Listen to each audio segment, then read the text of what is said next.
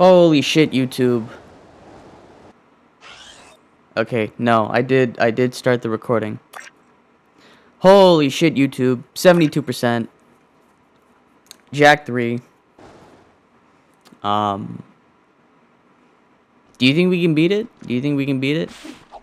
I'm gonna turn it up a little bit more.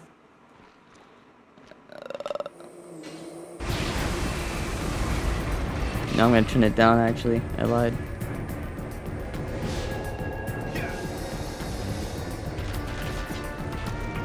Dude, tray flip for days.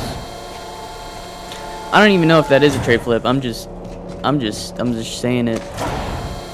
I think it's a tray flip. It's either that or 360 flip. I was never good at skating. I can ride a ripstick or like a caster board. That's how I learned how to skate. But no, I could never do tricks. I could never ollie. I mean, forget about a kickflip. Oh shit. I did have a couple longboards though. I did like to cruise around. That was a lot of fun.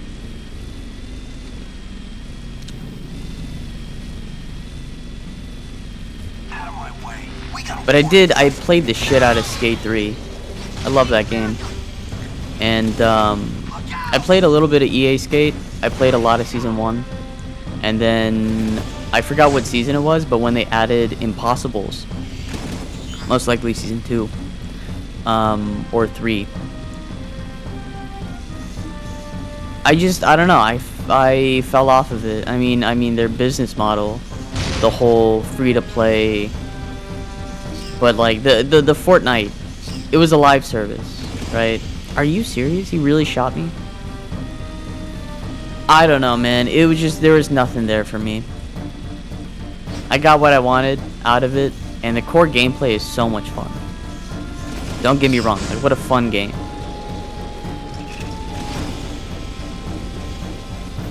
I just wish there was more to like bring me back.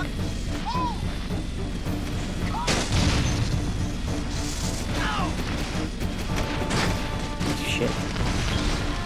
God damn it. Oh, there's a side mission right here. I like saw the blue eyes. 8? Let us see how fast you really are. If you're fast enough to follow me, you can catch me at the end. Too slow, and I will vanish, as will your hopes to defeat this challenge. Wait, so jetboard or zoomer? It's a zoomer. Where? What? I'm confused. What do I do? Oh. Alright, yeah, zoomer.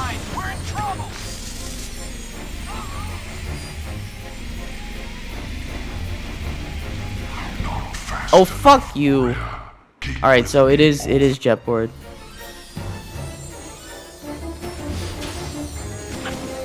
Whoa. Whoa. Oh, shit. Hold on, Mr. Light. Oh, he did try to shoot me.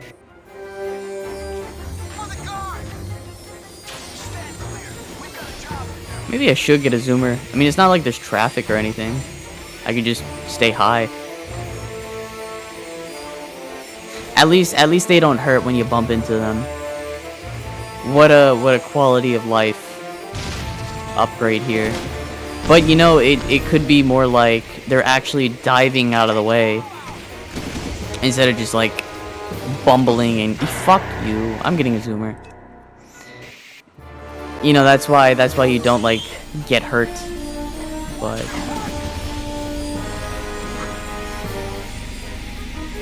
I lost. Or did I? Or did I? I have to slow down here.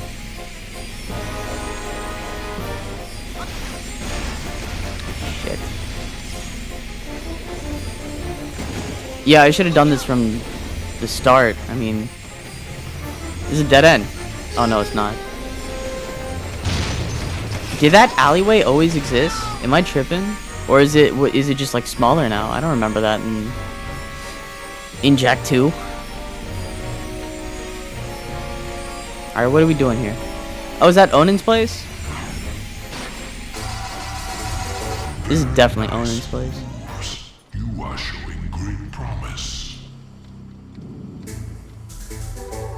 Oh, hell yeah. What can we get? We already got all the ammo shit.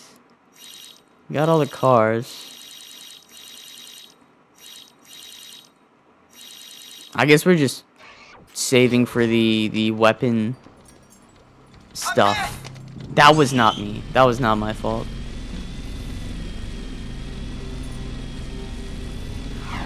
Yeah, because I don't think we'll... Oh, shit. Probably won't do hero mode. But,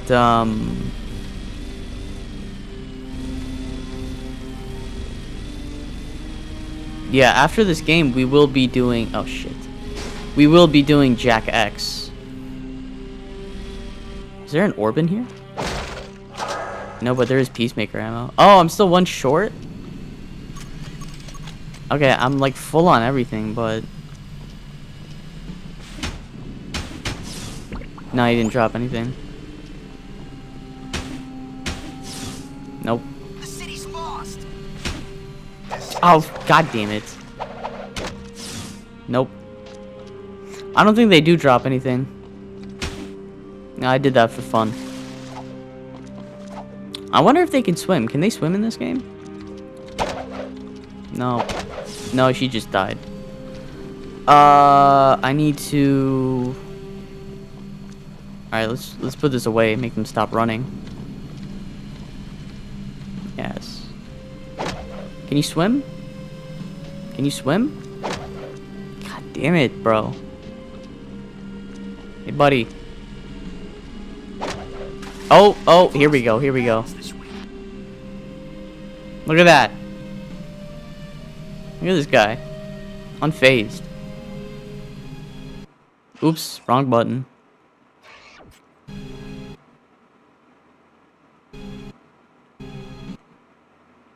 Oh, this could be an album cover for real. That's an album cover.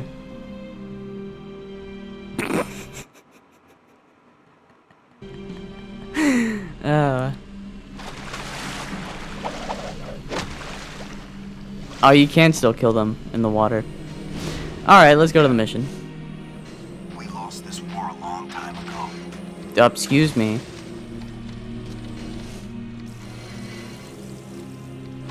Oh, I see ammo. Alright, let's see if it's Peacemaker ammo. Let's go! Full everything. At least this part of the city's still in one piece. I do like this part of the city. It's strange coming here. Did we come here in Jack 2? I don't remember. I don't think we did. I think this is new to the third game. Oh, I was so close.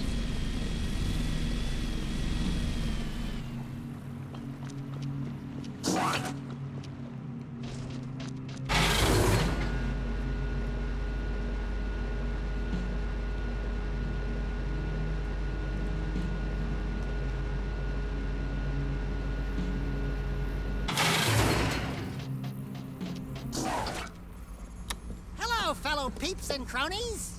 That's right, the Daxtonator is back in the building. Daxter, Jack, you did it! It's about time you two got here. What took you so long? Sorry, we only had a war in the way. Great work, Jack. Let me be the first to officially apologize for the city. Forget about it. I've got my own interest in this. Well, what we know right now is there's a huge dark planet builder bearing down on us all. How much time we have, no one can guess. If it is rogue precursor technology, then the only way to destroy it is with more precursor technology. And that lies at the bottom of the catacombs. Also, the large number of eco-crystals being moved about can mean only one thing. Someone is trying to awaken vast precursor technology. I think Viger's behind it. Or Errol. Or maybe... Oh, wait till you hear about my adventures in the wasteland. So there I was, facing a whole brood of slobbering metalheads, when all of a sudden... Uh-oh. It looks like a large-scale assault. Multiple targets inbound. You up for some action, Jack? Look who you're talking to. Let's rock and roll, Dax.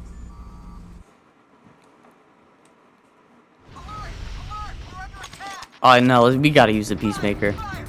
Oh, is this these little things? It's kind of disappointing. Oh shit! Do I shoot that? I think I shoot that.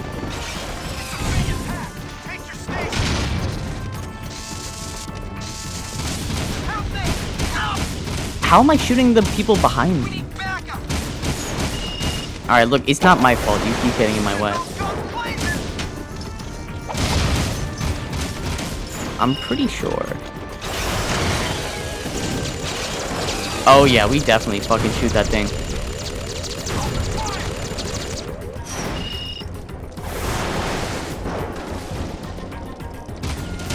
Are you fucking... Get out of here.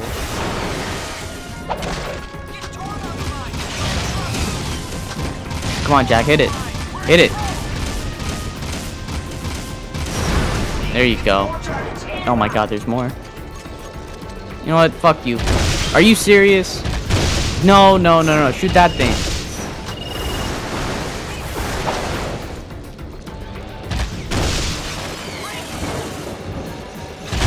Really? Ow.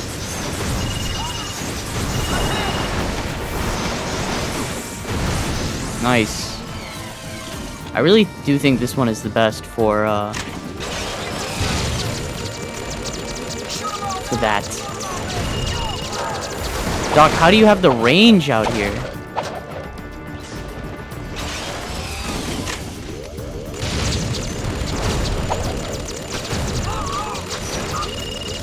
How is he getting shot? What the fuck? This gun knows neither friend nor foe. Oh shit.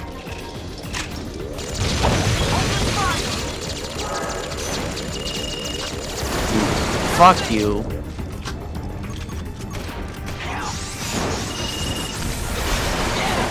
God damn it. Oh no, the health despawned. Oh shit. Nice shooting. Find your way back here, Jack. Yeah, fuck you guys. Thanks for the help, dickhead.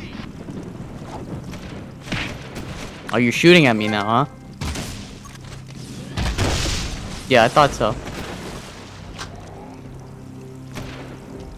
I don't even need a waste ammo on you.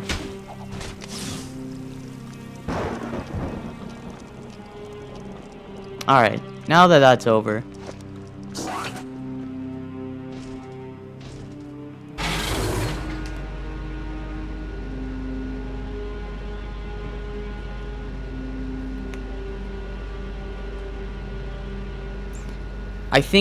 I think we are in Act 3, I think. Or is this the end of Act 2? My boy.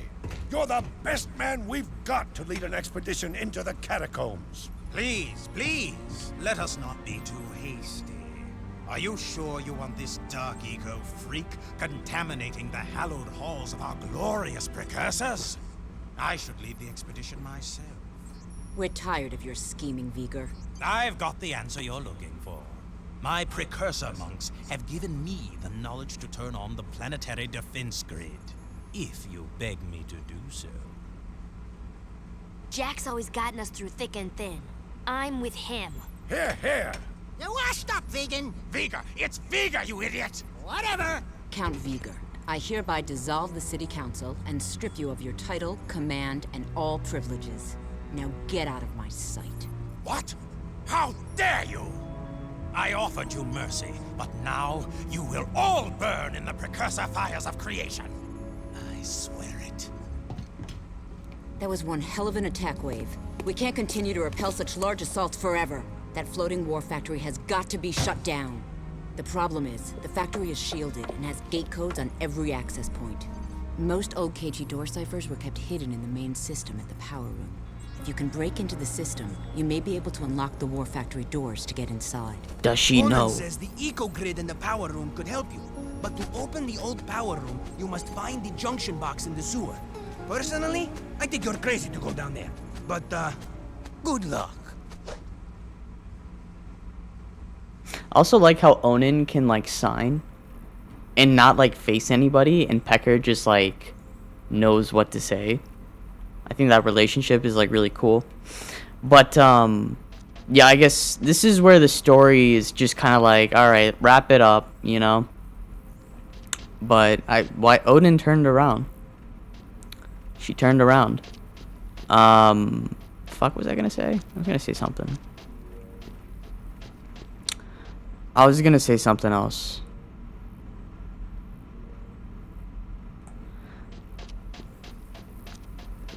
I forgot. Anyways, onward to the mission. But yeah, no, it just kind of feels like the whole city civil war, who is, you know, Haven City kind of managing the KG front, the Metalhead front, or not the Metalhead front, the KG front, yeah, the Metalhead front.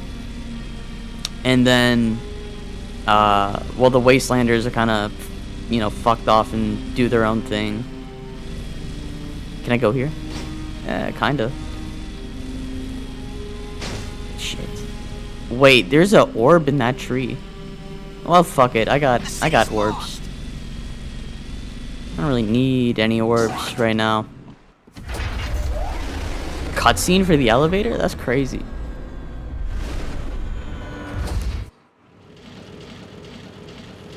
Autosave though. Peacemaker. Greatest gun to ever do it. Fuck you.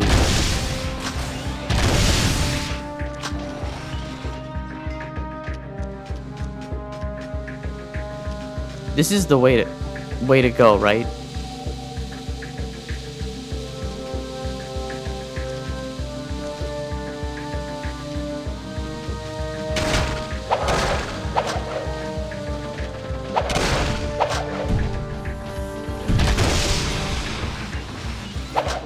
Only one. Oh boy. Bullshit.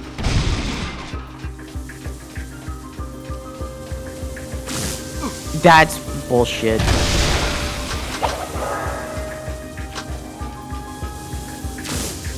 Alright, that one was... The first one was my fault. I didn't mean to use the Peacemaker there. But, oh well.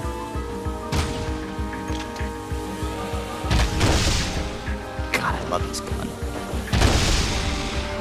It's the fucking Wonderwaff. It's straight up the Wonderwaff.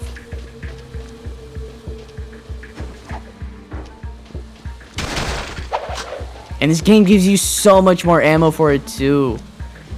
I felt like in Jack fucking 2, I was constantly trying to get Dark Eco ammo. Oh, fuck off.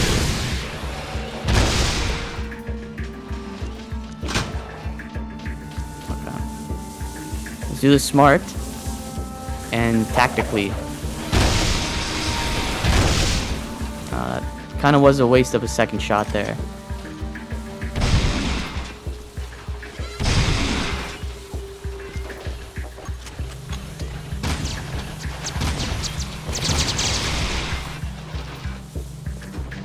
Well, these are robots. I should use the arc lightning gun.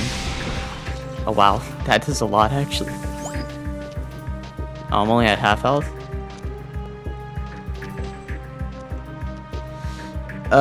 I'm assuming I used the jet board, but... Ow.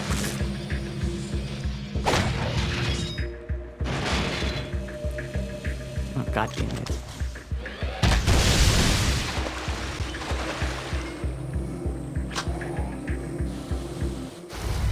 Oh, another cutscene.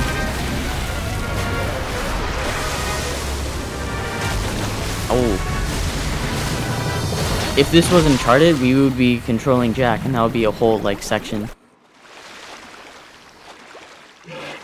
Hang on, little frog things.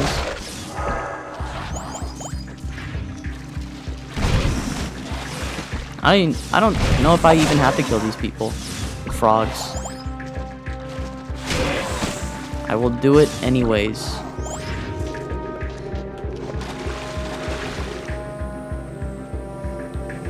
I do think I am gonna heal though.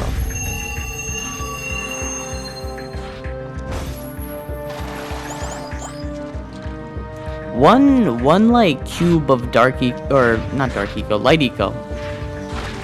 Shit. Can I just go up with the jet board? fuck is wrong with the camera, though? Yeah, eat shit, Debs. Fuck your intended pathing. I'm a speed runner, damn it. I'm not actually, but you get the gist of it. I think I'm going the wrong way. There's no way I go under. Do I go under? Holy shit, I go under.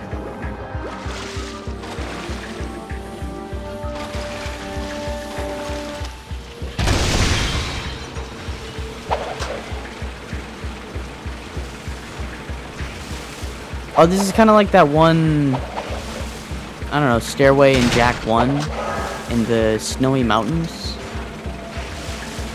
I'm sure there are other platforming, I don't know, things like that, stairs that like are an escalator down, but they go down and they're big giant steps. I don't know if I'm describing this correctly, but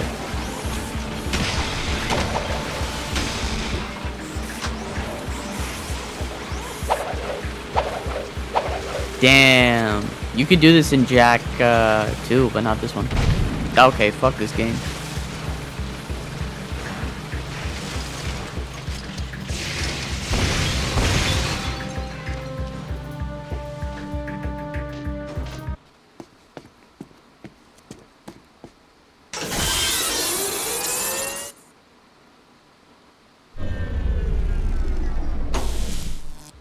Oh, I know what that did. Sure, keep the surprises going. The power room door is now open, Jack.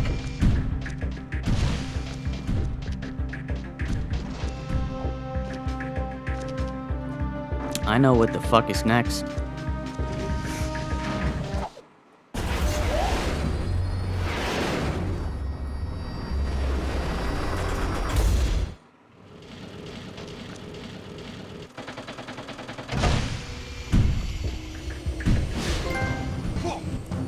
Switcheroo.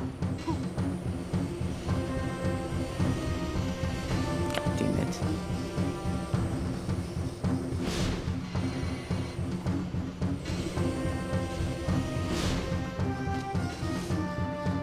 Oh, I forgot about the underflips. Guess who's back? Ah, remember this place? I sure miss good old Vin. Yeah, he was a good guy. A bit crazy. Hey, who you calling crazy? I can't help it if the world is out to get me. Vin! Wait a minute, is that you? Yeah, it's me. Or actually, no, it's not. I'm a multi-layered hyperlinking digimemic bioconstruct superclocked mega memory construct, baby. Did you understand Johnny a word you Silverhand? said? When the city was overrun by metalheads, before they got to me, I dumped my brain into the eco grid. Everything's great now. Those monsters can't get me in here. Or can they? Listen, Finn, I'm happy you're whatever you are. But right now, I need to get into the war factory, but the doors are sealed. We think the code to open the doors is hidden in this system. It is. Really? Positive.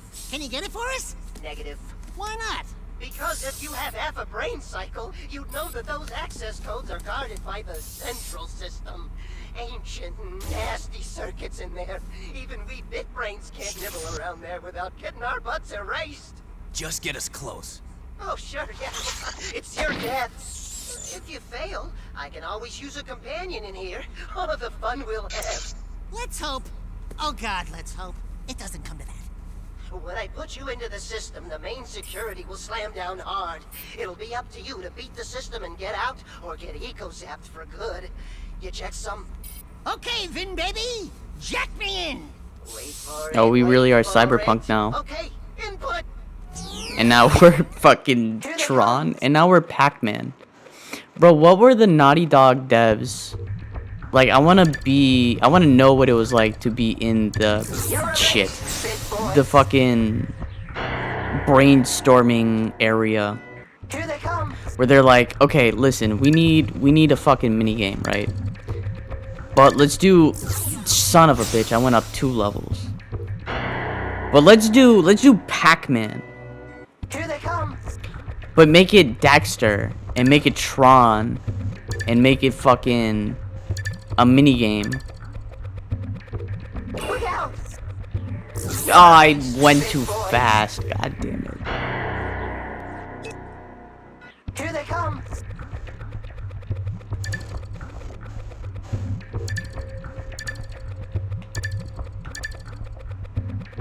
Look out!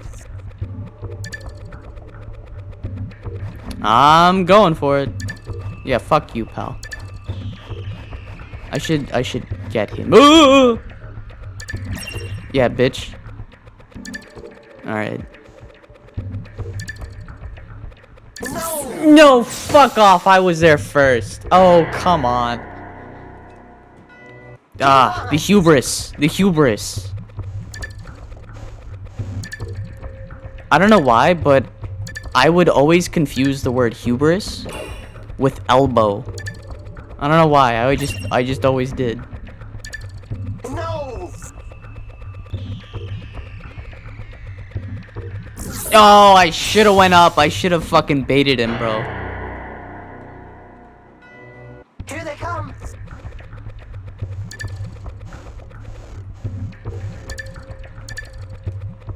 My hubris! My hubris!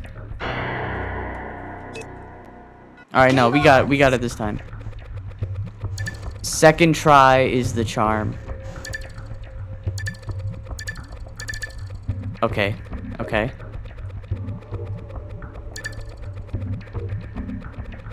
Look out! Oh, please don't. Oh, thank God.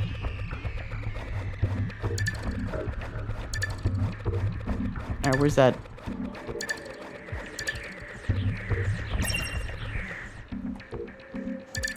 No! Fuck!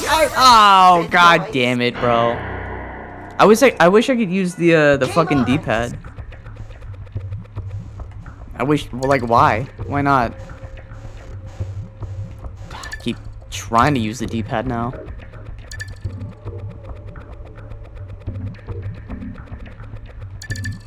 Oh, shit. Oh, fuck. Hold on. I gotta avoid the nasties. Look out! Hold on. No, I turned into him. Oh, God damn it. Game on! Alright, yes. Game on. If there's one thing I do, it's play fucking clones of Pac-Man.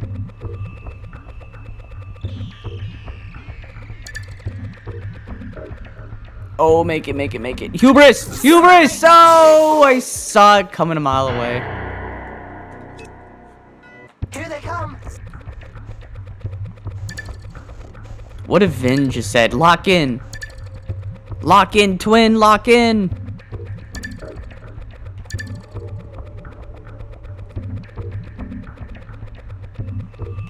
What do you guys think these pellets taste like?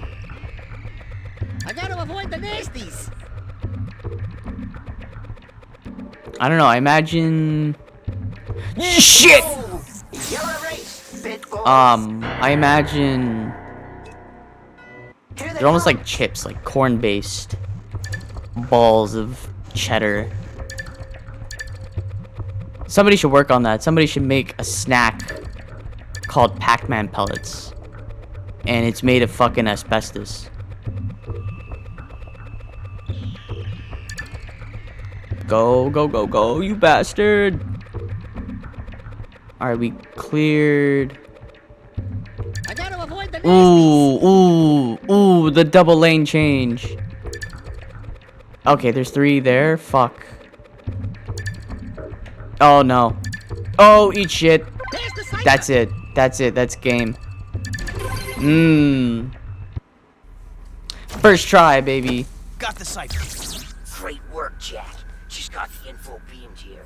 That cipher key will unlock the war factory doors. We'll get on it right away and get back to you.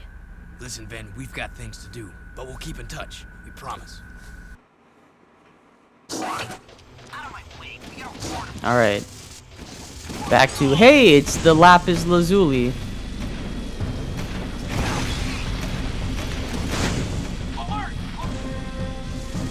Yeah, I could use some ammo. Okay, I could use some ammo. Mainly Peacemaker ammo. Speaking of Peacemaker ammo.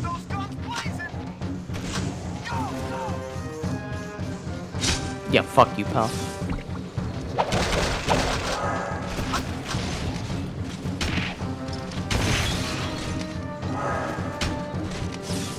Nothing. Oh, fuck you. Where'd my car go? Zoomer go?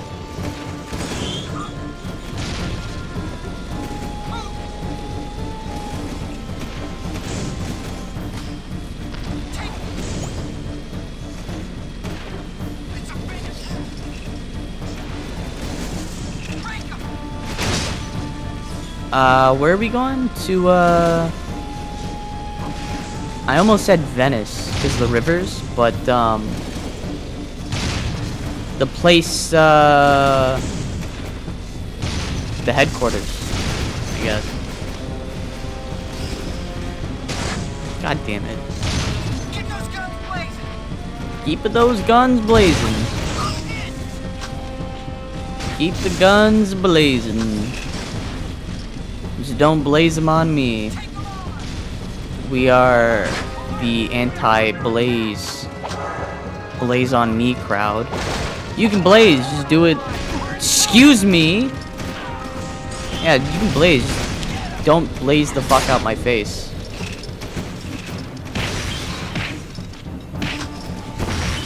Yeah, bitch. You can't get me over here. Oops.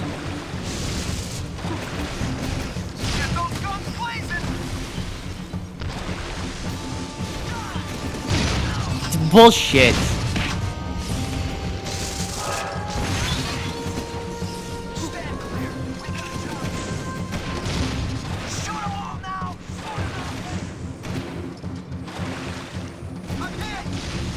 Don't know if that frame rate droppage is for me or not, or if that's for you. Oh, holy shit.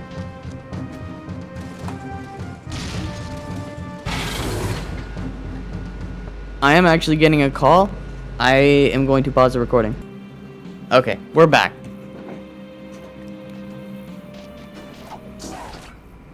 Hello? Cutscene? We got a big one this time, Jack. That decoder you found helped us decipher the gate key for the main KG war factory. We can get inside now, and we need our best people on the raid. Oh, gee. I wonder who that might be.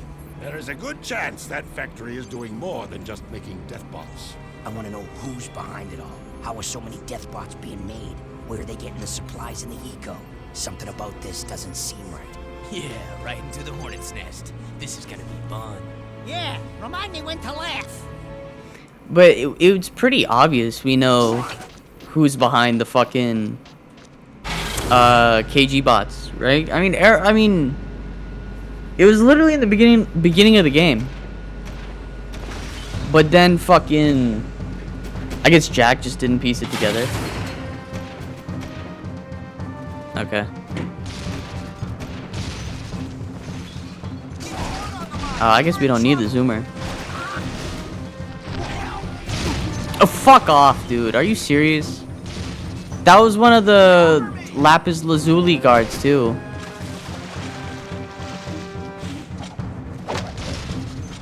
Fuck out of here. Get out of here.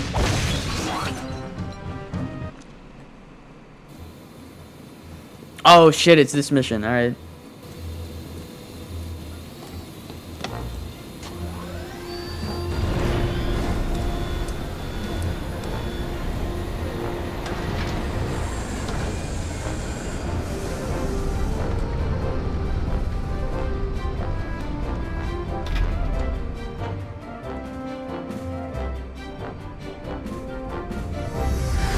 Alright, this part is kind of tough.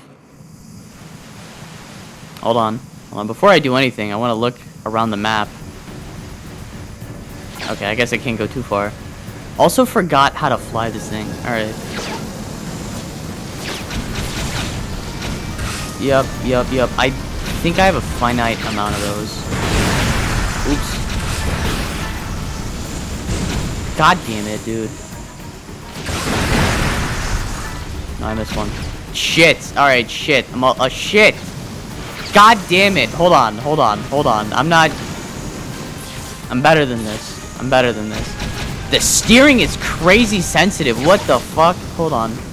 There's a way to do evasive maneuvers. That's not what I'm talking about.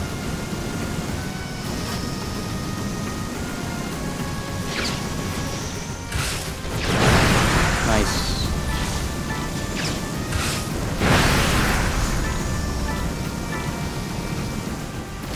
Oh, that's okay. I'll come back to that one.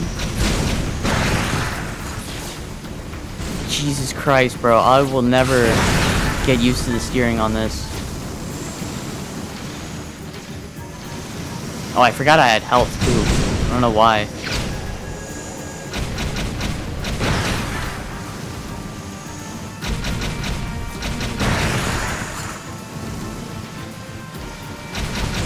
Fuck off. Hold on.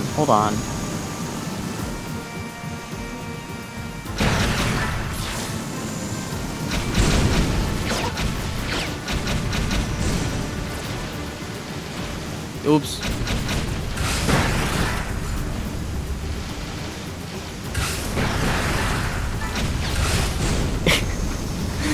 I'm just like bumping around, hitting fucking nukes. Alright, wait. There's one over here. There's no brake on this thing. No air brake. No. Turn the... Jesus Christ, dude. Jesus Christ. There it is. I'm better than this, damn it.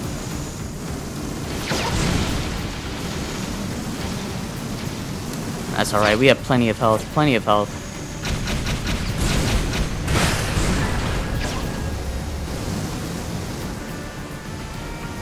Where's this one right here? Missed.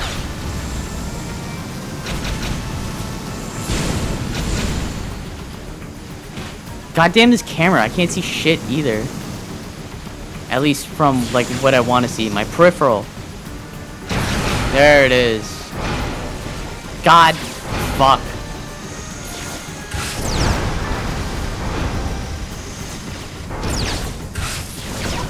I missed? Get out of here. There you go.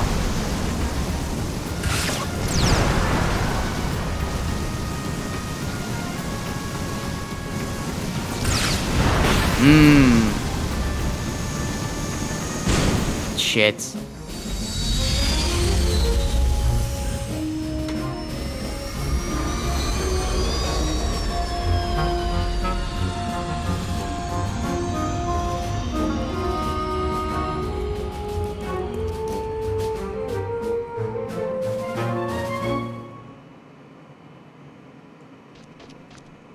I don't know why, but that little zoomer dogfight mission has the same vibes as like the Halo 4 Pelican mission.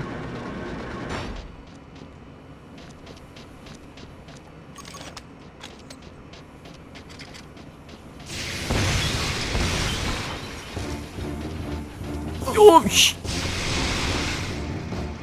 oh wait. Wait.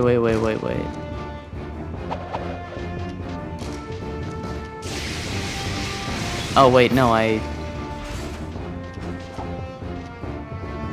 go this way.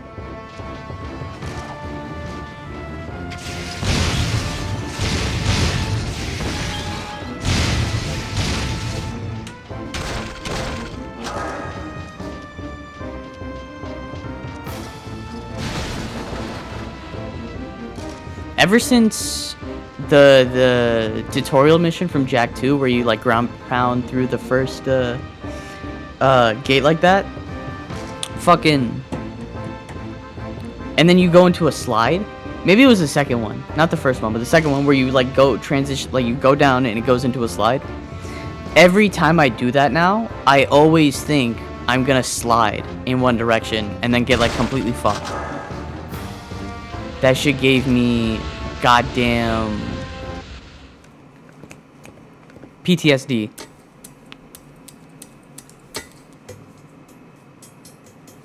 Also, we could just slow down time to get through that.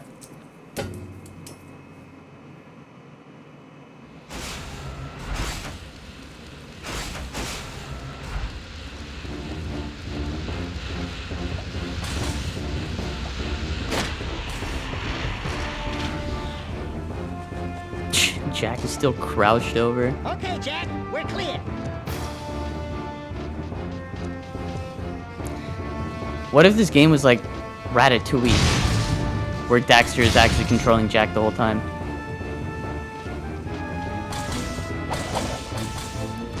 No, no, no. There's a way up.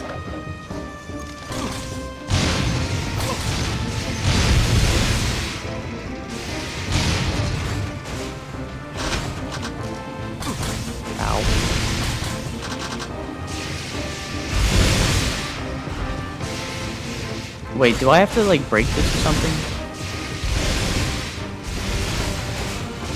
I think I'm just gonna ignore it.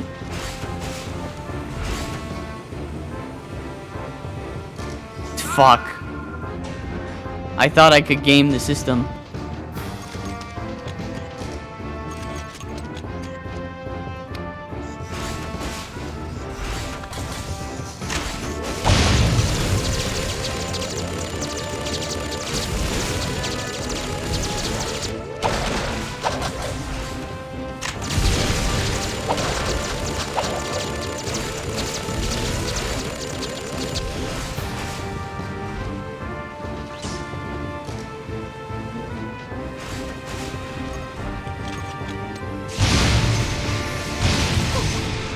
Fucking hell, dude.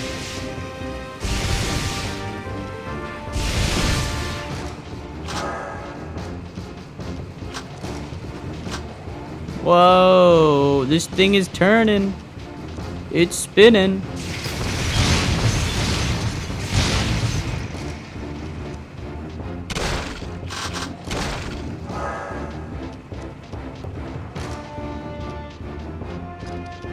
Again? Again with the Daxter? I mean, I'm not complaining. Jesus Christ.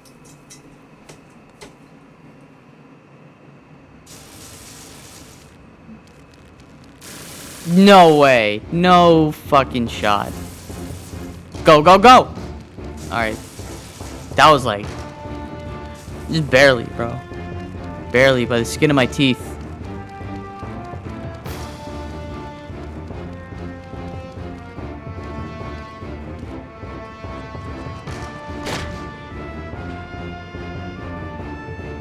Okay, now Jack, you can come over here. Whoa. I love the background, how it gives you like a sense of like height and depth. Like, hey, I've been there. I recognize that. We must be high as fuck in this air balloon. Hot air balloon. Yeah, that works. Ow. Ow.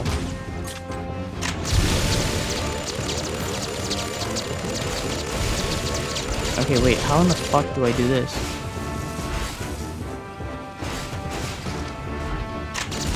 Alright, that was unnecessary. I didn't have to do that. That was a waste of ammo. I do have the grenade launcher. Oh, I forgot about that! Alright, now what do we... oh, it's moving. I was about to say, do we just like throw Daxter across the way and he figures out the elevators? No, we gotta do everything ourselves.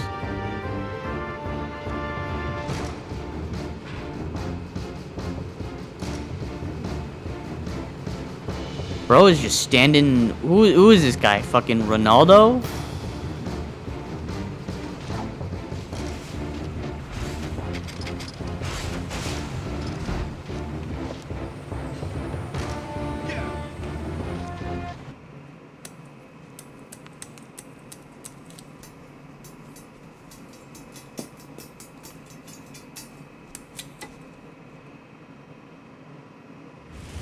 what is even the point of these, like, flamethrowers, dude?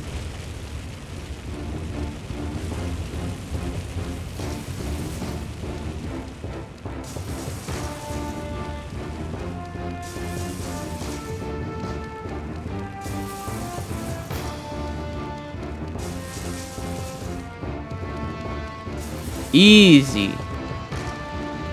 Easy.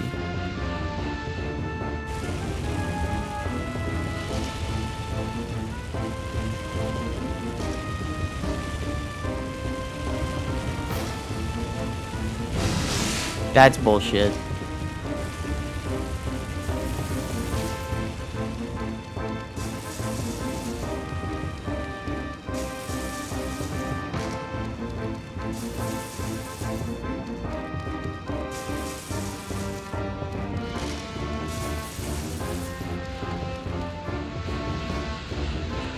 Alright.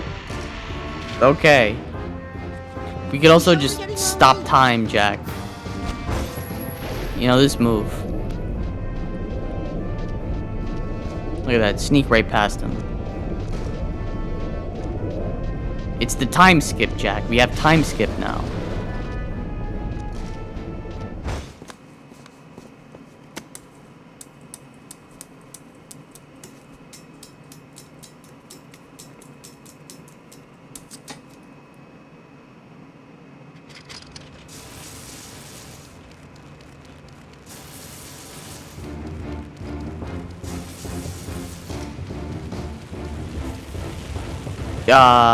Okay, it's left.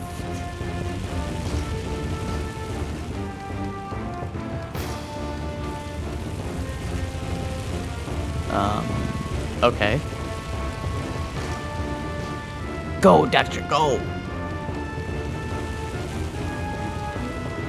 Okay, there's no bottomless pit here, so it looks like, I'll be fine just to jump off.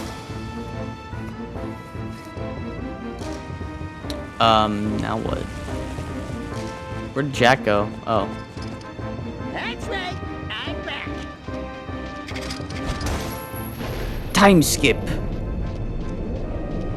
I'm time skipping you. Oh yeah, the car. We need the car. Time skip into the car. Excuse me.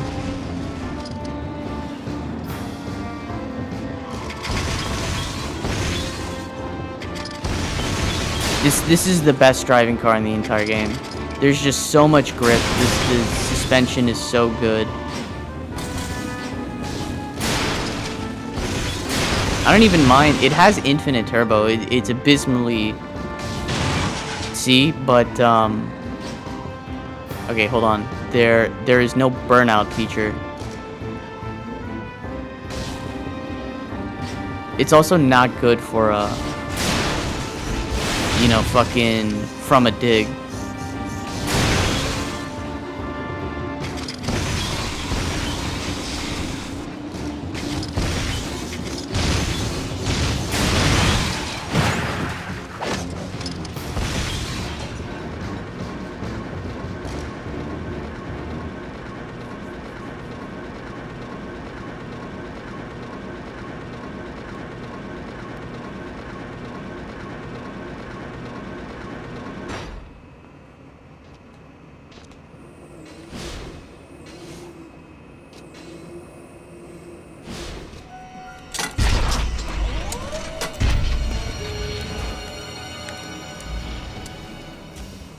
Some new friends to help me conquer this puny little planet.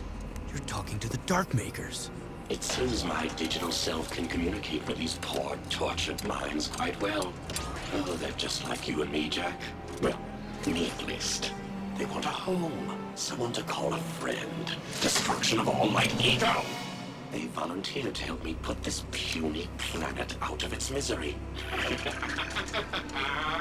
You're in for a big surprise. The Dark Makers don't play nicely with others. Just ask the Metalheads.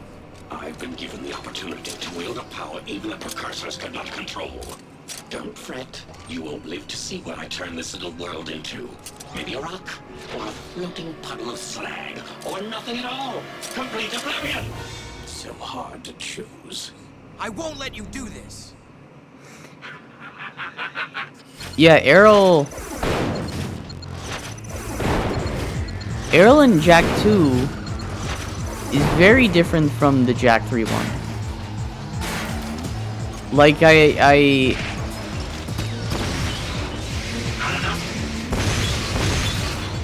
maybe this game was meant to be much longer. Because I feel like we're very late into the game itself. You know, maybe only a couple more missions. Like, I have a strong feeling I can finish this game tonight.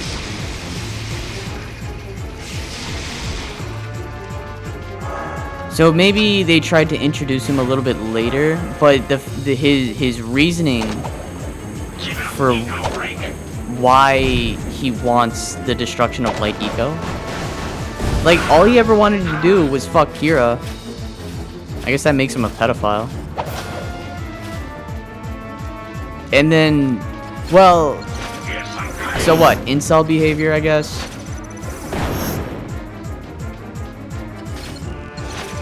Sure. Arrow being an incel makes sense.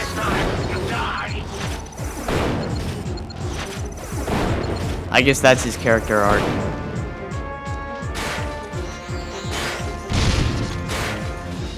Oh wow, these things give out ammo.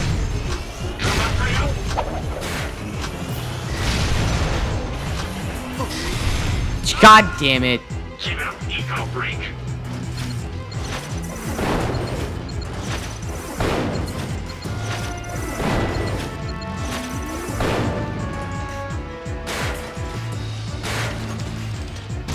Oh wait.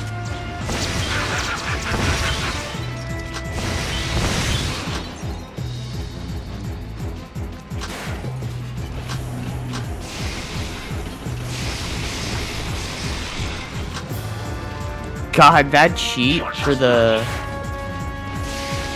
against this thing against robots. This is so fucking OP.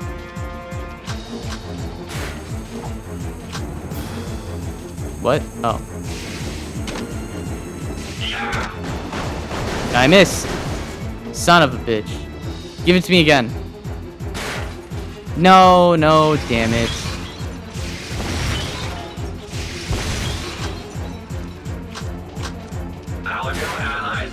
Okay, wait, where is he? Okay, he's blue. No, he's purple.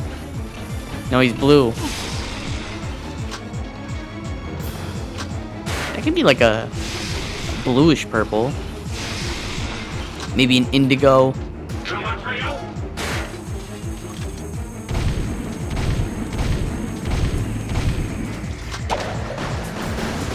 Alright, just making sure. Just had to double check that was in the right place. Alright, now he's in red.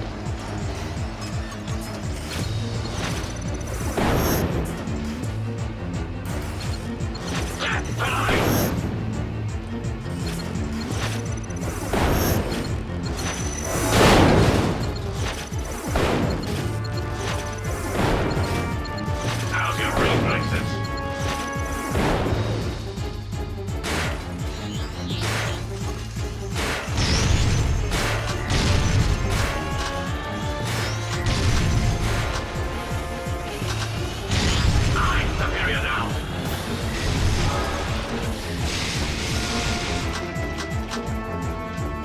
He was at red, right?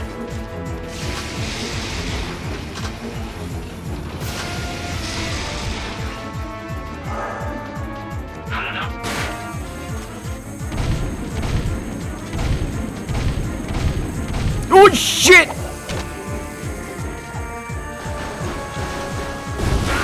Ah, yeah. Looks like he's taking back shots. It's kind of freaky, Errol. Not surprised though.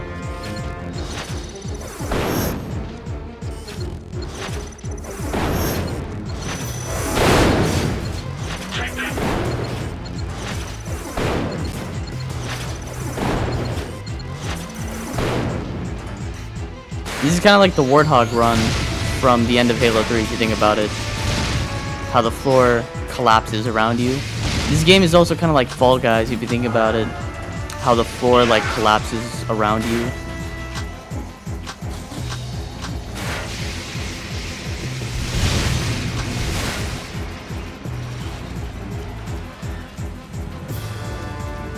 Alright, give me the... Come on. What do you... Oh. Give me the thing. Come on, do the... Yeah.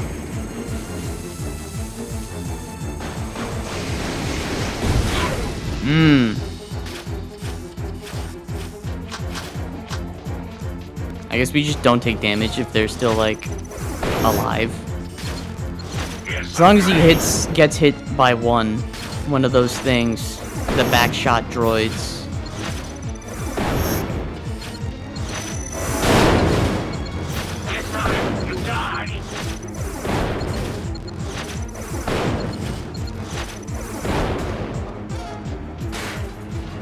Oh shit, it's these guys. Peacemaker.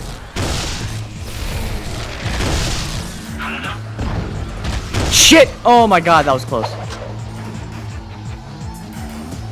These guys you really need like dark eco weapons, and I mean the gravity gun is cool, but like nah, I need kills, bro. Wait, what? I can't see, bro.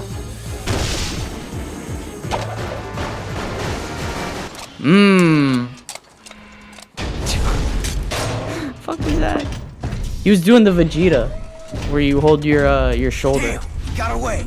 See you later, Mechanator.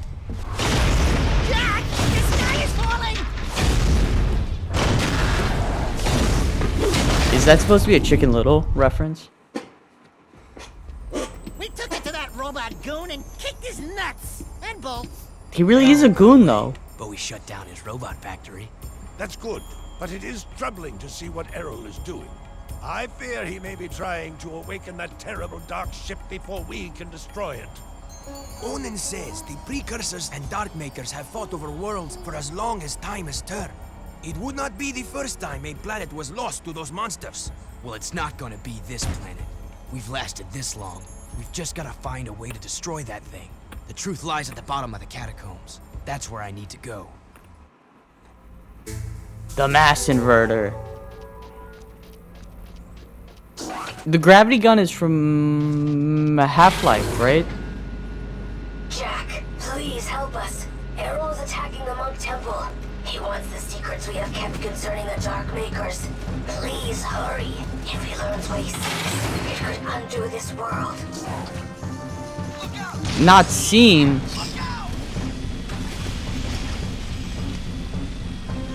Hold on, we do gotta try the mass inverter though.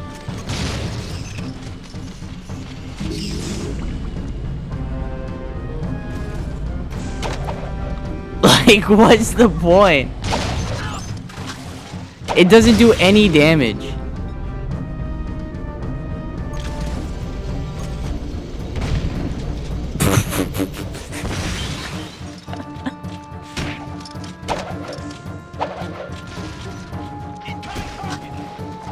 Uh-oh. Oh, that's a big group of people.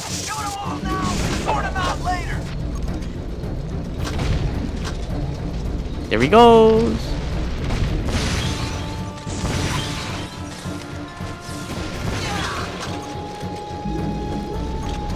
So if I just like one-shot him, like, is that it? Are they dead? No.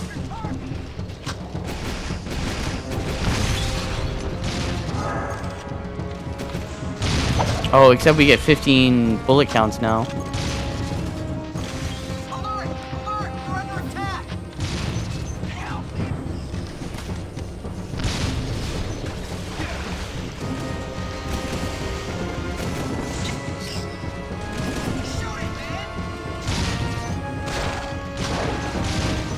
Well, I do have full ammo.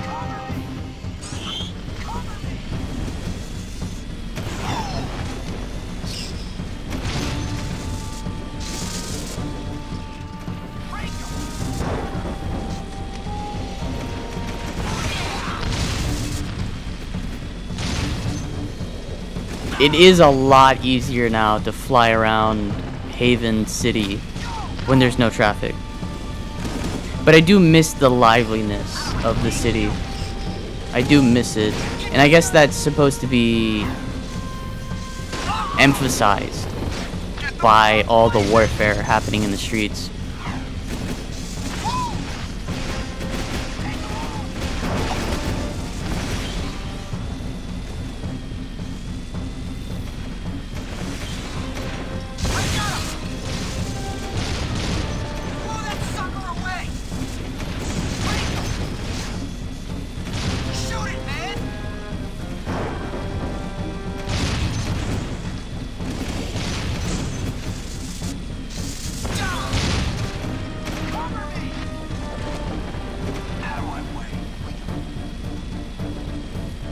It is a little bit more fun though in Jak 2 to fly around on the zoomer and like avoid all the traffic. There's a little bit more skill to it and a little bit more challenge. Oops.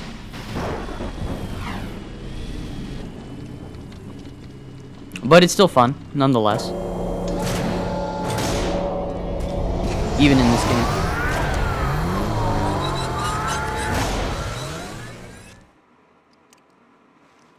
I will say, driving the cars in the wasteland and flying the zoomers in Jak 2 Haven City are about on the same level as far as fun factor goes.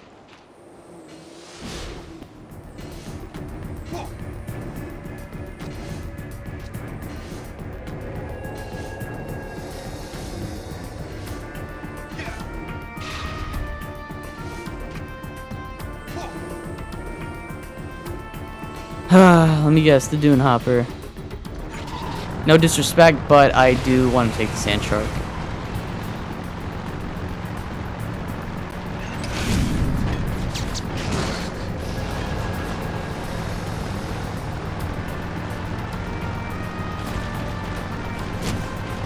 You're kidding me. He went just under it.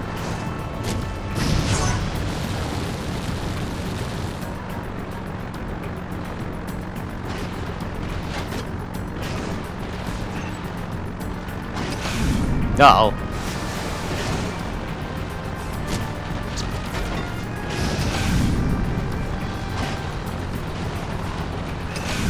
I love how if you don't hold it, you just like jump kind of instantly.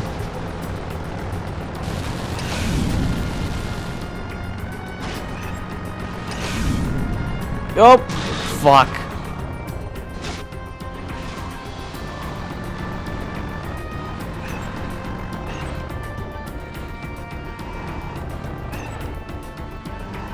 Well, this is quite the predicament.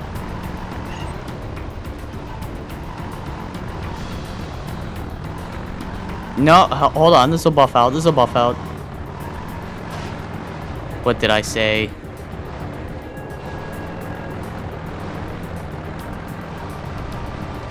I'm stuck. Wait. Wait.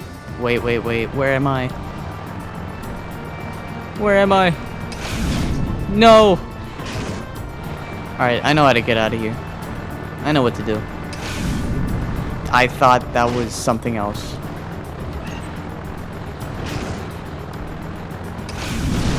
Okay, hold on. No, I know what to do. I can get out of here. I'm not trapped. You can't trap me in your facade. Your illusion of reality. I've been playing too much Assassin's Creed. I've been watching too much of the news. Context. It is 2026.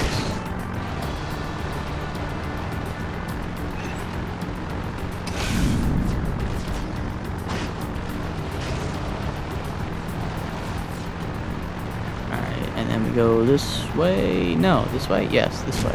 Oh!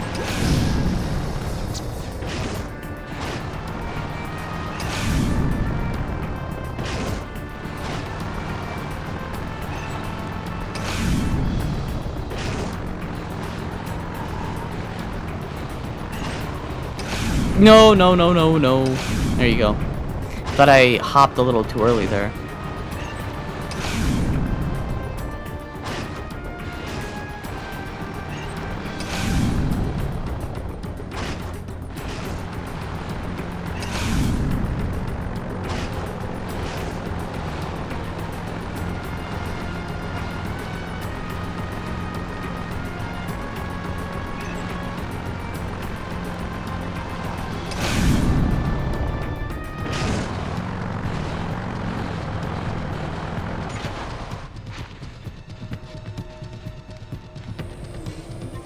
What do you mean get in the car?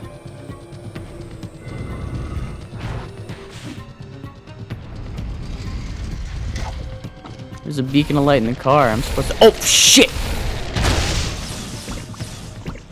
They jumped me, bro. They're jumping me, bro.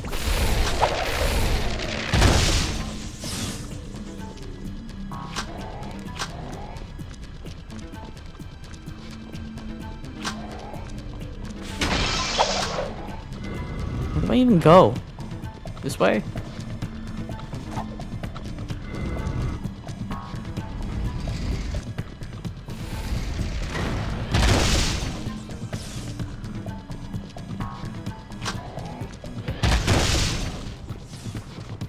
Because I'm full ammo on everything, they're only gonna drop Peacemaker ammo. Infinite money glitch. For ammo. It's the ammo... infinite ammo glitch.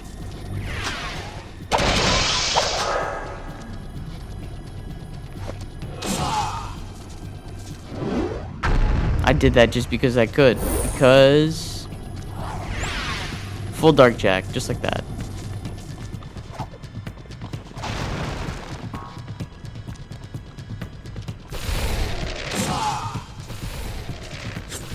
I missed. Fuck the fire.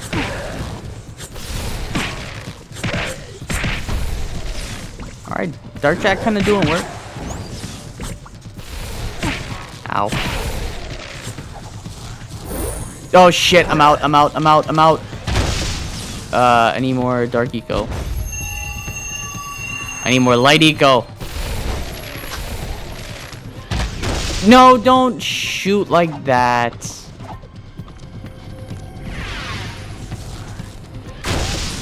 Stupid bitch.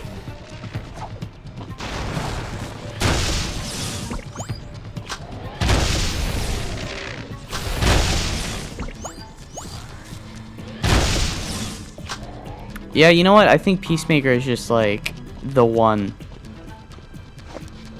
to use. Kamehameha!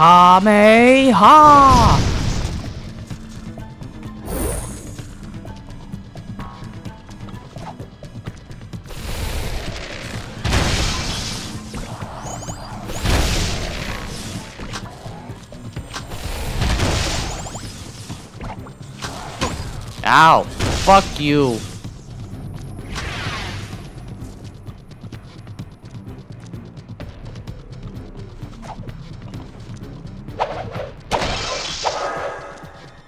I would like some more Peacemaker ammo. If it's not too troubling. If it's not too much trouble. Alright. I guess it is too much trouble to open that door. Isn't there a, yeah, this one. Okay, I didn't realize I had to...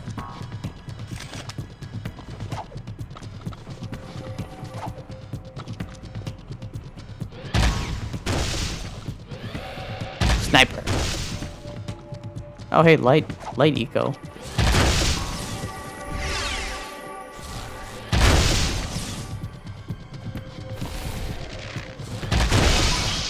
God, this gun is so fucking OP.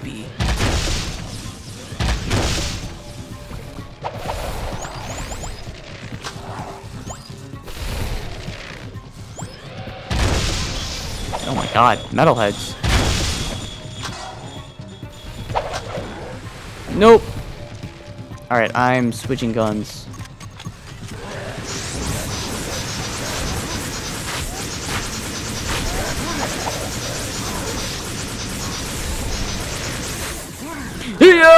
no!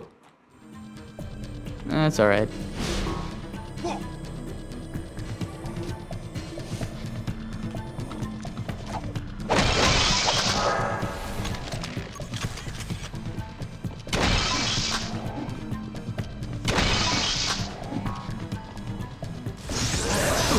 Ow.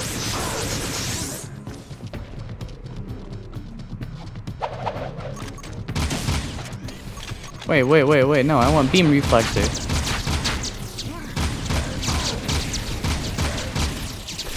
Just start shooting. Just start shooting.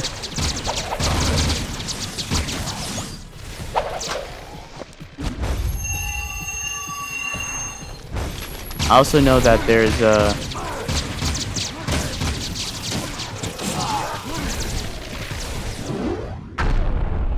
hope that worked.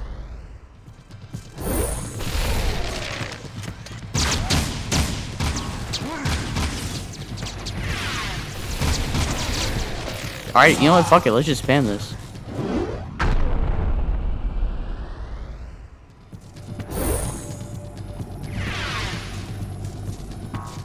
They all dead? Oh, that isn't reach?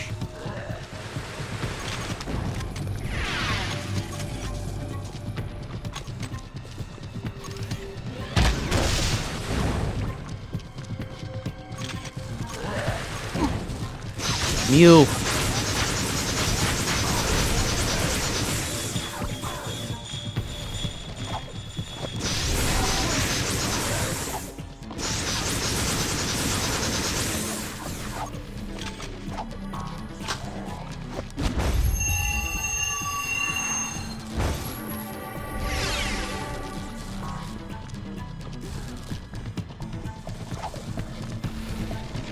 Okay, I think they just spawn indefinitely. Oh, you cannot roll. You fucking son of a bitch.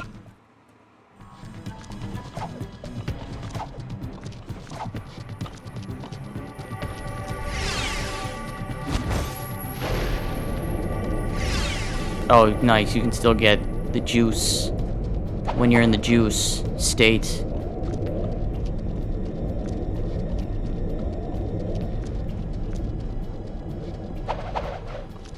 Alright, full up on Dark Jack.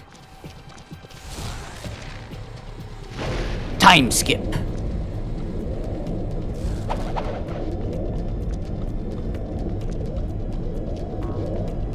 Can I just punch this?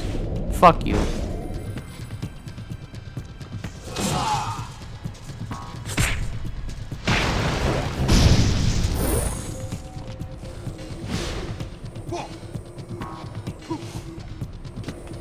Banged my head on the fucking door. Wait a minute. Are these supposed to be precursors? I don't know. It feels a little racist.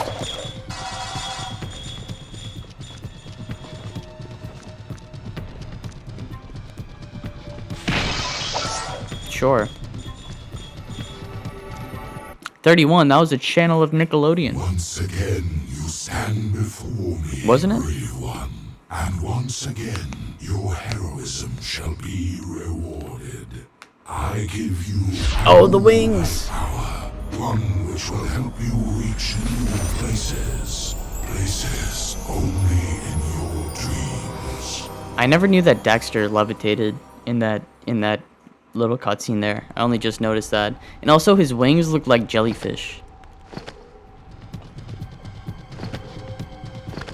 Oh.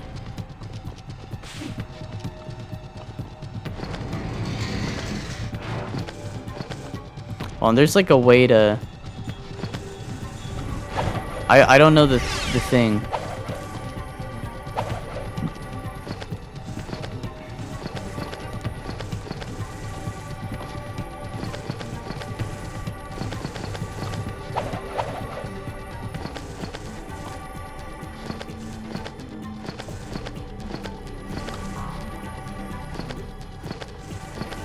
I don't know. I don't know how to do it. You can like fly forever though and like gain height. I don't know how to do it. It's like it has something to do with the timing of the jumps and like shield.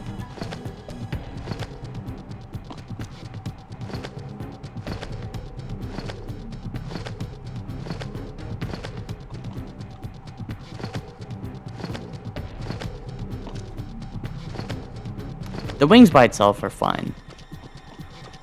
Open. Alright. Now this is quite the predicament. What do you mean? Shit!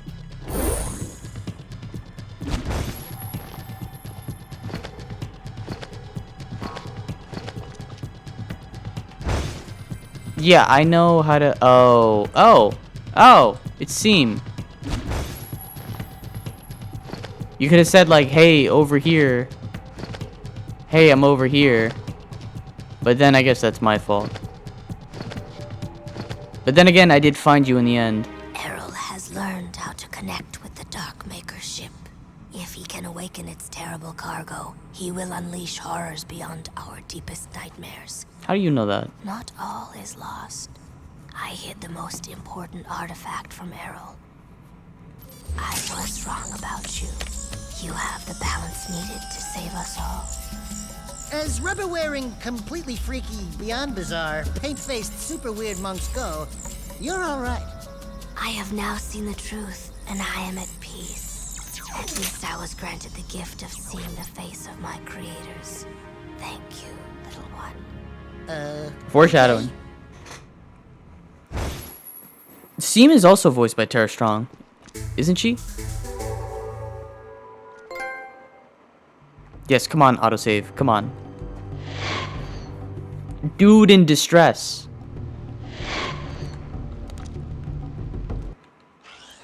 I do want to check out the secrets. Unlimited vehicle turbos? Absolutely. And then the duration upgrade. And then we're going to need the supernova, whatchamacallit, whatever it is. So we need 8 and then another question mark many. So we still need orbs. God damn it. Jack, we need you back at Sparga City. The scope's picking up major movement out over the water. It's not a storm. It's something else. My guess is it's connected to those dark satellites we've seen. You're the best gunner we've got, Jack. This is your chance to repay your life debt. Get back here as soon as you can. Yeah, this is the end game. This is the end game now. Yo.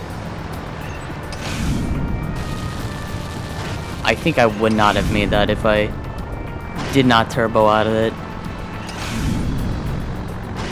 Oh, come on. Oh, turbo with the save again. This, those 30 orbs are already paying for itself.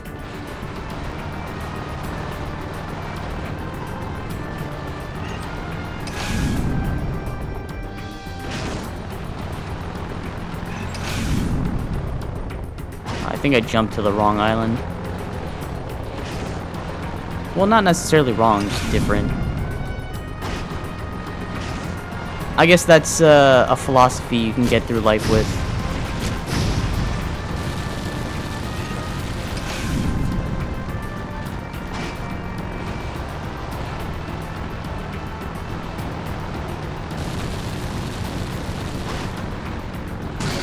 Yeah, I was about to say, using a turbo right there was not ideal. I did it again anyways.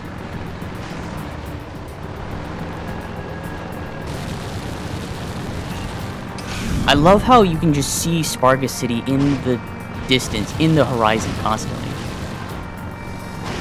Well, not constantly, because if I turn away from it, you know, it's not there anymore. But when I do turn around, hey look, it's Sparga City.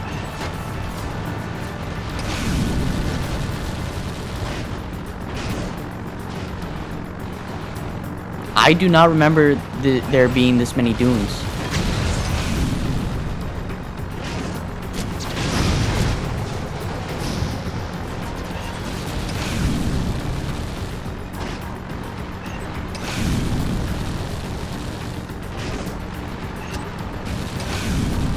Let me in! No shot. No shot!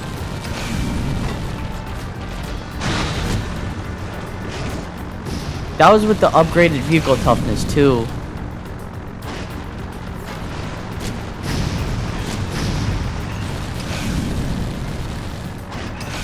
Whoa!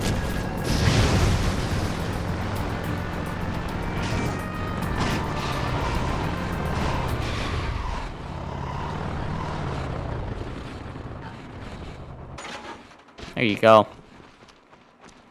You gotta do it every time.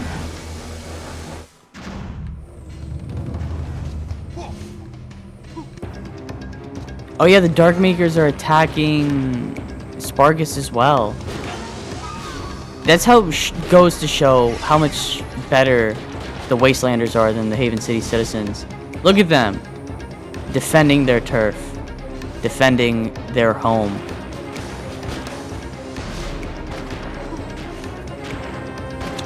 You guys got this. I got a mission to do.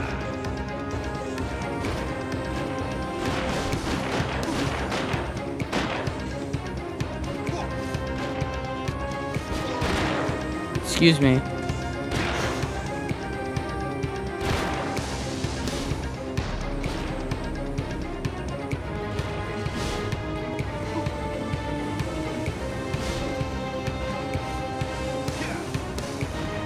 Oh, there she goes.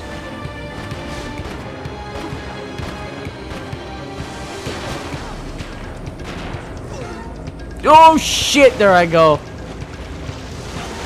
I hope that giant fish doesn't kill me.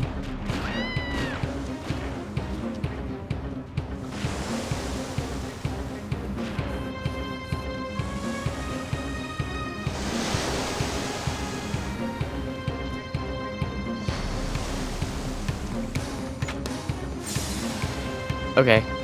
Shit. I just gotta hit it in the weak spots.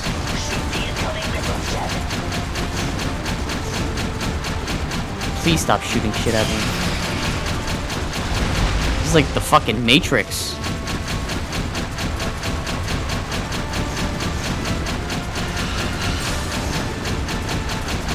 At least the gun doesn't overheat. But the firing rate is a little weird.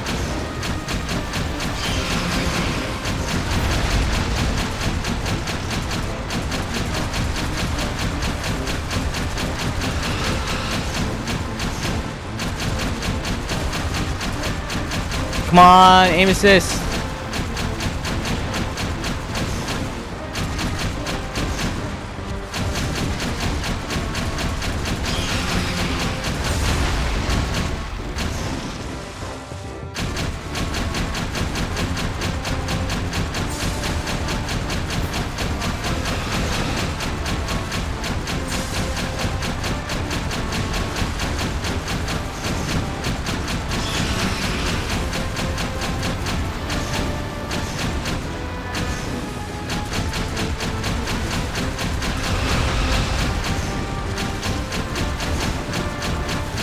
Okay, hold on. You guys are throwing a lot of shit at me.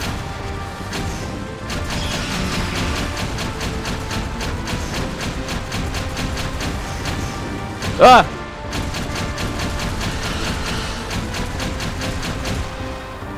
Fuck.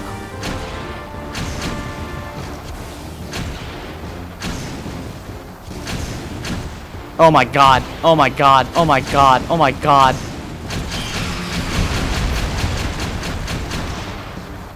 Will you quit throwing shit?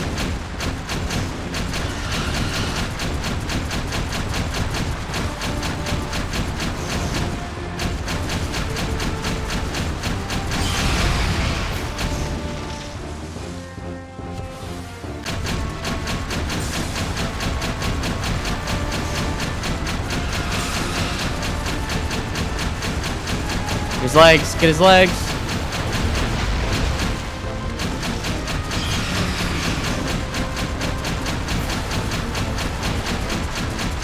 I don't care, just tank the damage, tank the damage.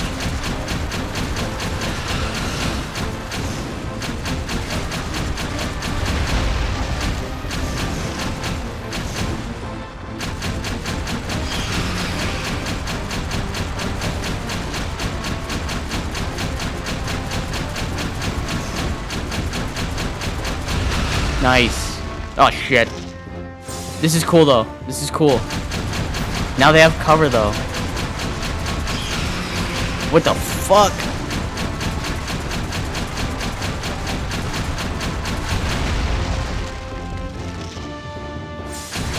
I'm attacking the city, brah, brah, brah, brah.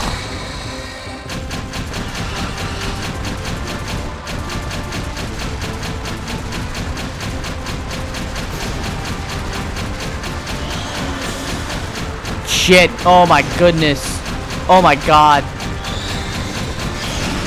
Will you fucking die?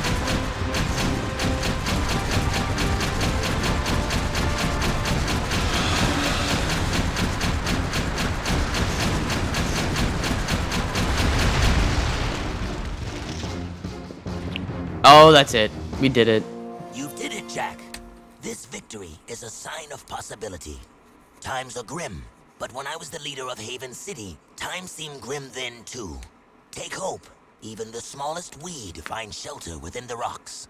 Wait, you were once the leader of Haven City? I came to the throne during the middle of the Metalhead Wars. Baron Praxis betrayed me and banished me to the wasteland. The rest you know. Anyway, here is your third and final battle amulet. You are one of us now. That war amulet is a beacon. If ever you need us, use it to call, and we will be there. And from me, a welcoming gift. This rare precursor armor is said to have been worn by Mar himself. I was saving it for my own son, but right now, you should wear it in this difficult time. Thanks. I don't have anything for you. You give us all hope, Jack. That is gift enough. Welcome to the clan.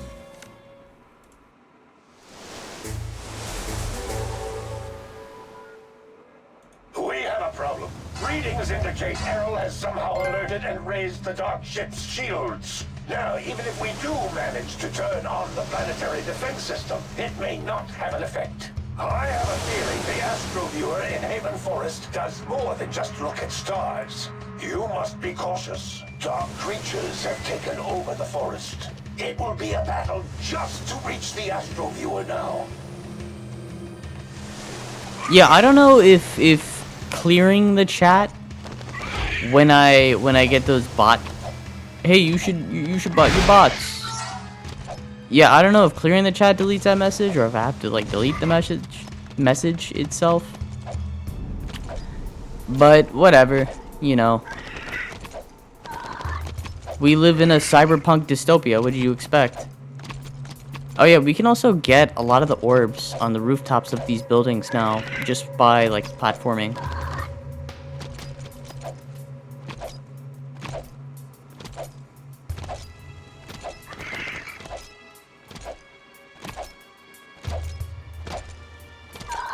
What are we doing now?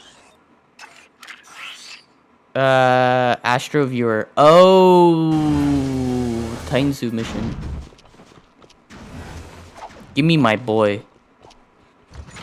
I think this is the last we're ever gonna see of this pretty soon, so. No, well, I do remember we take it in the final boss battle.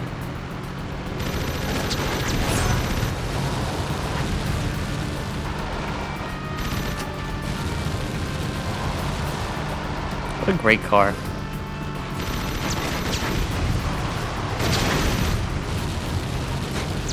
I can't wait to play Jack X because I really hope this car is in that game.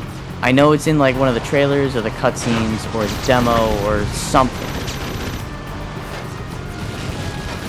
But this car means a lot to me, man. This shit is up there with like the Mach 5 and fucking Kit from Knight Rider and fucking... What's another really cool fictitious car that kicks ass? I don't know, the like Fast and Furious Supra and the R34 Skyline. The fucking...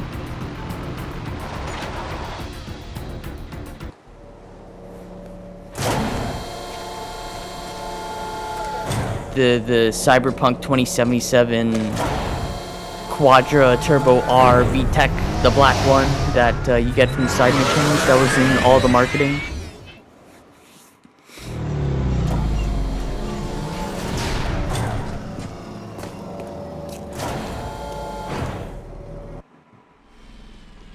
Alright, back to the forest. Convenient. Zoomers, convenient.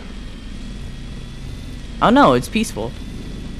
I thought the Dark Makers would be fucking up shit right about now. So, did they fend off the KG bots then? Or weren't metalheads also attacking? Oh no, here are the metalheads. Right, constant state of warfare. But the port is somewhat safe.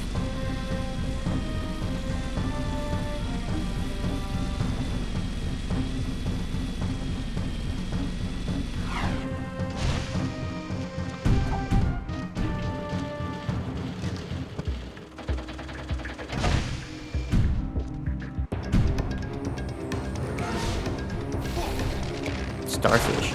Oh shit, this mission. Ow. Ow.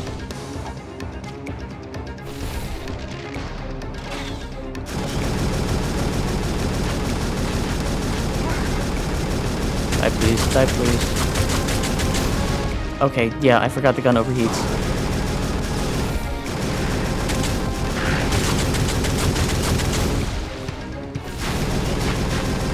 Yeah, keep going into shield mode.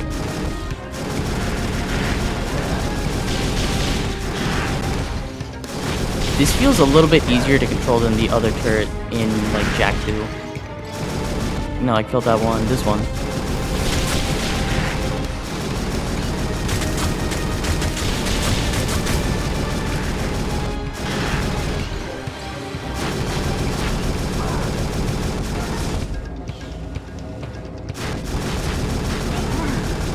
I don't think there's any left here.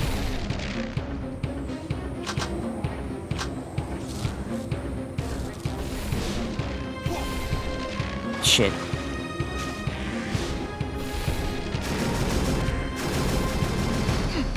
Oh, okay, there he is. Ah, camera! Time skip! Time heal! Oh, almost. Oh, what the time skip lied to me!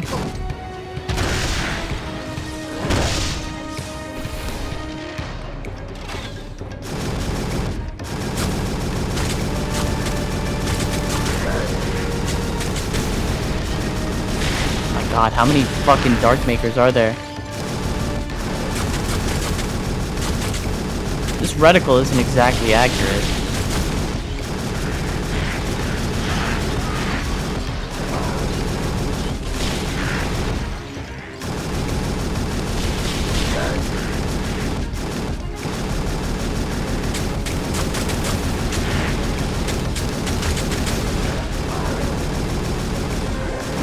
Oh my god.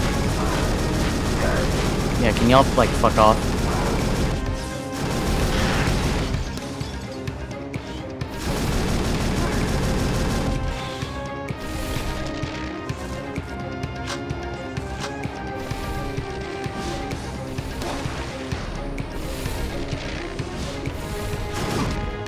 God damn it, bro.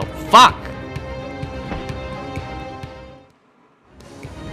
Alright, I can't really rush it.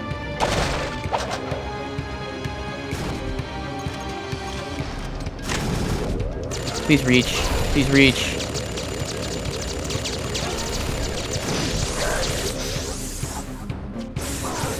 Alright, so when they're in the turret, it looks like they can't use their shield move. Oh, wait. Oh, shit. I didn't mean to pause. I killed all these things already. Alright, so we're using needle laser then.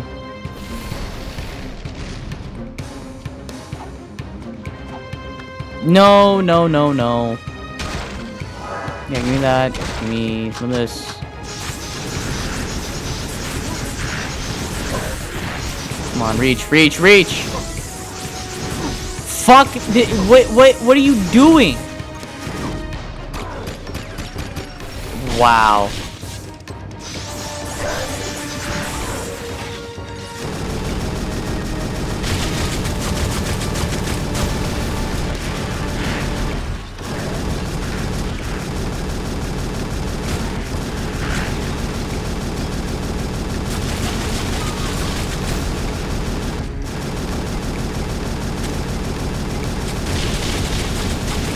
tank it. Just tank it. Just tank it. Are they all dead or? Wrong one. Wrong one. Wrong one. There you go. Oh, if only there was some fucking light eco. I could heal.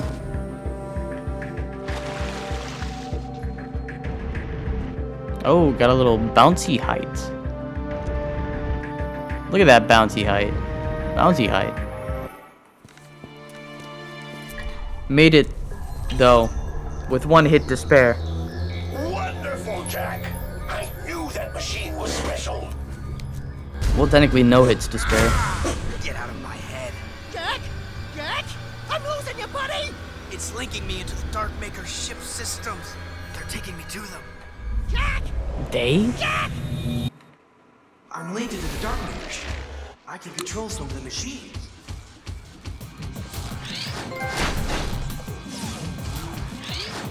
I have clear vision. Oh. Yeah, maybe you should have gave this Titan suit a gun. And a better 3-punch combo. And a better hitbox. For me. A better... Make me better than them.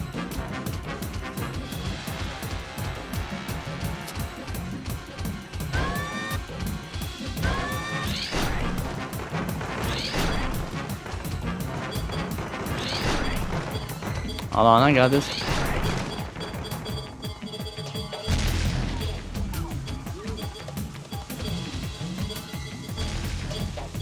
Come on, hurry up. Thank you.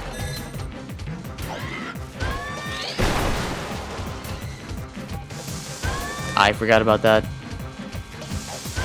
I still forgot about that. I walked into that.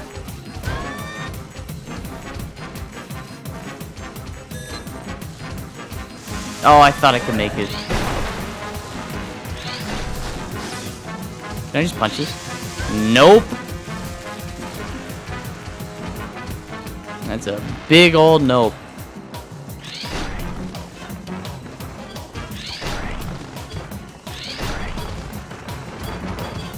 No, come on. I must have hit that. Come on.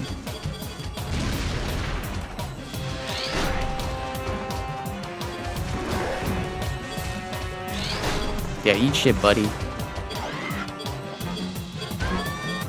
Oh, no! Oh, I thought that was gonna hurt me. Don't you throw shit at me! Oh, these guys are like one-hit KO on this thing.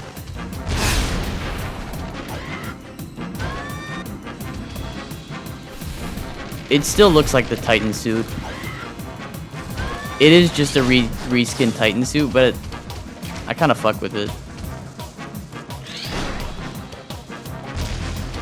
I just wish it was a little bit more different mechanically. Like maybe a gun.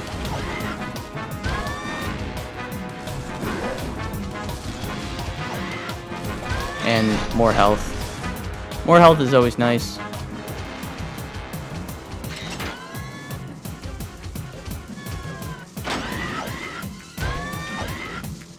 Oh, come on, you can make that jump.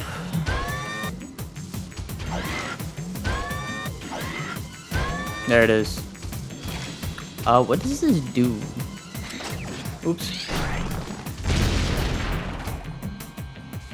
Ah. It opens the door.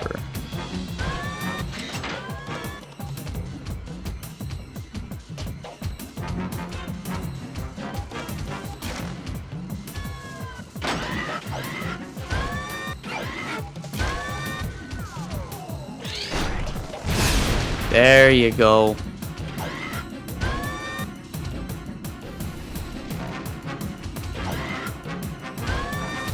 No shit.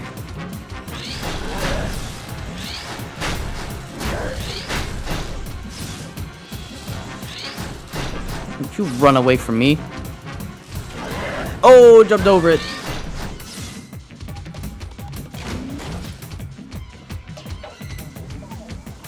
I'm gonna die, aren't I?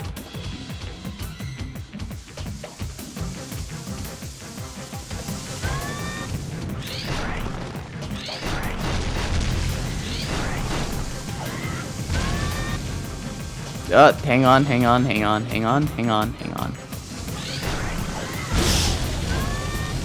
Did I get it?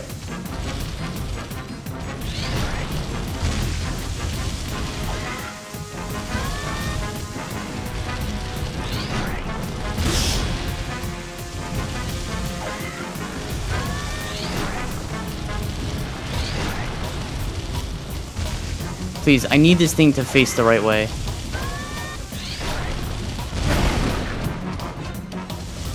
Alright, so I gotta hit each one twice. Wait, what the fuck, man?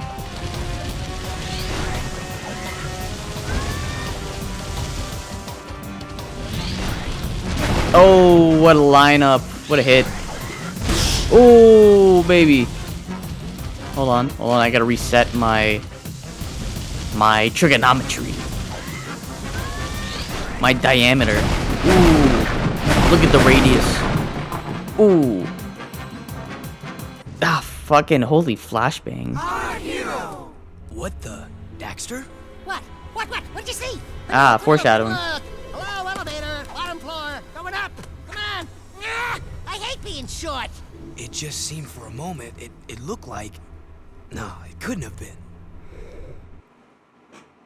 Oh, but it was, Jack. Oh, but it was.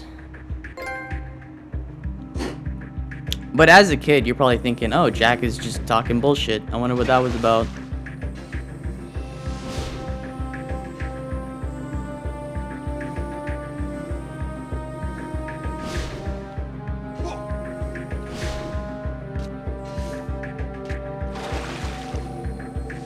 Can I make this?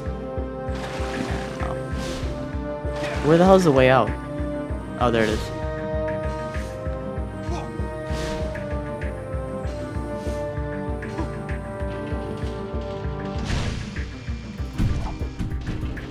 Oh, we're so close. We're so close to the end. I can taste it.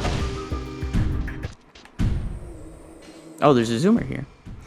I guess metalheads do need zoomers, after all. They are metalheads. Which are notorious for using zoomers. But thankfully this is a video game and the devs have thought of us and decided to put a zoomer there.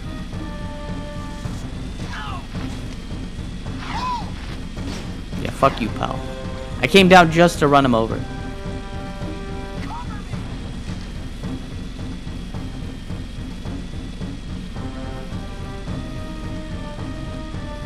So yeah, after this we'll be starting Jack X, because originally I was gonna do Dexter, but then I realized that Jack X came out before Dexter, and I think someone told me in chat that that was the case, but I must have forgot, which tends to happen a lot. I'd be forgetting shit.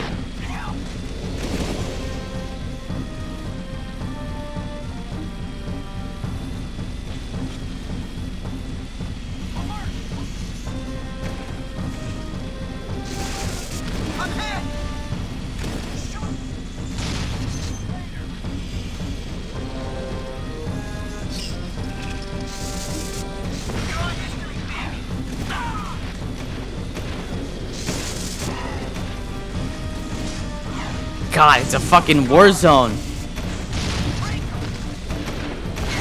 Death every turn you take. My God. Oh my God. I remember when these streets were full of peace and poverty and fascism and traffic.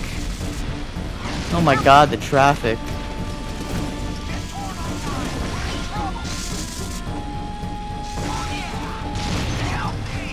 Was it fascism or was it authoritarianism?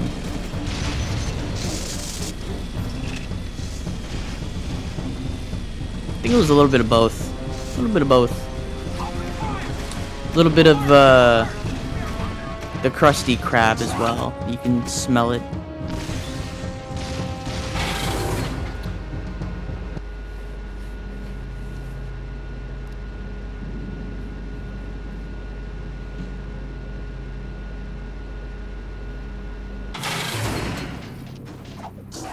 Who knows what Errol will try to do next with that dark ship?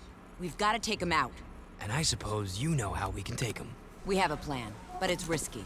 Oh, of course. It couldn't be easy. No! And I'm sure we're on the short list to head up the mission, huh? No, this one's tricky. I'm giving it to Torn and Jinx. What? I suppose you don't think we're good enough, huh?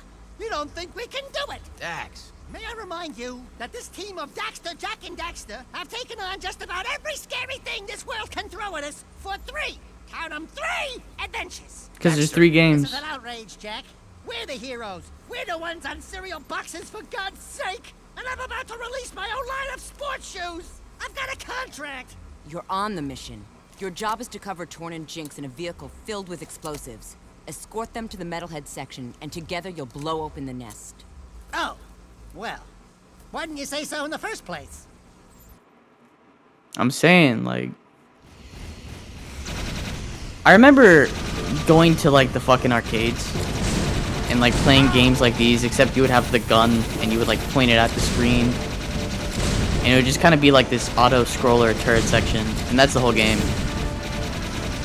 I miss that. I miss those kinds of games, man. Here I am fucking nostalgia baiting. But then again, this whole channel is just me being a nostalgia merchant. It's your fault. You're the one that clicked on this video.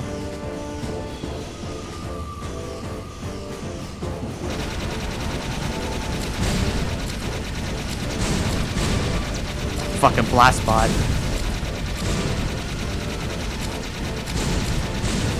Good thing there's no friendly fire.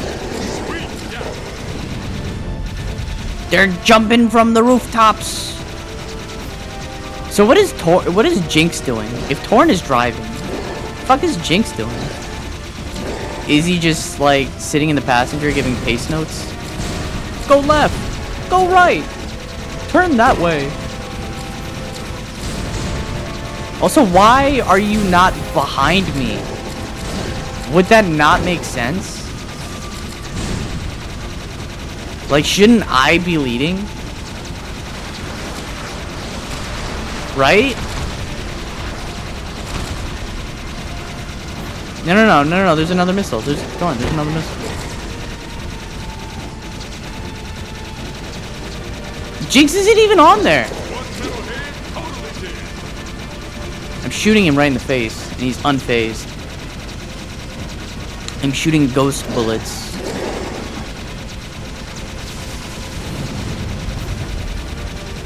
Just don't let up. I like how this is Vulcan Fury ammo, too.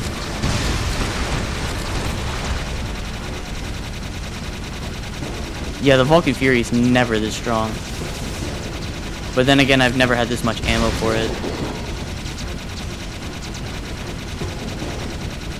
Fuck you, Torn. Remember when you said you didn't like me? Grr. Yeah, I don't really give a fuck.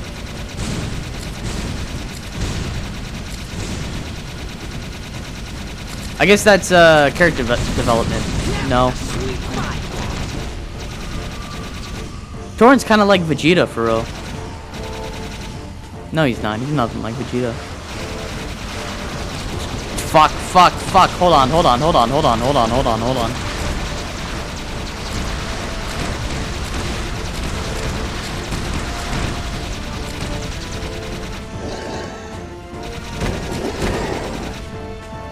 Damn, they can fucking punt it off when you shoot them.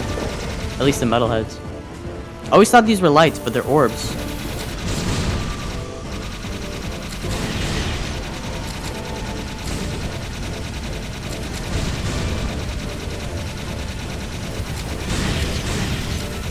I can't see!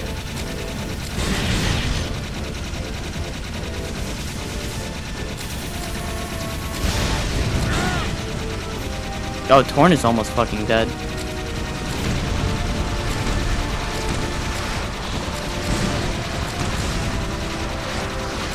Torn, don't drive to the fucking robots. Please tell me we're almost there.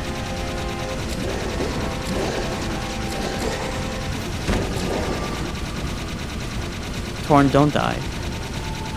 Torn, don't die. I'm sorry. I apologize.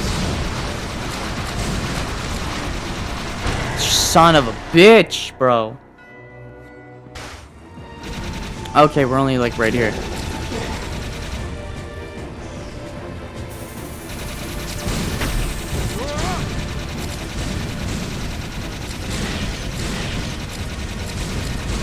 Yeah, Torn, you don't have to fly directly next to them, buddy.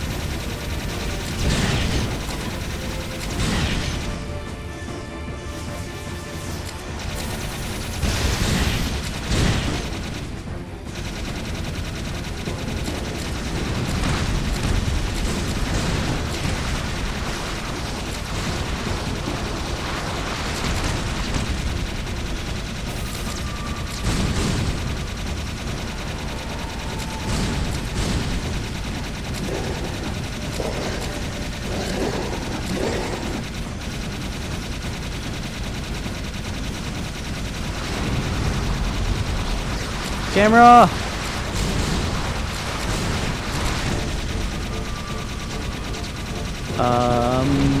Now what do we do? Oh yeah.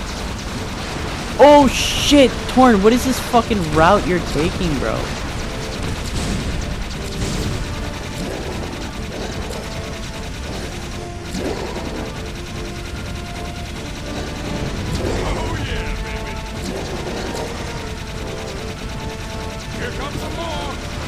Oh my god.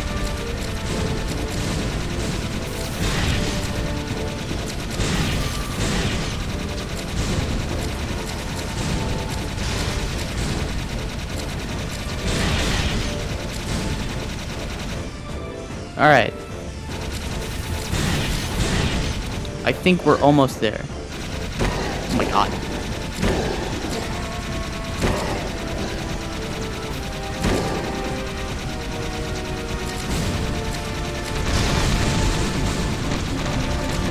That's a nice chain reaction, very satisfying chain reaction.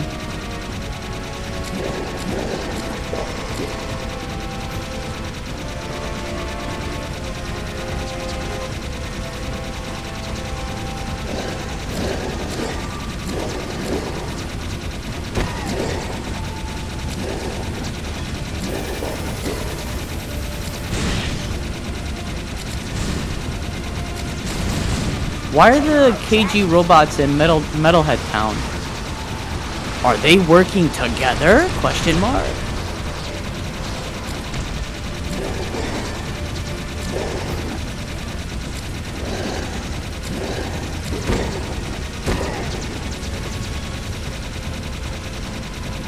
Alright, finally, fuck.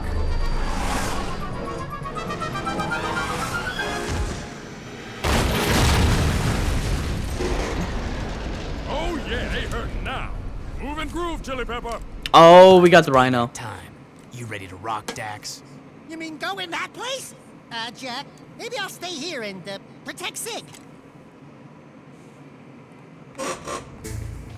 The supernova. Oh wow, I have like no nothing. We're not gonna use it here, but we are gonna use Peacemaker. I said Peacemaker.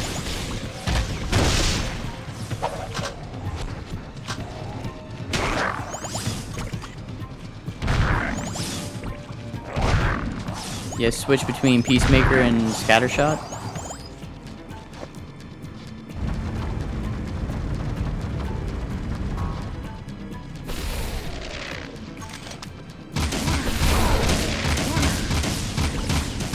You know what? The regular blaster is pretty good on these guys too.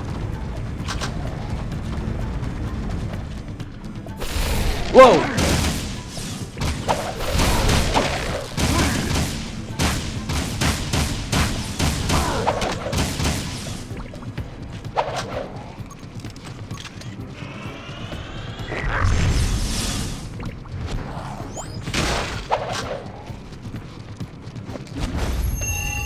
Why not? Just in case, why not?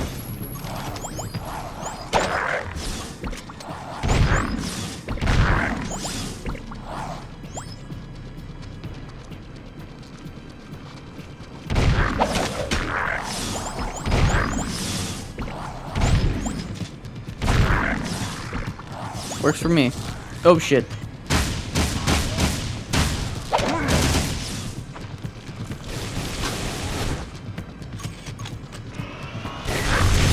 Oh shit.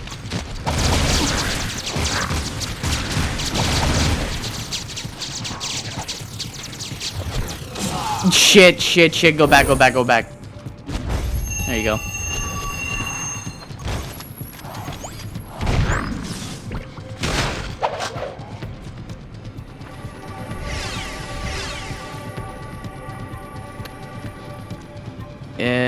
Oh.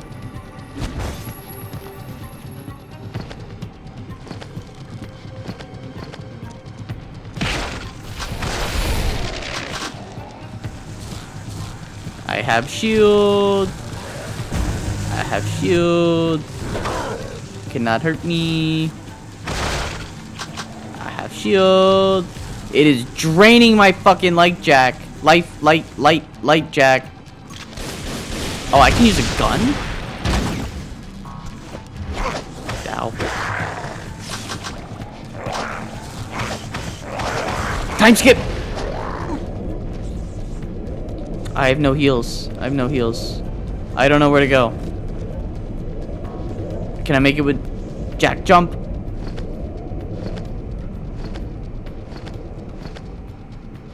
I deserve that.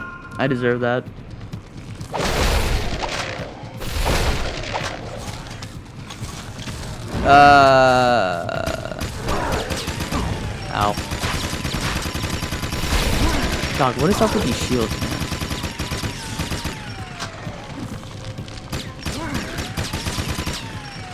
Ooh. I need that.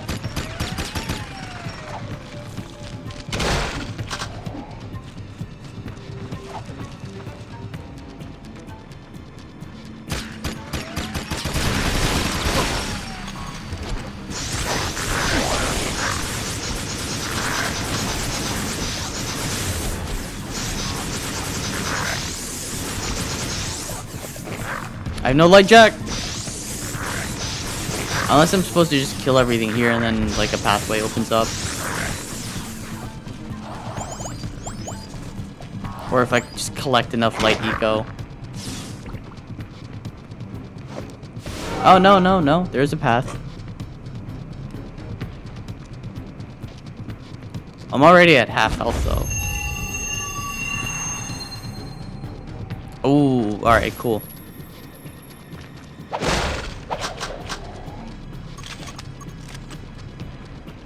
Actually. Ow.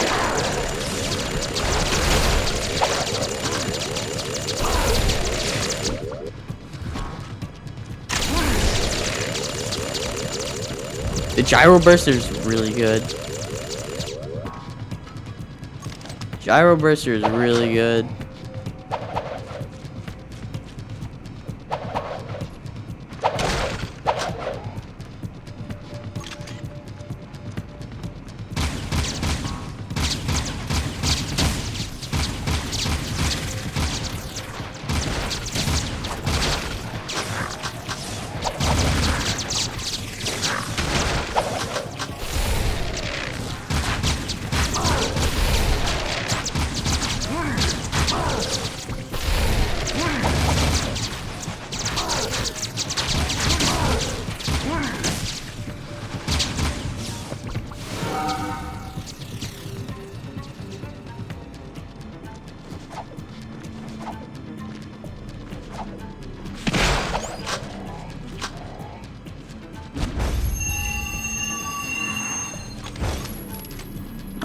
Alright. Storm the castle time. Storm the castle.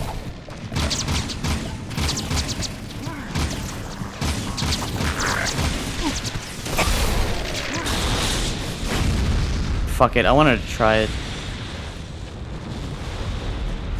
I really like the effect on that.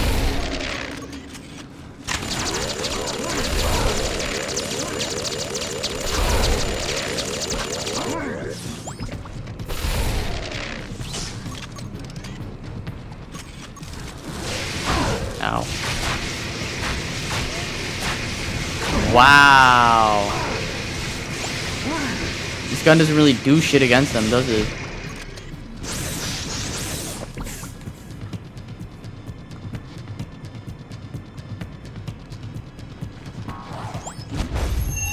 Yeah, I need healing.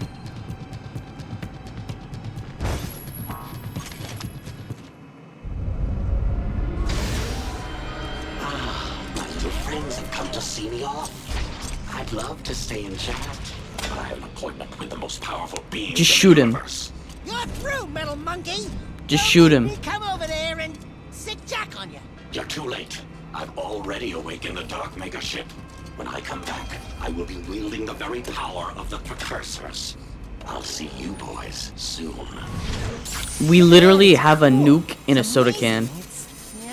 The dark stuff. Ah, it's gonna blow. So what are these crystals for? I'm pretty sure the next mission is literally the final mission. That will never not be cool. Just like in Halo Reach.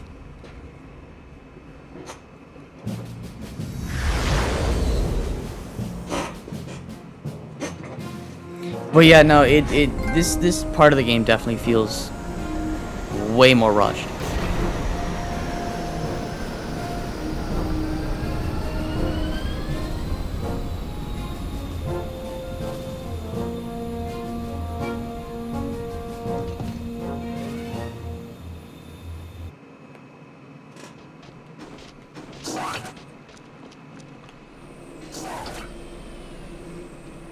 Incoming targets! For the guard! Is this place still under attack? Yes, it is. Hold on, I know what will fix this dilemma. A nuclear device. They should call me Israel for real. I only got one shot left. Fuck out of here. Yeah, and then they all just respawn.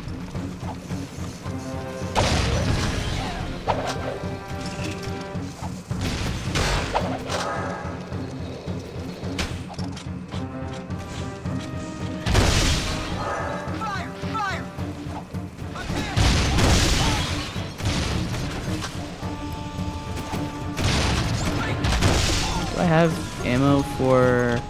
kind of. I'm only getting dark eco drops though right now.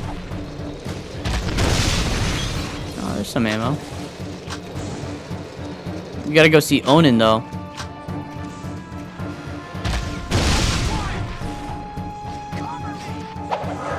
Incoming target! I'm taking that.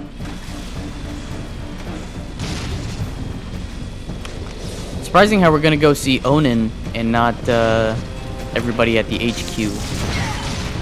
Onin must have something special for us, or maybe she just knows what the fuck to do. Do you think Samos and Onin are fucking?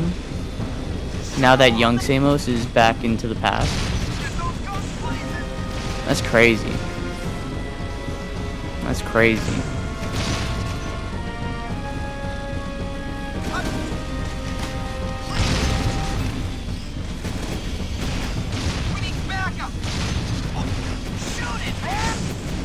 You know, I never really thought about that until now.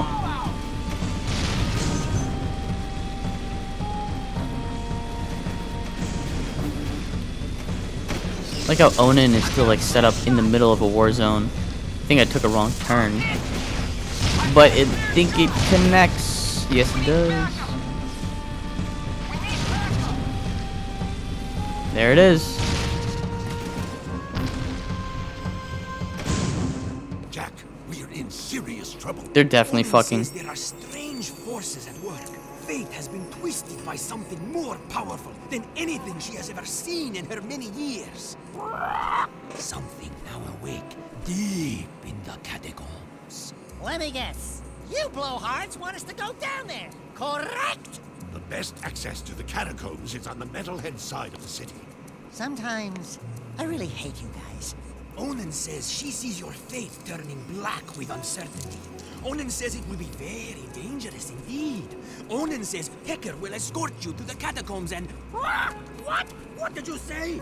You will be Onin's eyes and Jack's wisdom. You must do this. Ah, okay, fine. But I am gone the moment that things get sticky. You two, get to the catacomb entrance and take care of business. I'll meet you there when the coast is clear. Then he flies directly to a KG bot. So something was awakened deep in the catacombs. Is it the precursors, or have they been awake the whole time? Or were they just in, like, cryo sleep? I guess, if you want to say that. The whole time. I forgot. We don't fight, like, there's no other boss fight in the catacombs. No, there's the Vigor fight. No, did we fight Vigor? No, we don't fight Vigor. We already fought him. There's the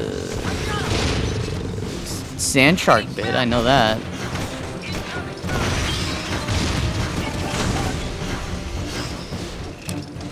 I'm blanking a little bit here. I should get a zoomer.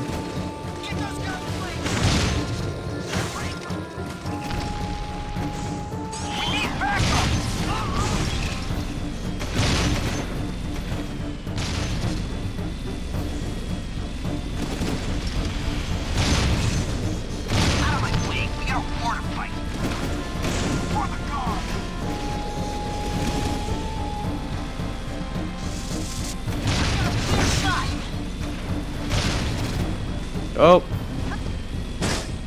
Oh wait, this is when we first got back to the city. Right. God, this place is a mess, man. I really like this section in Jak 2.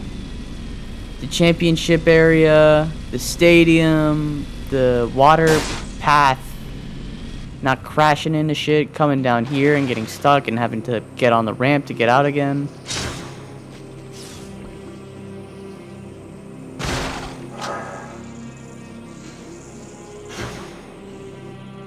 How did I miss that orb there?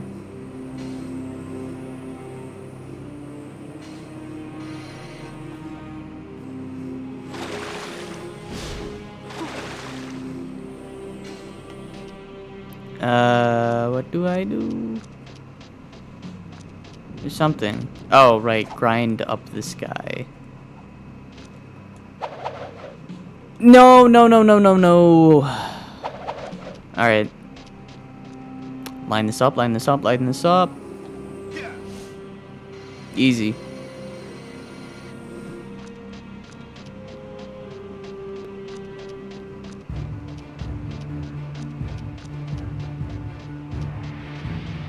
Very cinematic. That long walk. Tough and crazy enough to take on these things are the Wastelanders. You're a genius. I could solo them for real. Yeah, that trinket's worth about as much as you'd get from a broke-down pawn shop in Southtown.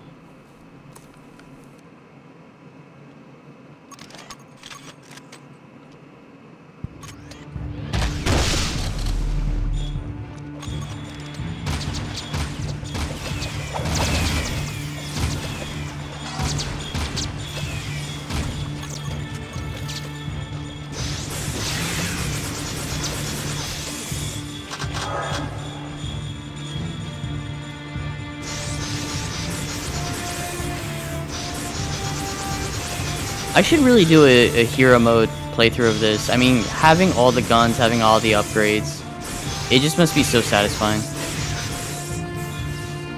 Because I feel like there's a bit of stuff that, you know, is rolled out a little too late. Peacemaker being one of them.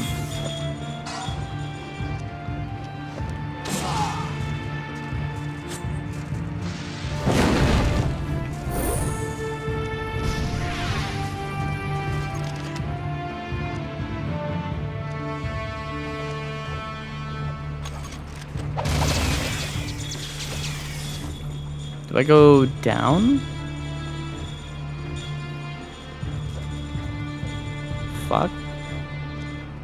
No, I came from that way, didn't I? Oh, no, I go up, I think.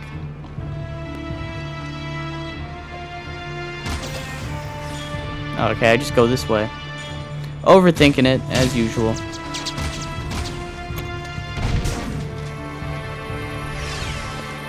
Oops.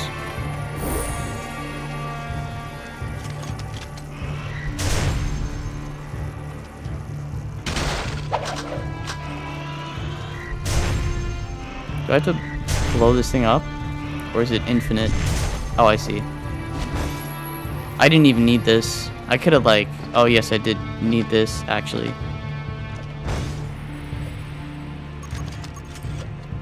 Ow. Ow.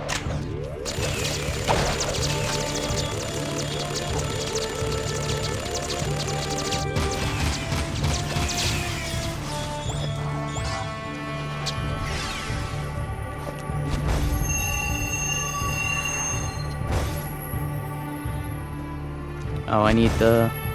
Oh! Oh, god damn it.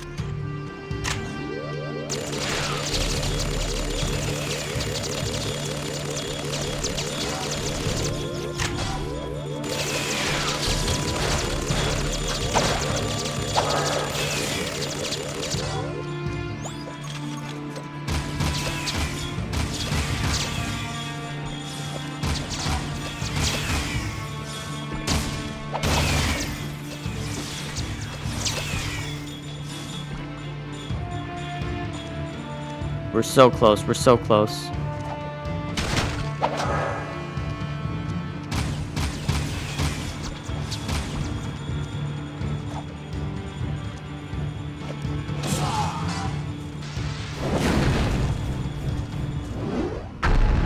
Don't know if that did anything, but I figured I'd use it anyways.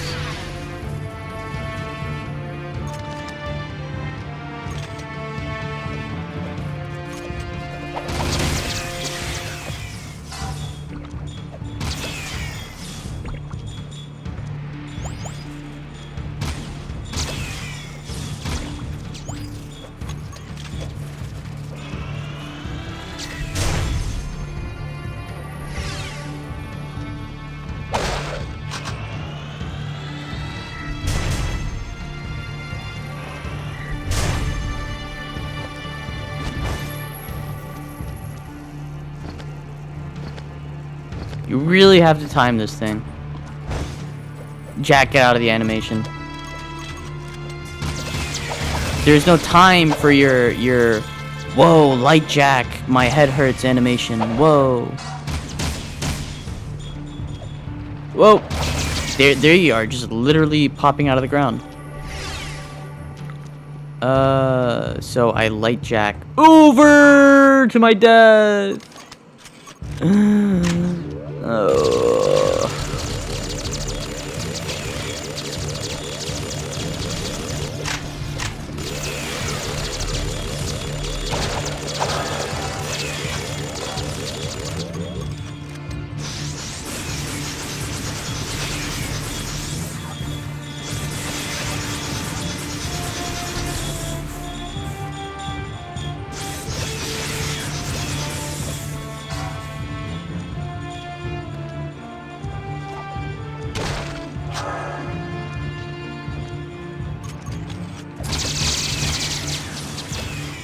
Oh, it's giving me fucking tips now because I died so many times. It's not my fault. Game. Might be a little bit my fault. But it's not my fault, game.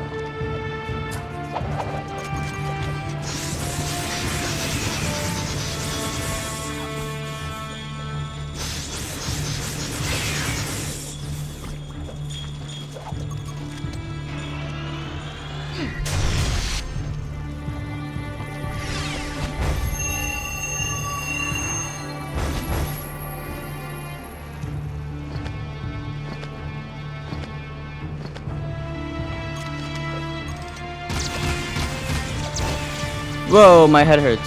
Alright.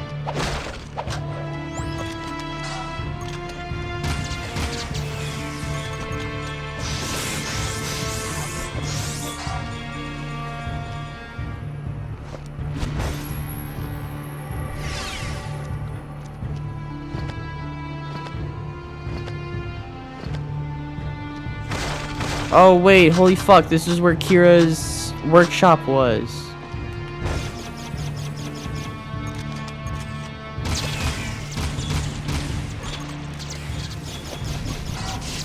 Ow.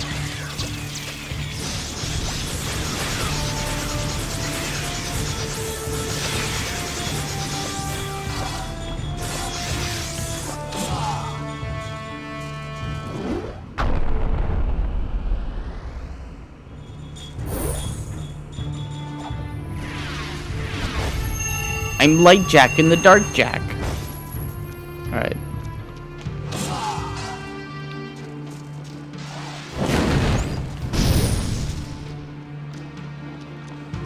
Damn.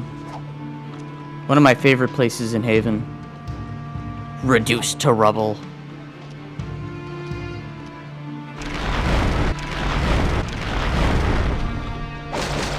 So is there really no need for time skip move anymore?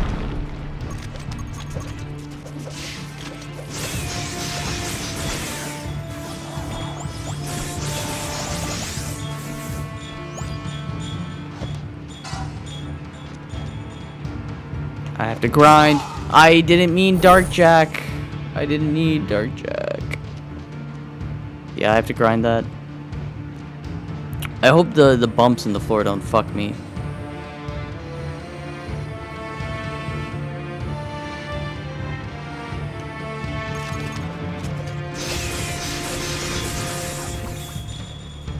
It also feels good, like, killing metalheads like this and not having to worry about collecting the metalheads.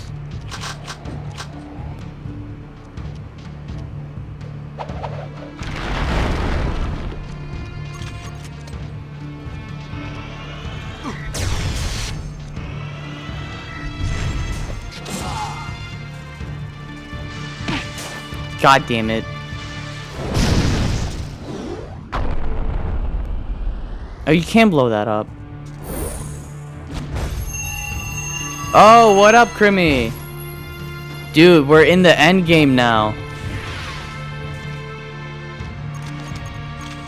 I got the fat man. I got the rhino. You know, I'll use it right now. Fuck it. I missed. Wait, no, it still works. You know what else I'm gonna do? Time skip just for this one platform. Oh no, it's falling. Oh no. Yep. Oh my god. Oh my god.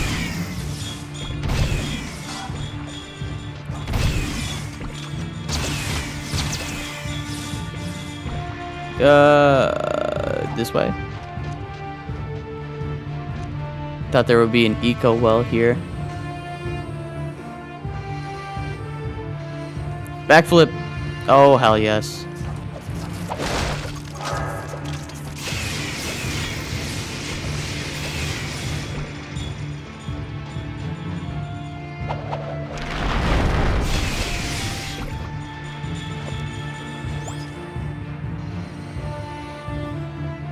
Oh, that was fire.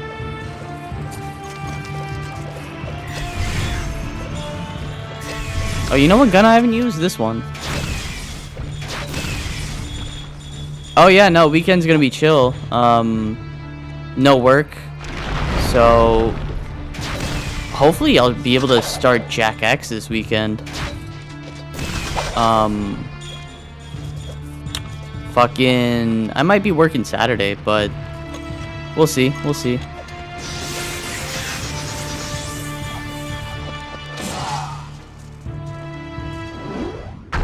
Oh, I guess nobody was. I thought there would still be some people.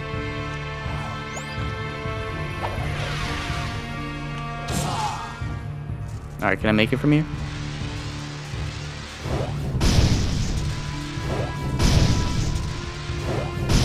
No. Hold on.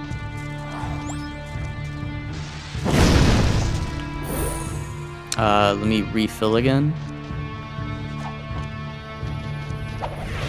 There we go.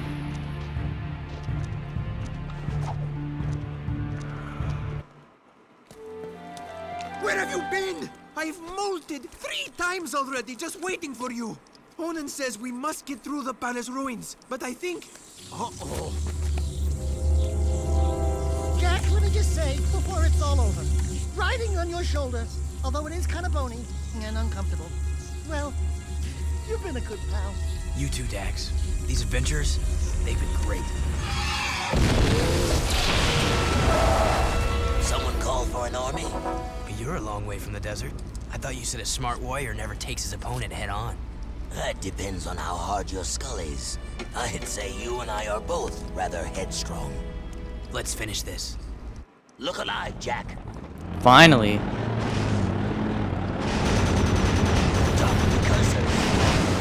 I know that this is a very, very infamous mission in the speedrun.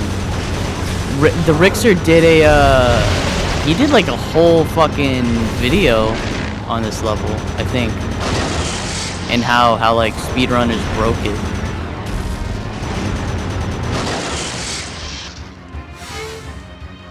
Easy clap, easy clap. Oh, this car still has hops though. Oh my god. What if I like jump and boost at the same time?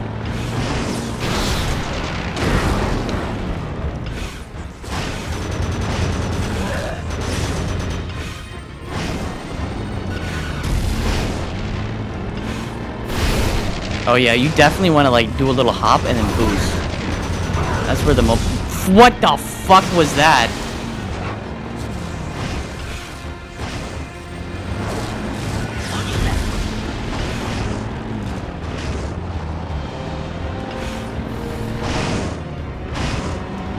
It's kind of like Rocket League a little bit.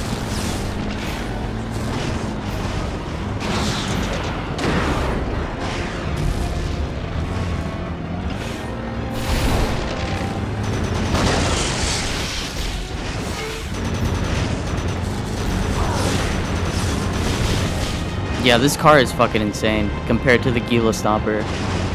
The gun is a bit weaker. Well, it's not like weaker, it's just like it feels weaker. But it's way stronger, I think. Or maybe it just lacks the oomph and it is actually stronger.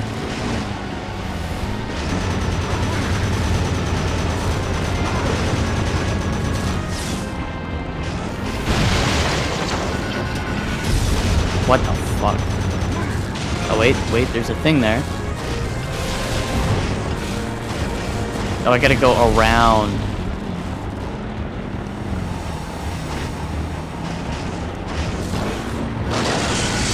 Oh, a little two-wheel drive in there.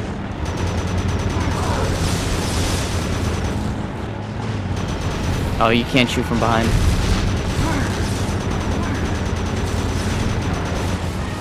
This is definitely faster than the Gila Stomper. And it can go like Rocket League mode.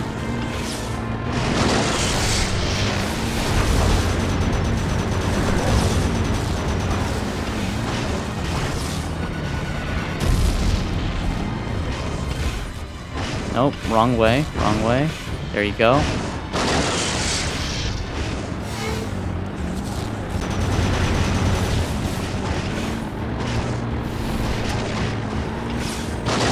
Alright, no, so it's like boost and then hop, like immediately after.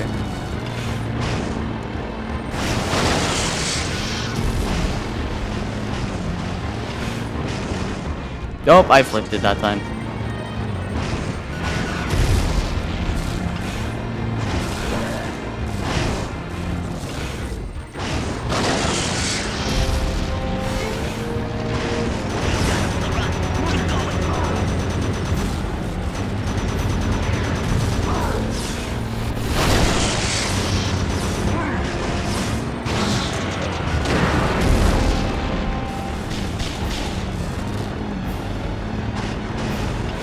Uh-oh.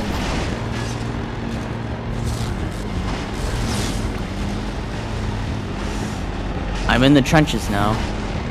I don't think this is a way up. Okay, that is definitely not a way up.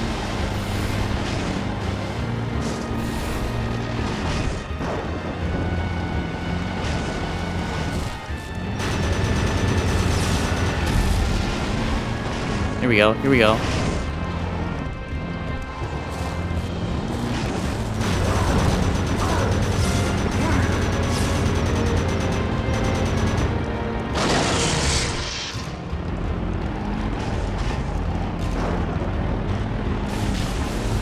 Oh, I didn't jump. I pressed the fucking button. Oh, wait. There's a gate right here.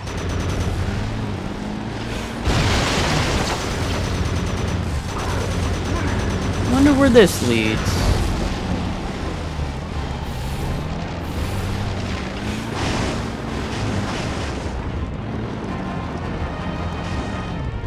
God damn it. Don't get stuck. God damn it.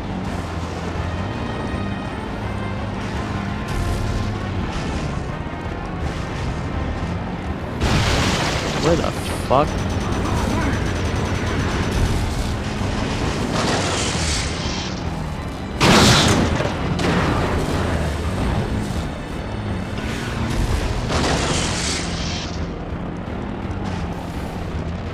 I can make this jump. I cannot make this jump.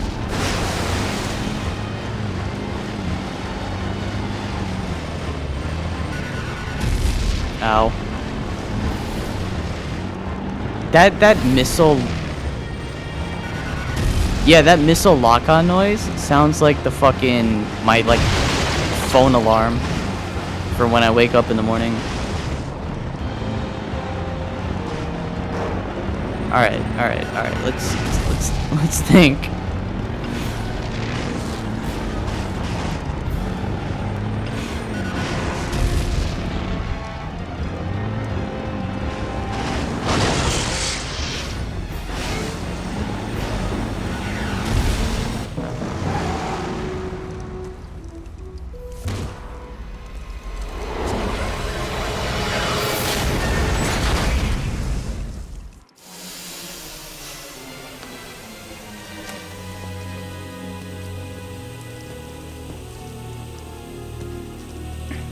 Deimos!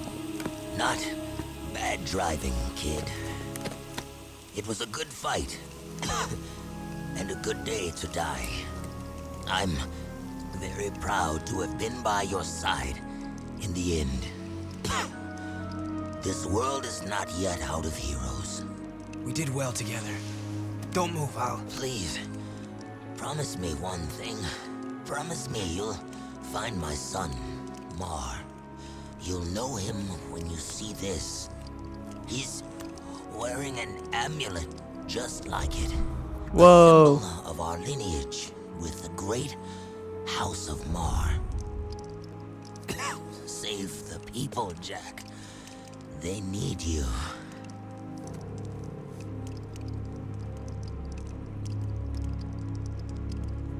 Father. It was a bit on the nose, but You still a were great that reveal. child.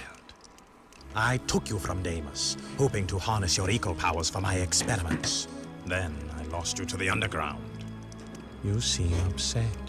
Did I tell you too late? You were the son of the great warrior Deimos. Oh, and he never knew. How delightful. Ah! Bigger! Thank you for opening the door to the precursors. Don't worry, I'll be back to put you out of your misery. Thankfully, there was a second car. You're willing to go down there? Without a fuss this time. Yeah, well, don't get used to it. It's just that nobody hurts my best friend and lives to brag about it. Let's get him! Technically, that's not character development for Dexter. He's just pissed off.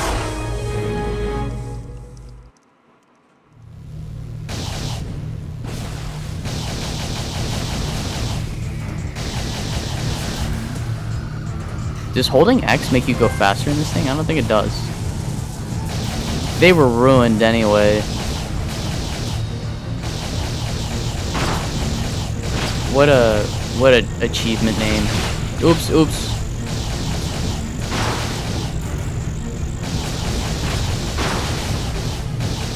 Yeah, what a crazy reveal.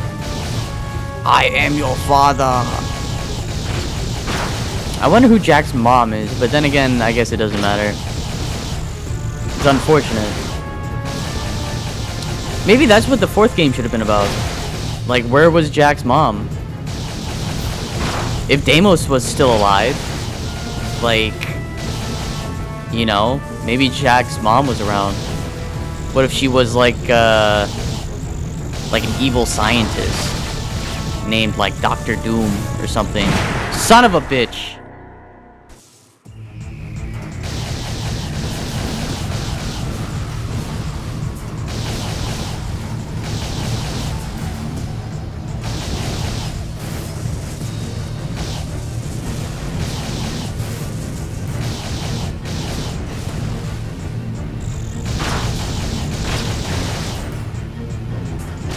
Oh.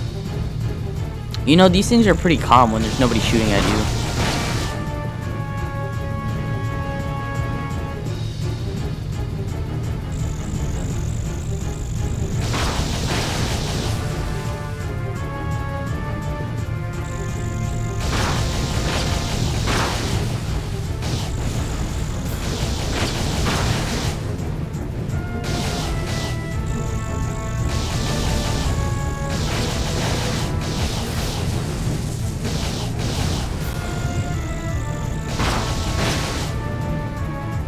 I don't think I ever did the full loop-de-loop, but there you go. Whoa, loop-de-loop, full loop, full loop, loop-de-loop. Nice. There you go. There you go.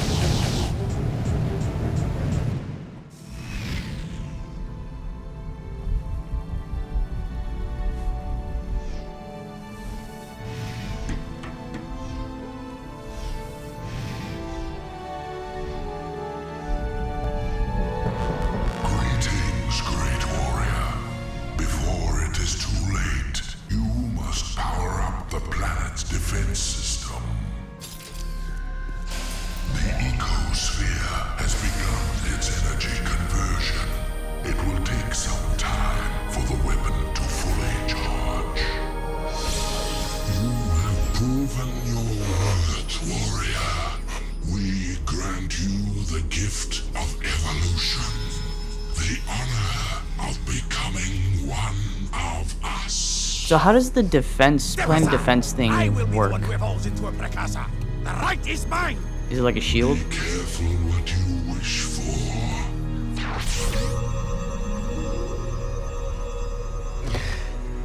It is done. Don't worry, Jack. It is for the greater good that I assume this role. I guess it's kind of ironic. Now it may be too late. If Errol awakens the dark ship's cargo, all will be lost. Listen, Glow Boy. We've been doing all your dirty work while you slept in the stars. So stop it! Inefficient. I told you we needed a backup hero. We should have gone with Plan B. Ow, hey, cut it out. We are unhappy with your performance. If you had been a true hero, you would have stopped Errol by now.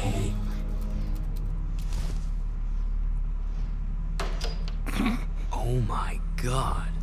Yes, well, now we are even more angry, and we order you to avert your eyes, or we will, Oh, bother. They look like me? Not what you expected. Yeah, I get that a lot. Don't look so upset. If you knew we precursors were a bunch of little fuzzy rats, would you worship us? Could we run the universe? Not possible, buddy. So, we fluff up the myth a bit. And we get the respect we deserve. You idiots! Get down from there and stop defiling that glorious machine! Do not let our size fool you. We are the most powerful beings in the universe. We are? Why does Daxter look like? Ah, yes. All eco contains the source of our essence. Our code, so to speak. When Daxter touched the Dark Eco, he was actually blessed when he thought he was cursed. Woohoo! I'm a precursor! I'm a precursor! I'm a precursor! Hey! Wait a minute! They have pants! These creatures are the great precursors? And I wanted to evolve into the... No! Yeah, there's the irony. He gotta keep his shirt though.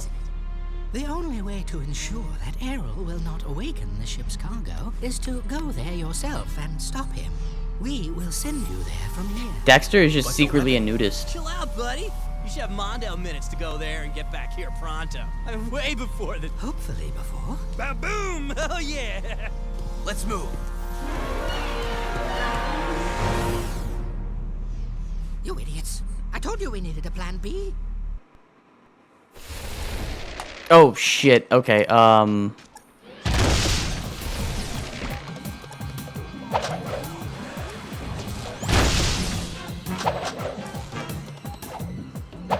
Oh, that's not the way.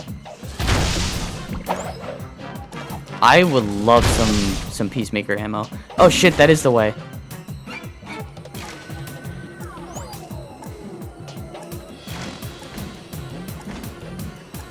No, no, no. Oh, I'm electrocuted and I'm dead. Nice shot, dipshit.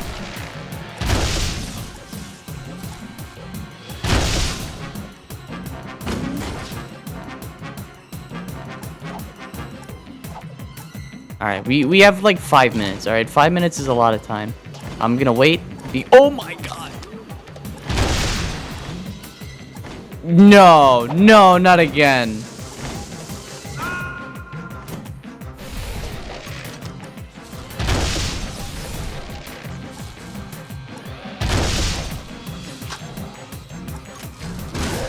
Oops. Oops.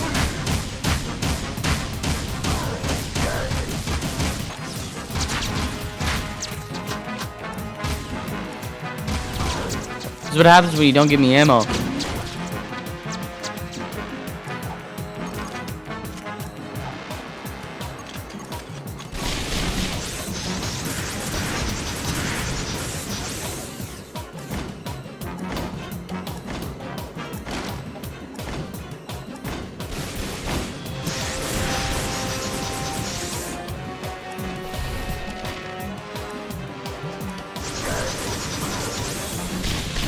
Whoa.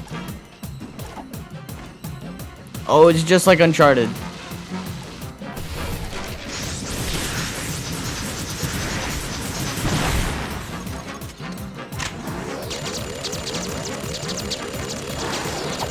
Ah, son of a bitch.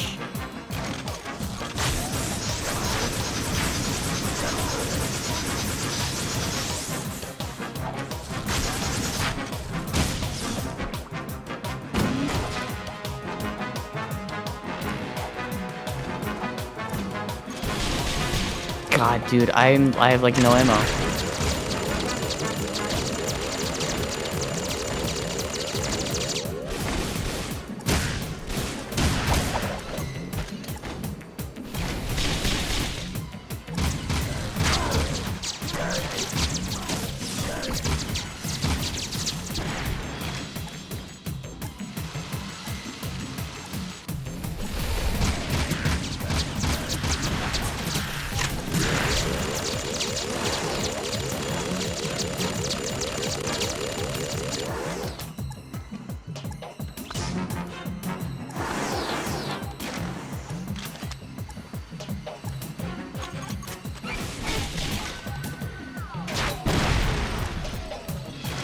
Open up, you fucking dickhead, bro.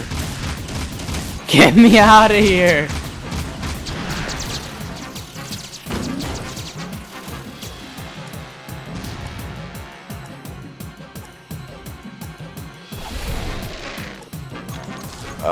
You. Oh, this gun works too.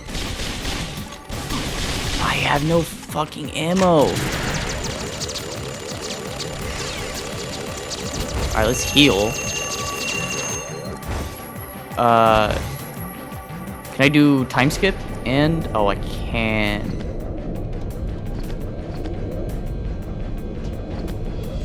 Everyone always forgets time skip, and I miss the inputs. Oh, checkpoint.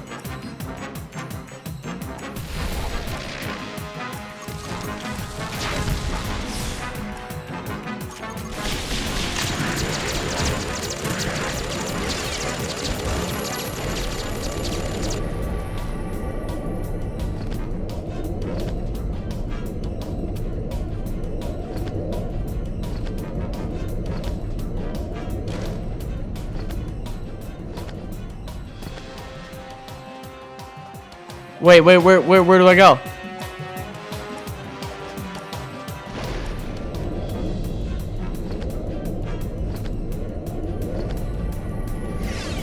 I don't know if you're like supposed to. I didn't get no second flap. No second flap at all.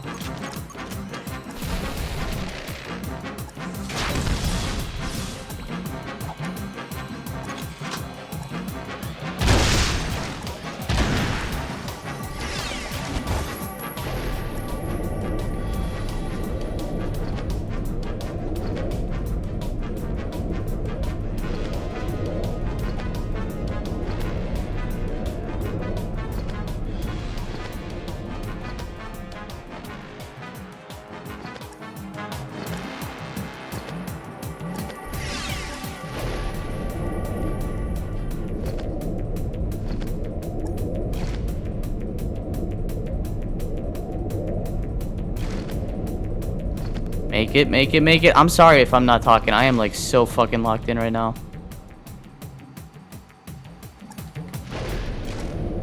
Yeah, we're gonna keep doing time skip. I'm gonna milk the fuck out of it. Oh, I gotta kill people, don't I? Alright, bring on the killing. I have some ammo.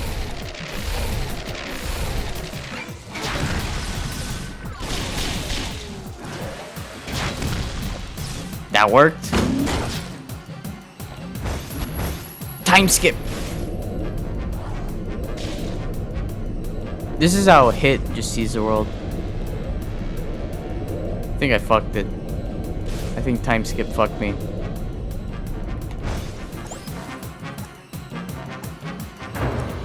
Yeah.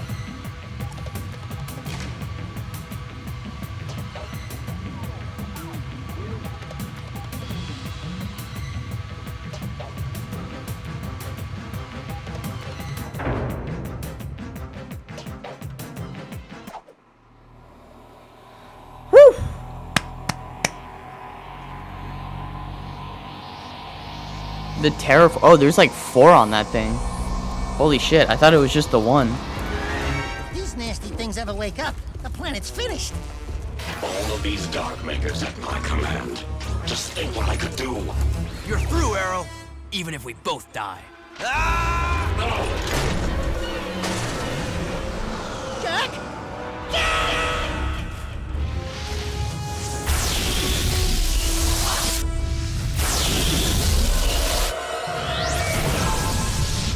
Oh, so it's actually just a giant laser. Makes sense.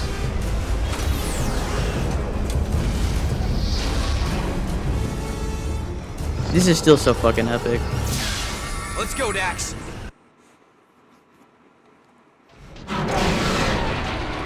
Time skip. Oh my god, I have no time skip.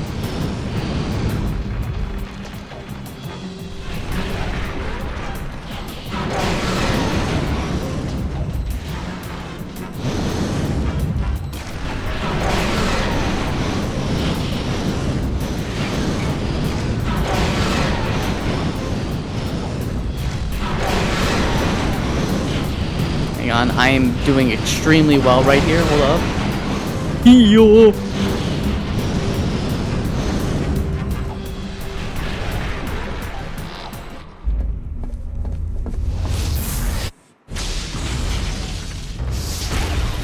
Everything is just going off the rails. Sand shark! Oh my god! Why did we end up there though? Not yet. Like right in front of the gate of Spargus.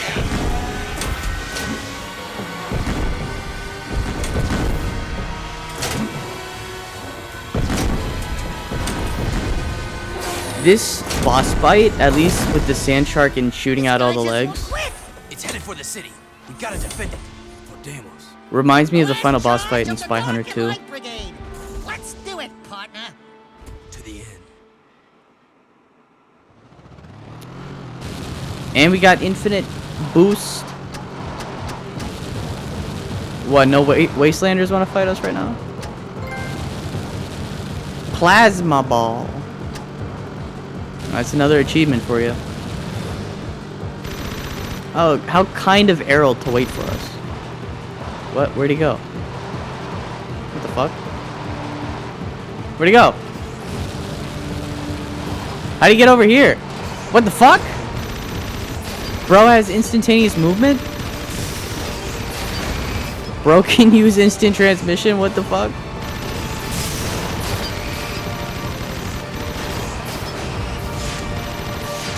Ow.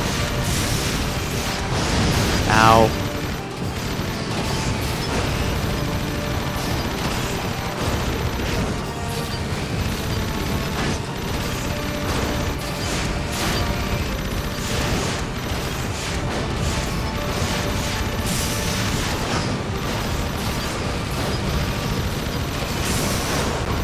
Whoa! Please don't kill me. Please don't kill me.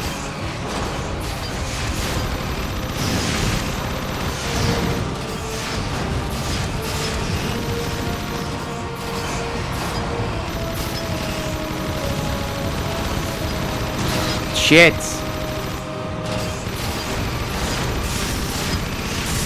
Oh, I got them both.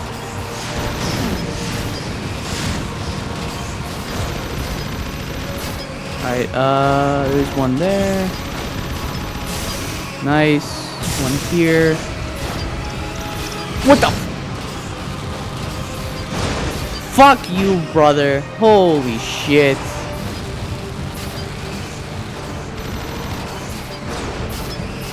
Come on, come on, come on. I have infinite boost.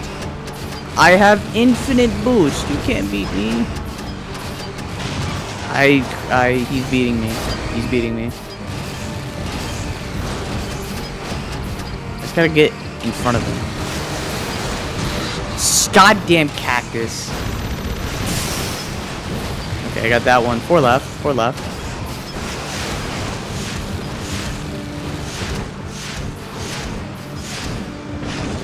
Alright. He's fucking turning. I thought I got in front of him. But he fucking turned. Oh, almost got it. Almost got it. Almost got it. Nice. Alright, 3 left.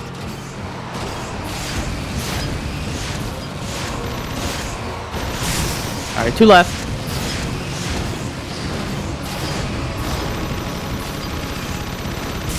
Nice. Oh, you son of a bitch. Oh wait, no, it moved over that way. Oh, look where we're at. We're at the city.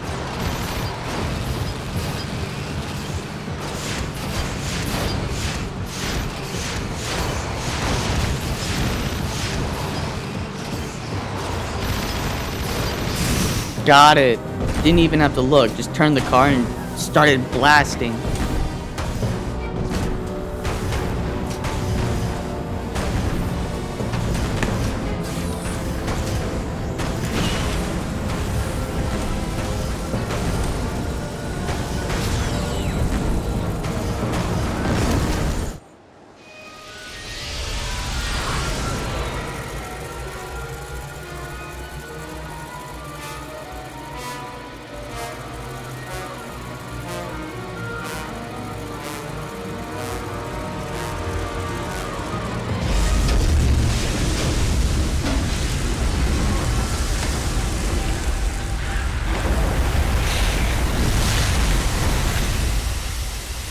Is this like right in front of Spargus?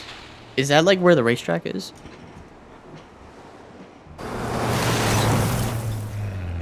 Yeah, it is like right in front of Spargus.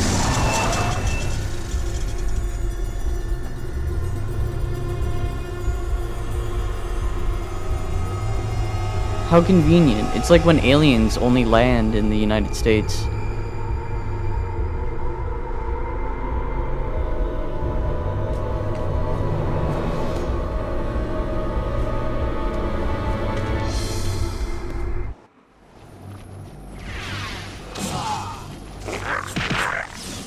And now the final boss battle that is basically an homage to the first boss battle in the first game.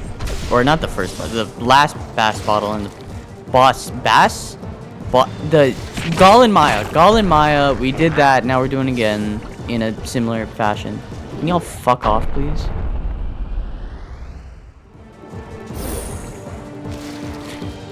You almost left without me.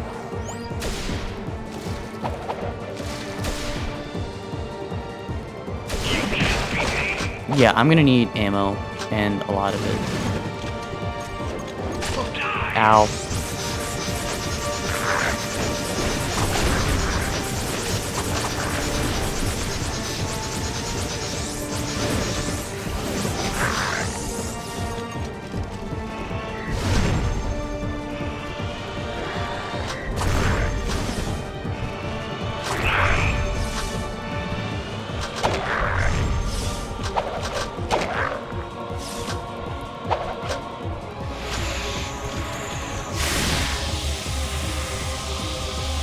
Need more ammo in the area?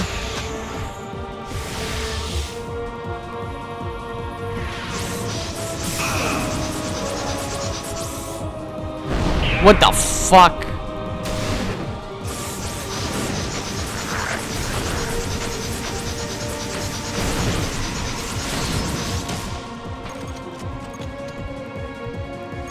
You know what? Yeah, fuck it. Why not? Let's use this.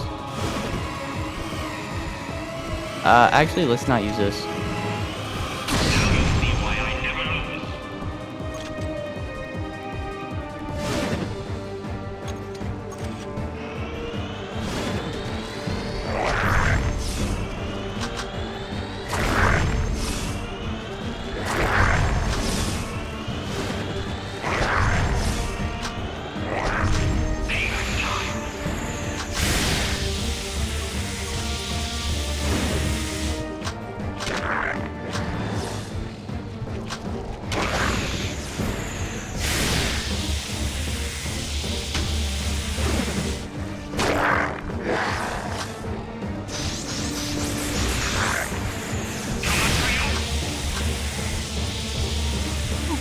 Ow, I wanted to get that Vulcan Fury ammo. Are we gonna do the fucking thing or not? Thank you.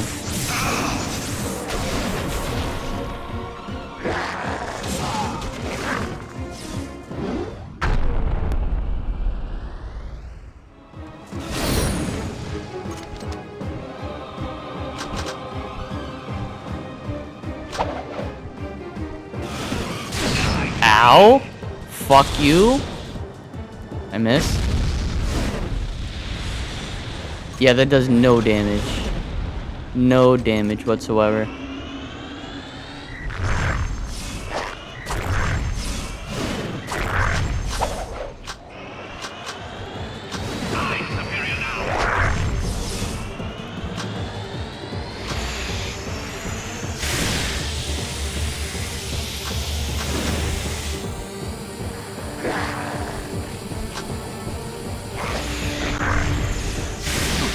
Ow! Fuck! I need light ammo. Eco.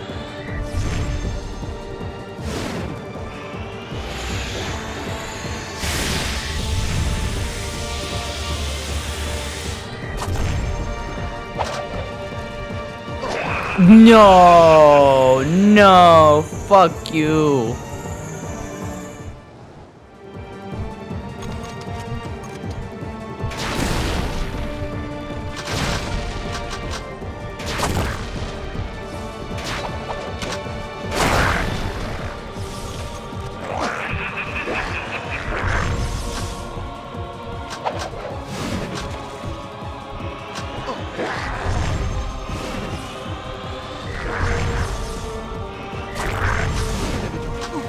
Nah, it's bullshit.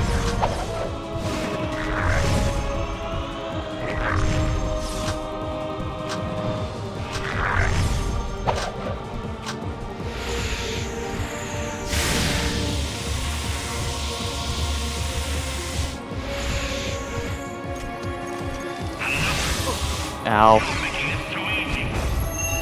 Yes, yes, yes. Infinite heal, infinite heal, infinite heal.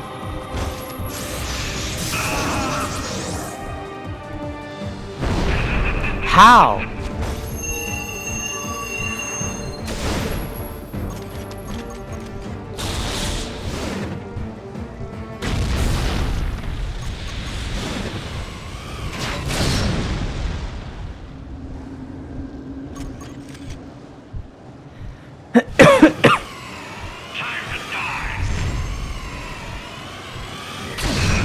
That doesn't count.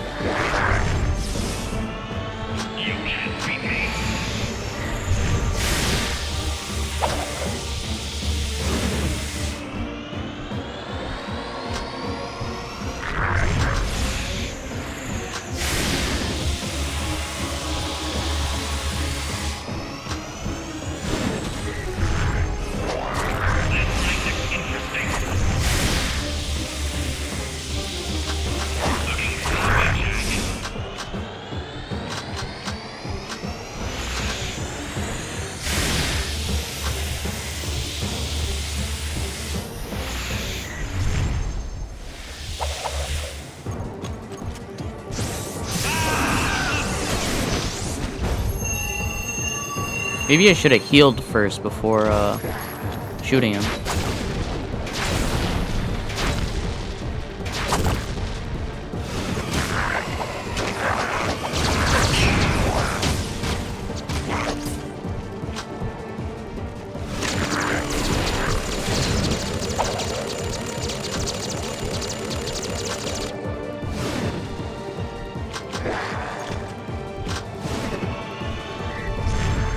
I'm so locked in. I'm so locked in. Hold on.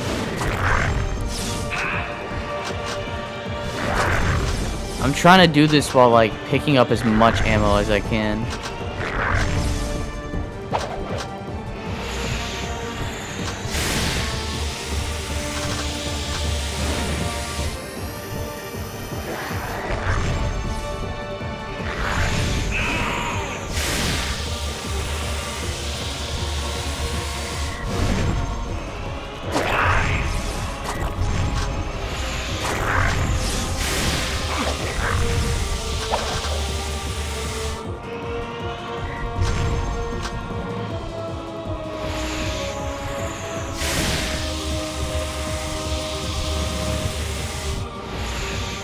Okay, we'll heal. We'll heal. Ow.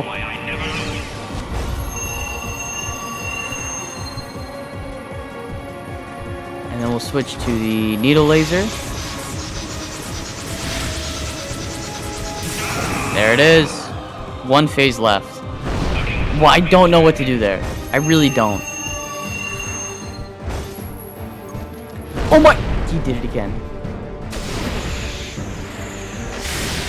Oh, I didn't get Dark Jack. Fuck me.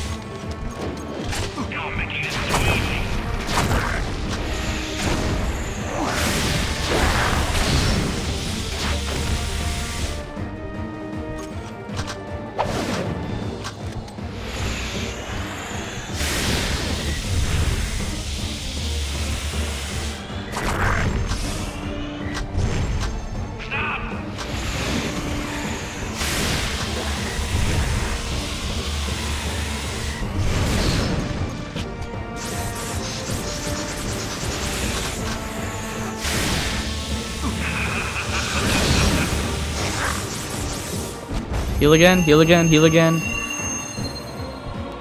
How much Vulcan Fury ammo do I have? Okay, 223 is not bad. Wait up!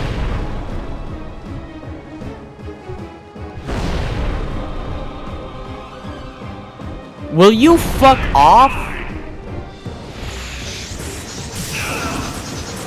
That's game. Holy shit, that's game. It's over. And he ends it with the Peacemaker, bro.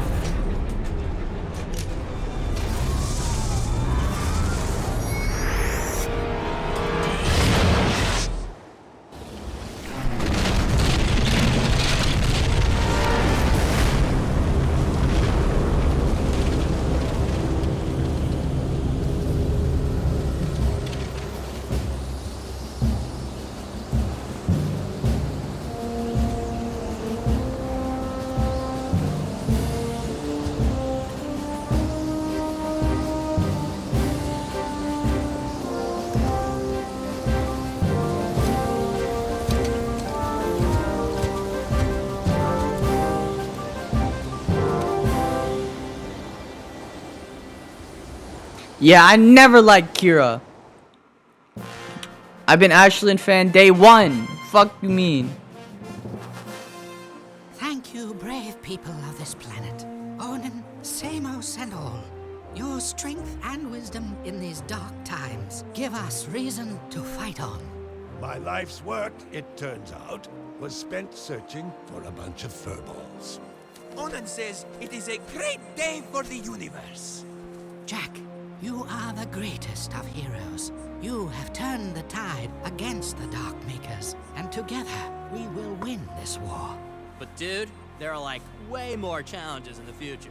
Ha! Or was it the past? Yes, I was getting to that. More adventures? Where have I heard that before? We need He lost all the armor. like Why isn't he you wearing to the help armor? us protect the universe, Jack. Then you can call me by my first name. By what my father called me. Mar. Wait, Jack is Mar? The Mar? Come then, Ma. No time like the present. You coming, Dax? I got all I need right here, baby. But if you need me, and I know you will, you know where to find me. Oh, Daxter, my little hero. We owe you much, Daxter, for all you've done. For your bravery in the face of incredible danger, we shall grant you your deepest desire. You know, I could really use a snazzy pair of pants, like yours. I would have wished to go Super Saiyan. Wow, those are sharp. I wish I had a pair just like that. Be careful what you wish for. Don't worry, honey. You get used to it. Honestly, it's better this You may way. want to shave some parts. Trust me on that. Hey! Thanks for everything, partner. You are a great hero, Daxter. This is gonna be good. They think I'm a god. And they're right. Our hero. There's no way Taz could be fucking a little Otzel like that, bro. She had to get turned into an Otzel. There's no way. I've decided I want my own sidekick, and you've been nominated. We're gonna be a great team. Just don't make me angry. Are you ready, Jack? We have something to show you. What? The universe.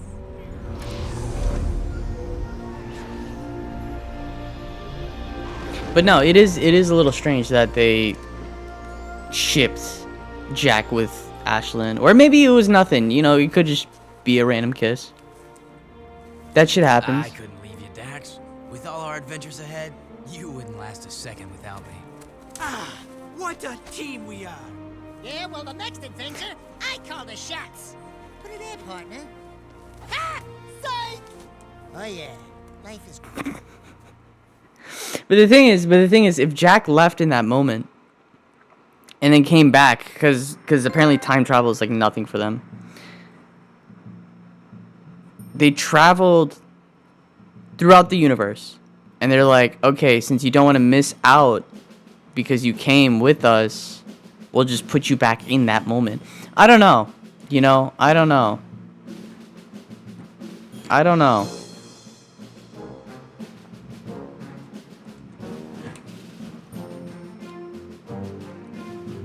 I do like Jack with the bandana, though. Nah, dude, he looks like he's about to kill himself. So this is the model viewer then, right? I'm pretty sure.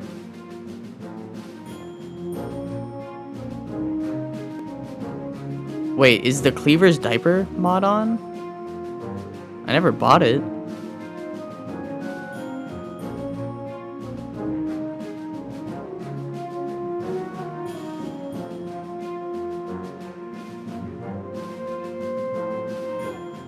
The cutout for his tail is crazy.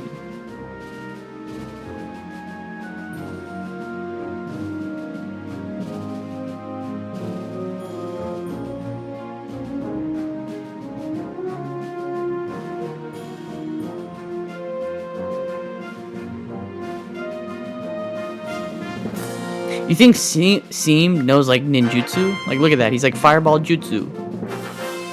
Yeah. Either that or he's in a gang. She's in a they're in a gang. God, the jiggle physics is fucking crazy. In a game this old, are you serious? Torrent's knife is really cool. Oh, and he's got the dual pistols? I never noticed that. Cyber arrow. More like cyberpunk. This guy's just Atom Smasher, but more loony, and he's also like Two-Face. Look at his head.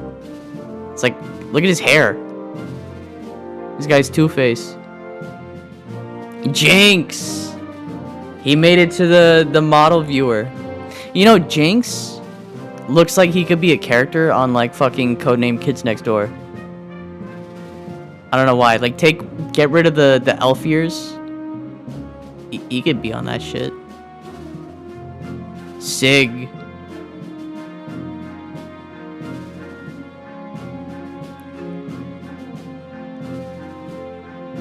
So, are all the Peacemakers have this, like, metal head nozzle to it? Because Jax had that, too. And those are the only two Peacemakers we've seen. Count Veigar. Otzel dummy. They could have gave him names. Otzel leader. I'm surprised they didn't say like Fat Otzel or something. And then the surfer. Oh hell no, bro. He doesn't surf, bro. That's just the weed. Maybe he does both. You know, you can smoke weed and surf at the same time. You know, it's not like it's illegal. Yeah, and then this guy's just gonna fucking hang himself. Look at him. He's like, oh my god, I have no dick.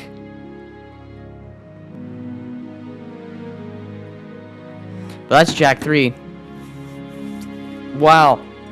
Yeah, towards the end, maybe like Act 3, is when everything is just kind of like, alright, you know, just wrap this up. If this game, I don't know how many hours this game is, like, to play through, I guess, or like how many hours long the story is, the campaign or whatever is, but it should have been longer. It should have been a lot longer, actually. I'd argue it should be twice as long to make at least all the plot threads kind of get fleshed out and tie together a lot neater. I mean, ranking so far, I'd still probably say Jack 2, Jack 1, then Jack 3 in that order. In terms of, like, enjoyed the most, but they're well, enjoyed the most narratively. Like, purely narratively. If I'm thinking gameplay-wise, it might be 2 and 3 at the top, above 1. But it's really that last act in the story of this game where it just doesn't hold up to the rest of the games. But then again, we're comparing it to just 2 other games. And there was a bit of crunch on this one, if I'm not mistaken as well. I could be forgetting. But yeah, next game will be Jack X. Excited for that because that will be, I'm gonna consider that a blind playthrough. I think I still have it, the demo disc of like one of those, like, I think it was Jam Pack, or just like a disc of a bunch of different, like, demos for games on the PS2, and Jack X was one of them, but I never played the full game. So when we play that, I'll consider it a blind playthrough. I'll also be playing it on PlayStation 5. I canceled my PSN or like subscription, but I'll sign back up for it, play Jack X, play Daxter, and then I'll most likely just cancel it again because I hate paying subscriptions for fucking multiplayer. And then we'll probably get into the Ratchet & Clank games. I might try and start up another series alongside whatever main game we're getting through on PS2. We're gonna keep playing some Gran Turismo. I don't know if I can get some Gran Turismo in today. Actually, I do want to keep streaming, at least for tonight. Actually, shit, I gotta wake up early tomorrow. Fuck. Yeah, no, we can't do any. I would have said let's do Assassin's Creed Unity. We have secrets. Holy shit. Supernova, ammo efficiency. Level select, hero mode. Visibility on triangle. Unlimited ammo. Invulnerability. Light Jack, Dark Jack. Mega scrapbook. Oh, the Jack 2 models? Oh, wait. Jack 1 models. That's cool. They added all of their fucking character models in this game. Commentary? Wait. What do you mean commentary? What do you mean commentary? Like a behind the scenes thing, or is it like developer commentary as we play through the levels? I would like to see that. I need 8 more orbs. Alright, fine. You know what? Let's get the 8 orbs real quick. And then, because there are a bunch of things here that we could just get.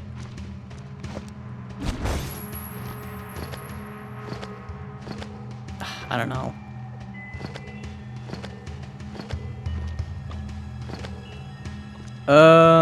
Fucking.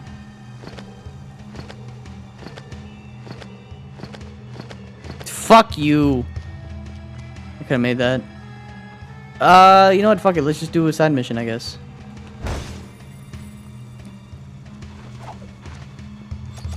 Heroes must have quick feet. Get to this spot in time for a reward. Alright, a bridge. Looks like there's a bridge and a path.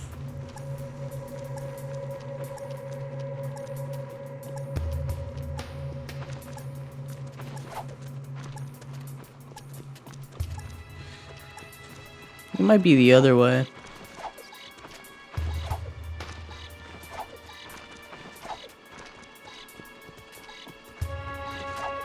Almost. I might have to get on my jetboard for that. Shit. Yeah, I think it's this way.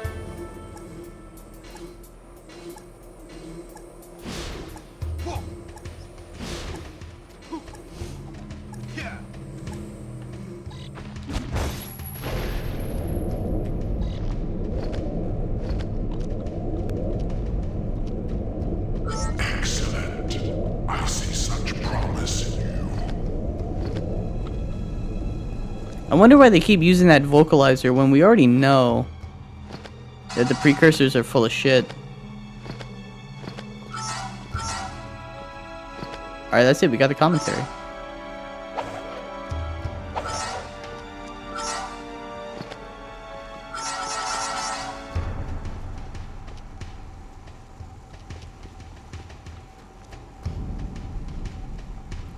Alright.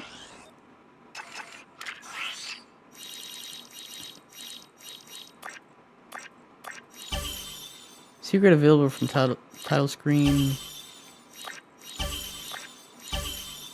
Alright, let's go back to the title screen. Let's save the game! Let's save the game, actually. Oh my god, let's save the game.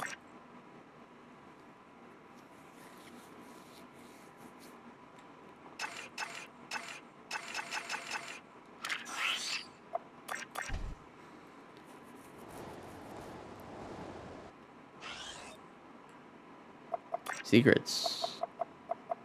So what is this? Let the games begin. Jack meets Cleaver. Oh, so all the cutscenes.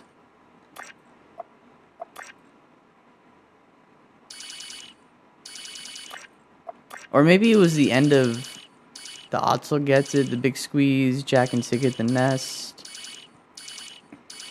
Then is back. Okay, so like halfway through Act 2.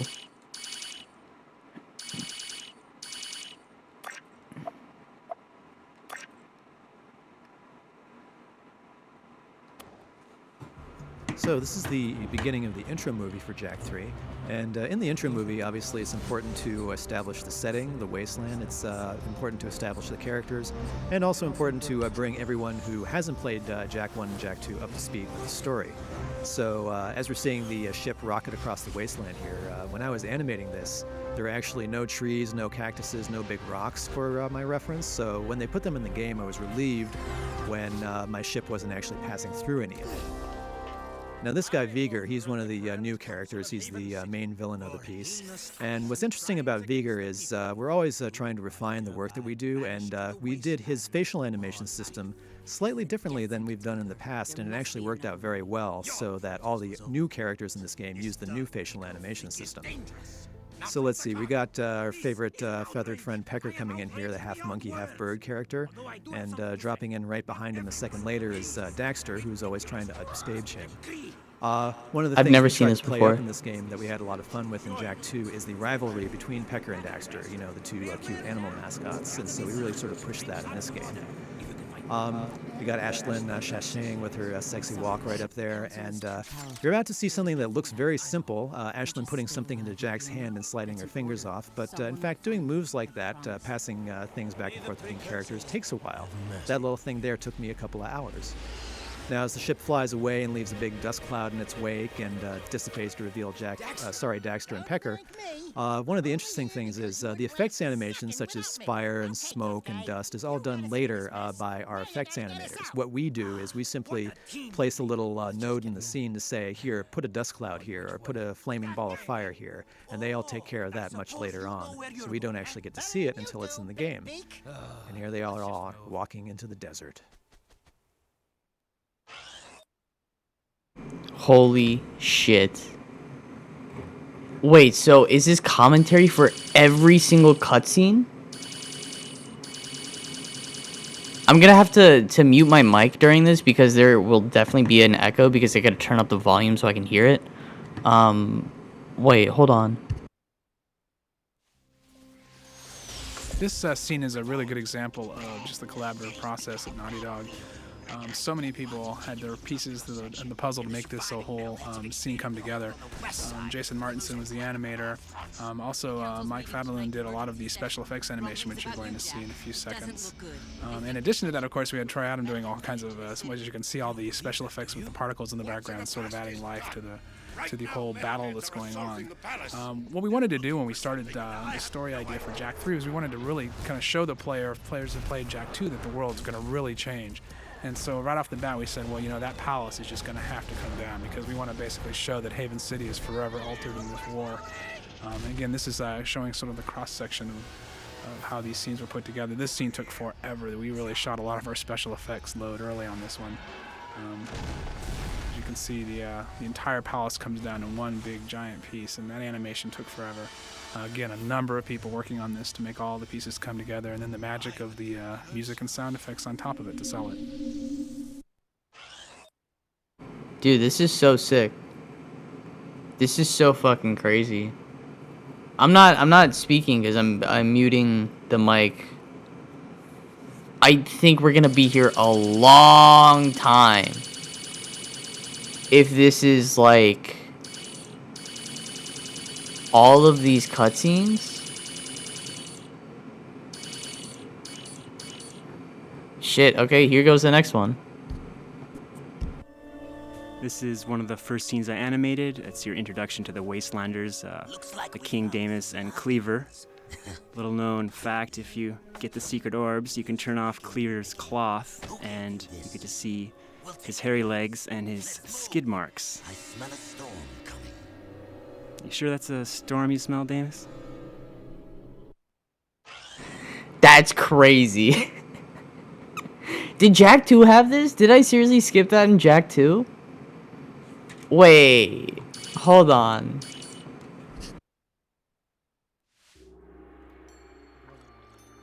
All right, so it's our first time back after the intro movie, and we get to see Jak and Dax are nice and safe.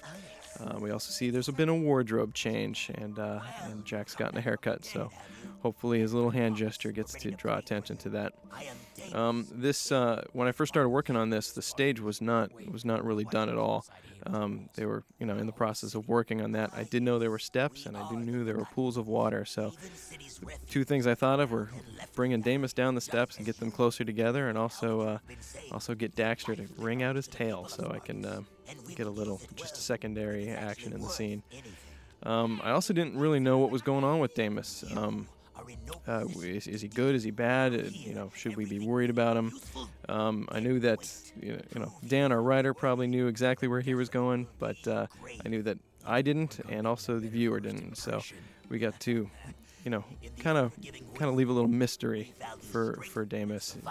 And he talks pretty tough. So I know that after this scene, I didn't quite know if I liked him or not.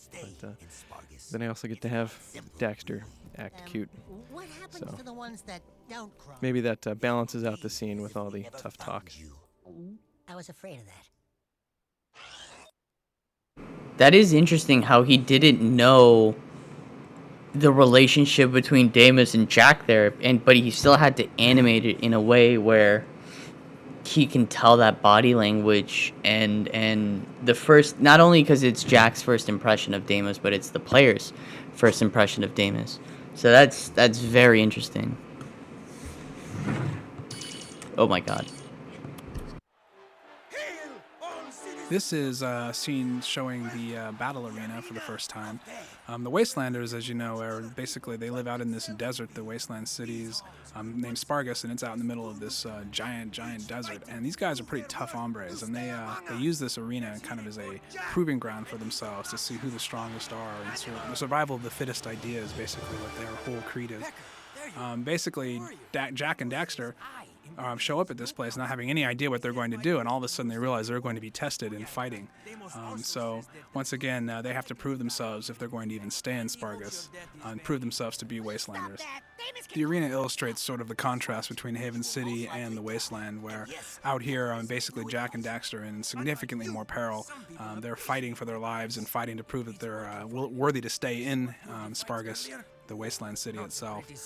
Again, really what this is also is for the player is that it's the beginning of a series of adventures and challenges, both training them and also easing them into the game.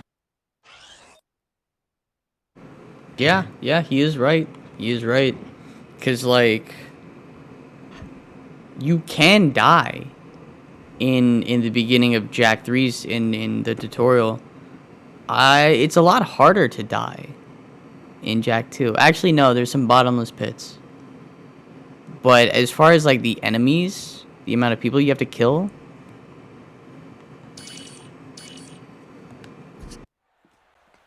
Hi, this scene was a lot of fun. Any scene that has Daxter and Pecker going at it like this is a lot of fun to animate. They're both really fun characters to do. What's interesting is this scene didn't have the gun in it originally. It just had Damus yelling at Jack, but it was decided that he needed to get the gun somewhere in this scene, so we had to squeeze it in there somewhere, and so the toss ensued. You mean you have to fight against actual people? Daxter grabs his face at this point, and that was an incredible pain to do, so I hope you all appreciate that. That's it. I want to be on his shoulder. Damn. Yeah, I have no idea how, like, animation works, especially working on video games. But I bet very small things like that are a pain in the ass. This is the scene where Damus realizes that Jack is a little bit more than he seems, speaking of which. One thing about this scene is that everybody who animated scenes in the arena ended up having to reposition everything because about halfway into production, they ended up rotating the arena by 90 degrees. It doesn't happen too often, but when it does, it's a lot of fun. Now, what's interesting about this scene is we have a lot of scenes in this game where the characters are basically doing a lot of explaining and a lot of sort of expository dialogue. So the trick in the scenes like this is rather than just cutting back and forth to a lot of talking heads, is to try to keep the camera dynamic with interesting angles on the scenes so you all don't get bored and button out of the cutscenes. Because, you know, we don't like it when you button out of the cutscenes. Once again, Daxter gets burned. Animating Daxter is very fun. Animating the little flaps on his hat is not quite as much fun.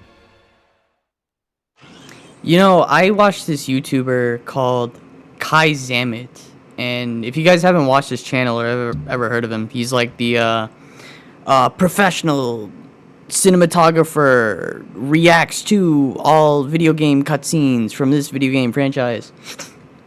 And he's actually very smart. He's actually very smart, and you can tell he's very passionate about cinematography. And so what the dev was saying just there about how you keep the camera moving, especially during massive amounts of, like, exposition dump and stuff like that, you keep the camera moving. And then, because Kai always says that cinematography just basically translates to camera movement, or, like, the moving of the camera, or whatever like that. And I always try to, like, pay attention to that and that kind of shit. It's always so cool. But I wish I knew the stuff that he would talk about. If you haven't seen his channel, you should check it out. It's called Kai Zamet. I think, like, I watched his videos on Uncharted. He really liked Uncharted, and he really liked the Batman Arkham games. This scene is the introduction to the precursor monk Seam. She was a really challenging character to animate because, unlike all the other characters in our game, she's very subtle in her motions for the most part, especially with her voice. She's actually voiced by Tara Strong, who does a lot of work for cartoons and video games. Did a really nice job with her. Thanks for the tip. One of the interesting things about this scene is that I animated it well before the final version of Jack for Jack 3 was designed. So I was actually using the old Jack model, the model from Jack 2, and when we changed the character design, we actually changed some of his proportions a little bit. So I ended up having to come back to this scene later and reanimate Jack's chest and some of Daxter's positions on his body armor because everything had shifted around slightly. I know it doesn't sound like much, but little things like that add up to a lot. Now coming up here is a little homage I did to one of my favorite actors. I'll leave it up to you to guess who it is. And now, time for a mini game. I fucking knew Seam was voiced by Tara Strong. This scene is one of the first times you actually see sort of something alluding to something bigger happening, where this dark satellite is here, and Seam is talking about how it's communicating with something even bigger. Again, we're just trying to foreshadow where this is heading, the story. One of the things that's interesting about creating these animations is, you write these lines, and then an actor will take them and bring them to life at one level and in the recording studio, and we go in and we direct the actors, and it's a lot of fun because the words just kind of spring to life. And then an animator gets a hold of it, and it's just amazing because they really breathe life into the character, and suddenly everything just all comes together, and it just becomes a living, breathing thing. It's quite an exciting thing to watch, really, from the beginning of script and text all the way to the end, when you see these characters actually feel like they're your friends, and you start to really know them, and they seem to feel like they really have energy and life behind the eyes. And then when you add sound and music, suddenly the whole scene becomes much greater than the sum of the parts. It's amazing.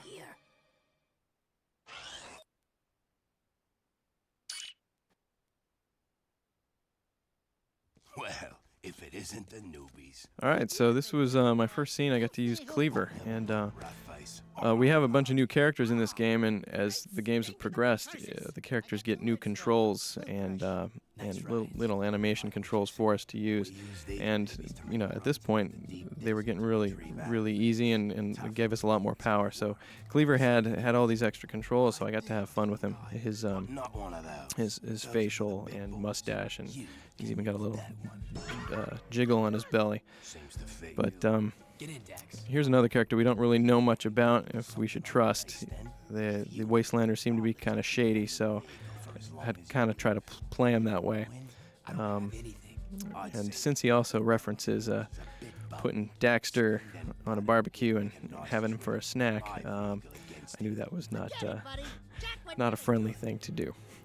But yeah, he's a fun character. One thing I can do, it's race. That's funny. I never thought, because Cleaver is like one of those meme characters, I'd say, but I never thought about the jiggle effects and the jiggle animations on Cleaver. It's crazy. This scene ran into a slight problem that we have a lot, where there's important information going on that the player must learn about, and there's other humorous antics going on in the background, and we have to balance the sound out, which sometimes can be disappointing to the animator, but it needs to be done for the gameplay. This was a fun scene to do. I got to abuse Daxter, fling him around. I love doing that. And here he comes again. On his way back, he'll be hammering away at the lizard, trying to get out of its mouth. And Baruch Baruch, some mumbo jumbo, which means spit out little orange lightning. There's no way Baruch Baruch meant that shit. Get out of here, bro. But yeah, what were the fucking light and dark eco crystals for? Did I completely miss that? Whatever. I'm enjoying this commentary so far.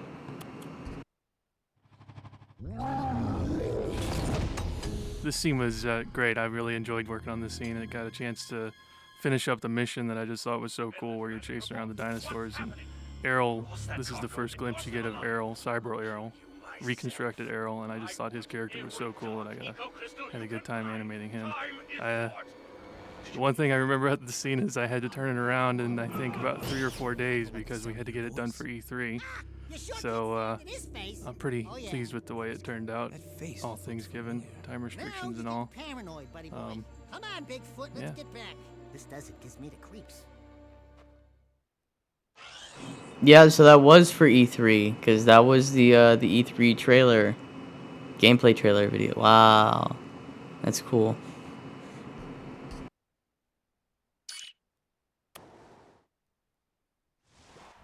So this is about the funniest scene I got to work on. It was a lot of fun just with Dax and Pecker jabbing back and forth and try to get as much personality and comedy into it.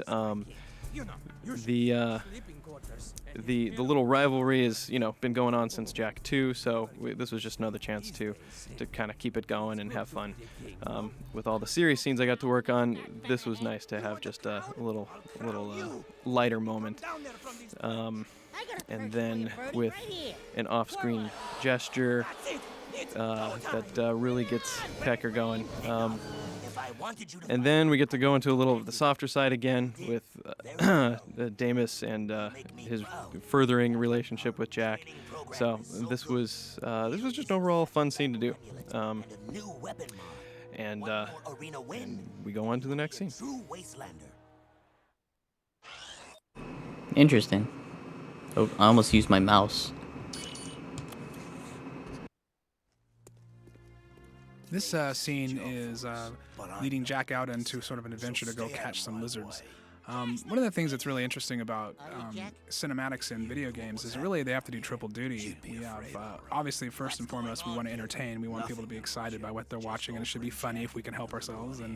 But also, we want to move the plot forward, so it has to have some reasonably expository stuff telling the player how this the story is moving, the arc is moving. But third and foremost, and obviously probably the most important, is we want to tell the player what to do. So basically, in a very short amount of time, we're trying to do quite a bit of stuff to make the scenes actually work as we write them and as we record them and of course animate them, trying to emphasize important pieces. So this is an example of him being sent out, and it goes through a whole sequence. And this is where Deimos for the first time is really kind of reacting to Jak as a father in a sense. He's almost like trying to take him under his wing. There are some strong paternal instincts going on here, and it's very new to Jak, something he hasn't felt before. So.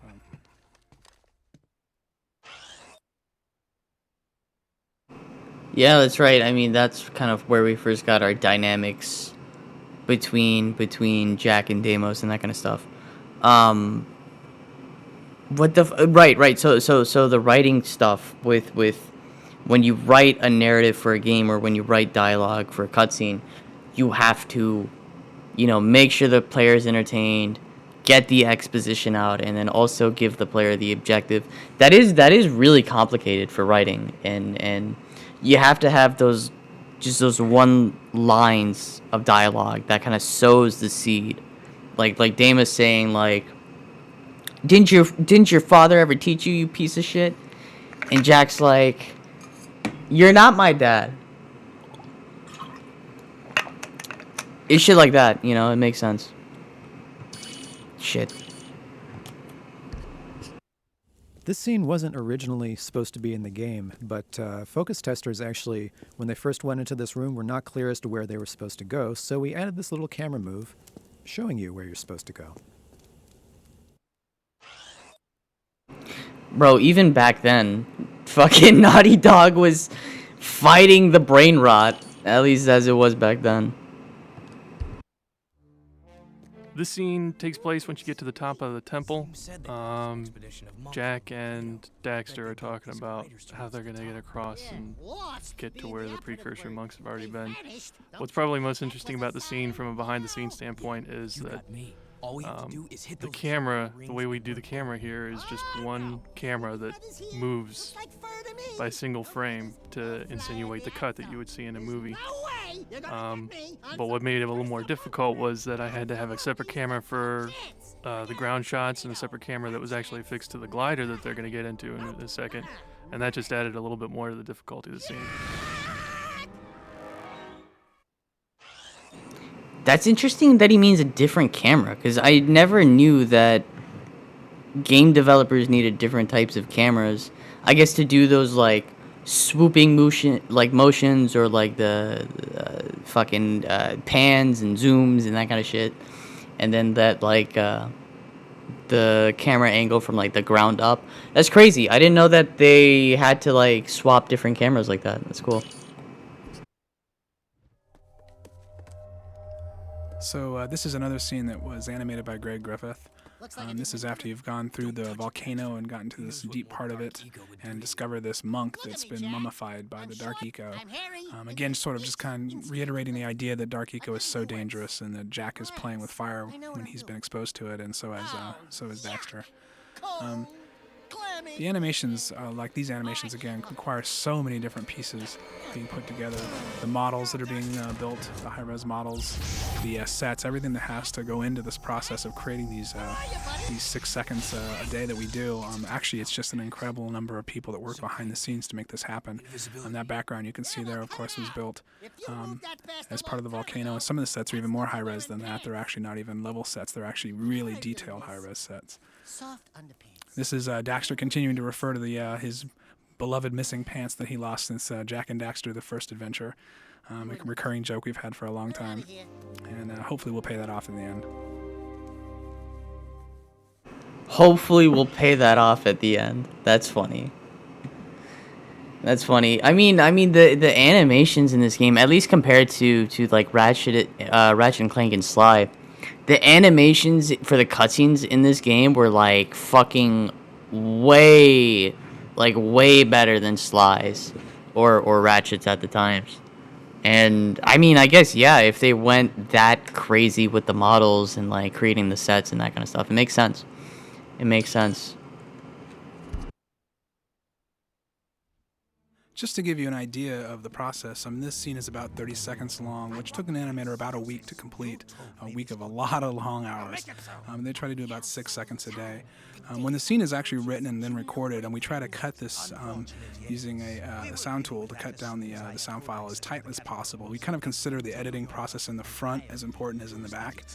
Again, it's almost like writing, where you think you've cut the scene as tight as you possibly can, and you come back a couple minutes later and it's still not tight enough.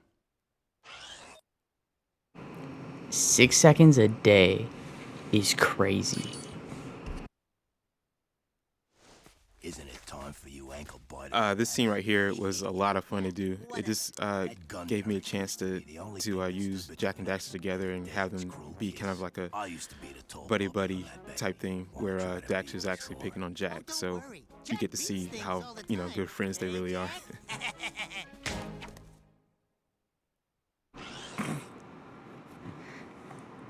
Crazy. Naughty Dog and their balls. They love it.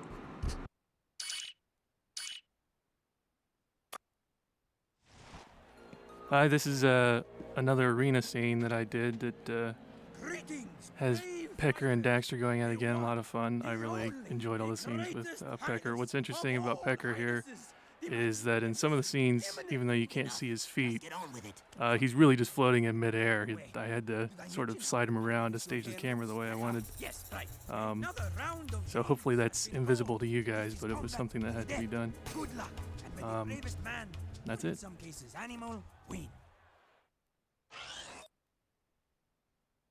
Yeah, the off-camera trickery is crazy. Cause like no, I never noticed. It always seemed like he was on the armrest of the thing. This is a cool scene right here. This is actually my first time animating a female in the game, and up until then I've been animating mostly guys, and so it was really tough to try and nail her down. And she's really sassy. She has a lot of attitude, so I just try to put as much of that in there as possible. But she also has like a really soft side, so I try to show that as well. And for the scene, it was a really, I guess, a tender, touching moment of some sort. So I try to play the balance very lightly between being aggressive and being very subtle. So I think it came out pretty good. So the Marauders have come over the hill, and I'm thinking 70s car chase movies all the way. He's not wrong with the 70s car chases. The way they kind of just like pull up. It's pretty simple. It's pretty simple. Not that's a criticism. I mean, just as a note of at the time. There was a, I don't know if I mentioned this on stream before, but there is a like 1970s movie. It's a Japanese movie called Hairpin Circus. It's got some really cool cars in it. Very, very cool movie. It's free on YouTube. Hairpin Circus, a 1972 Japanese film. Check it out. Okay, so I got a little bit of grief over that little bend into the Hellcat so she can get Jack's hoverboard out. But the way I figured it, if she had to get something out of the Hellcat, she'd have to bend over to get it. There's nothing implied. There was a lot of touching, it seems, back and forth between them. She keeps grabbing his shoulder or his hand. That kind of stuff looks real nice, but really hard to do. So this scene probably took a little bit more time than it should have, but I thought it kind of pays off with getting to see a little softness.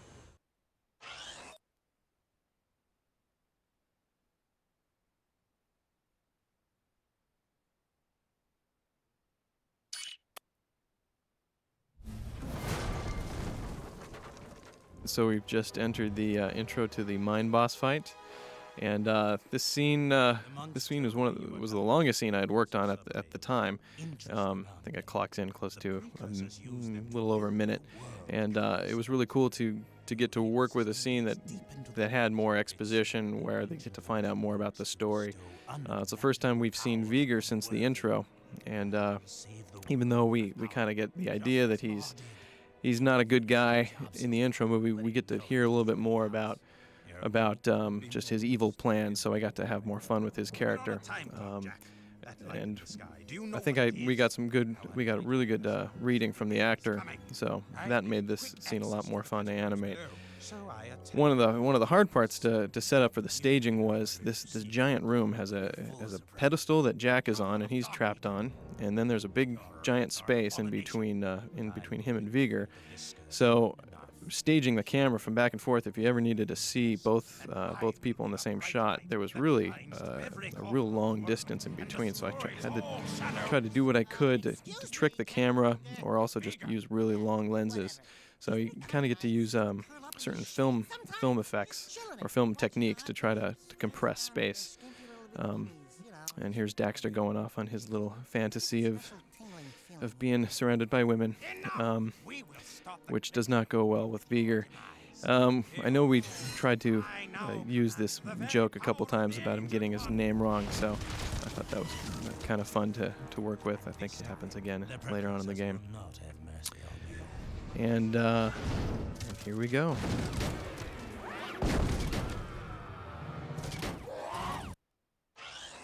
I just noticed a line from Viger where he just said at the end of this cutscene, "This time the precursors will not have mercy on you."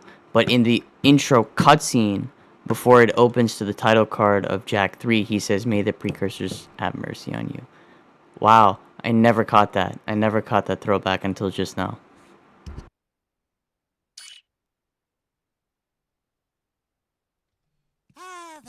This scene was a lot of fun. This is where Jack and Daxter finally get back to the Hip Hog, the Naughty Otzel, as it was in the end of the second game. Daxter is a little miffed that his bar has been taken over as headquarters by Torn. Just fun because they make a reference to the fact that they use the sign outside as target practice, and that gets played up in another scene, and the thing actually gets destroyed.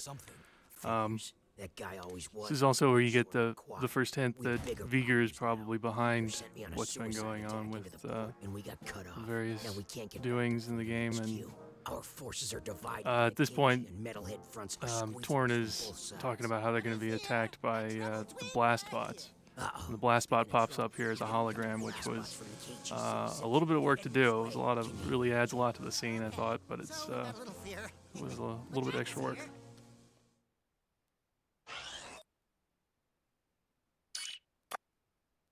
This scene was a doozy.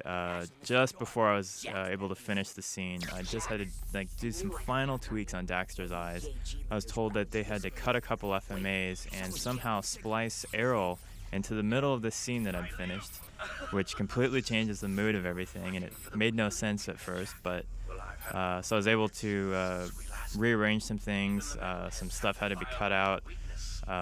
Dialogue had to be completely flipped and everything, so it was a big mess.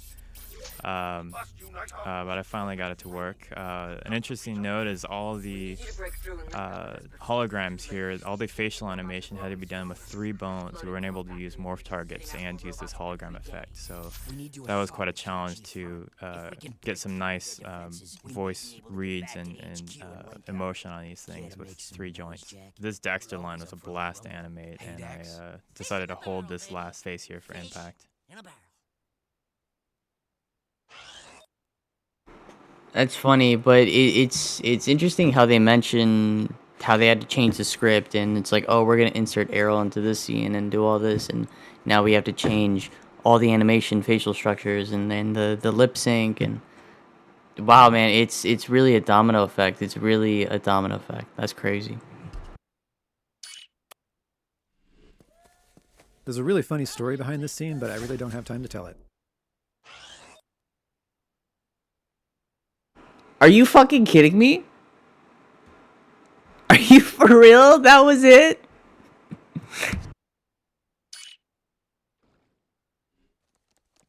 What's up, Oribu? This was one of my favorite scenes to animate. I got to do character interaction with Daxter and Tess. Certain body parts pressing up against one another, some hugging, and playful animation. And of course, it has chicks with guns, which everybody likes. She gets to lug around this monster gun, which is scaled down about 70% of the size it really is in the game for Jack. Otherwise, it was absurdly huge, which is only funny when Daxter holds it. It's a hobby. And here's their shocked response to her skills. And some more flirting between the 2 lovebirds. Yeah, we're chilling. We just beat Jack 3. We're actually going through the developer commentary right now. This is still being recorded for YouTube, so once we're done with all this, we'll get through it. I'm on Lovesick. But no, the cutscenes go through a lot faster than I thought. That's crazy. The I'll handle this. It's just no, they never did that. Dude, same, yeah. I mean, yeah. When we were talking about it earlier, like the Sly Games, Jack, and Ratchet. When I started this channel, I had to start with like these 3 games, and after I do all that, I can like branch out to whatever. Okay, on this scene, I tried to do a little different entrance. I was getting tired of Jack and Dax walking in with Dax on his shoulder, same time, every scene. So I thought it'd be fun if Dax just kind of came flying in and grabbed Tess. Now it was kind of fun to see her kind of go off and about her little fantasy world, and Dax is playing along with it. Hopefully I got to get the sense of get Jack's annoyance with the whole situation. But this is where we get into the meat of the scene, and they get to go on their gun course.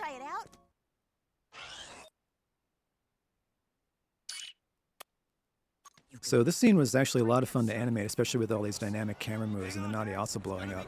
And hopefully the humor of the Naughty Otzel statue blowing up distracts you from the fact that there's no reference to the Dark Eco that you just rescued. That's funny. But once again, back to like the dynamic cameras and all that kind of stuff. It's like, because in one of the previous cutscenes, they were like, yeah, if we needed like a static camera from like on the floor pointed up at the characters, it would have to be one type of camera rather than like a dynamic one that has like pan or zoom in really quick. That's crazy. Yeah, yeah, it's really insane. I don't remember if Jak 2 had a developer commentary or not, but shit, I'm enjoying this. I animated this scene just before our focus test deadline. The whole thing was animated in one day. It was a really long, grueling day for me. And I realized that I'd forgot to add Daxter, and I hadn't even started him yet. So just put him in at the end, poked his head out. That's clever. That's clever. A lot of that where it's like, oh, I don't have time to animate this specific thing, so I'll just like do this little thing with them. Reminds me of that scene in Invincible where he's like, yeah, you know, with like it's the whole like fourth meta joke, how it's like, oh, when it takes a while to like crunch on animation, we have like B-roll playing or characters talking with their hand in front of their mouth, so you don't have to animate their mouth. It's funny. It's funny as hell.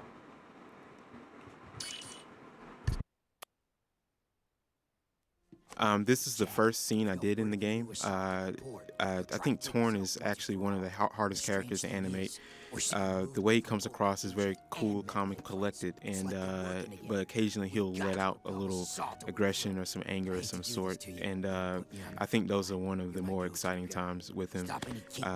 But it's cool to play that balance between cool and rage. Yeah, honestly, when it comes to animation, like body language is such an important thing. Like I try to capture some of it with like the MS Paint YouTube thumbnails, but it's like, bro, it's so fucking hard. Yeah. Yeah, especially since you also do like animation stuff, right? Like you get it. Like you know. Oh, I got told to bop my fucking views again. Classic. Classic.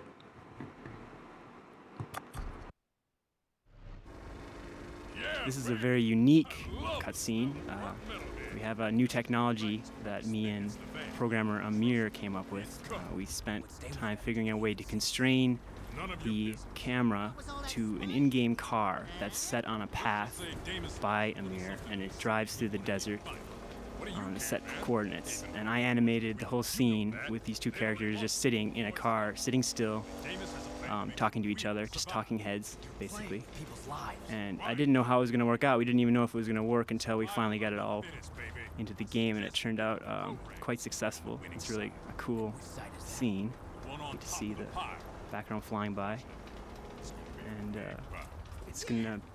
it was used also in one of the other scenes after the fact, and probably will be used much more in the future. I'll tell you when the action's coming.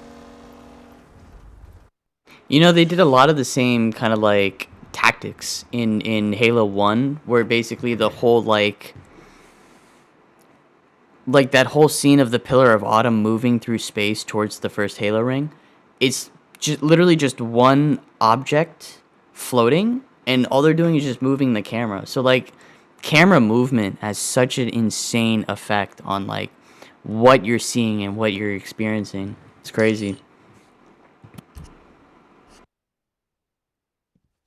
We may have a way to reach freedom. This scene right here was really fun because it was my first time to get to use Jinx, and this is the first time, his first speaking role in the game, so it gave me a chance to really kind of think about what I was going to do with him. So he sounded a little bit like a gangster, so I tried to add that into it a little bit and trying to make him seem kind of really slimy and a greasy type of character. So it was a lot of fun, and I got a chance to do some more gags with Daxter and in the cigar and things like that. So that was a lot of fun as well.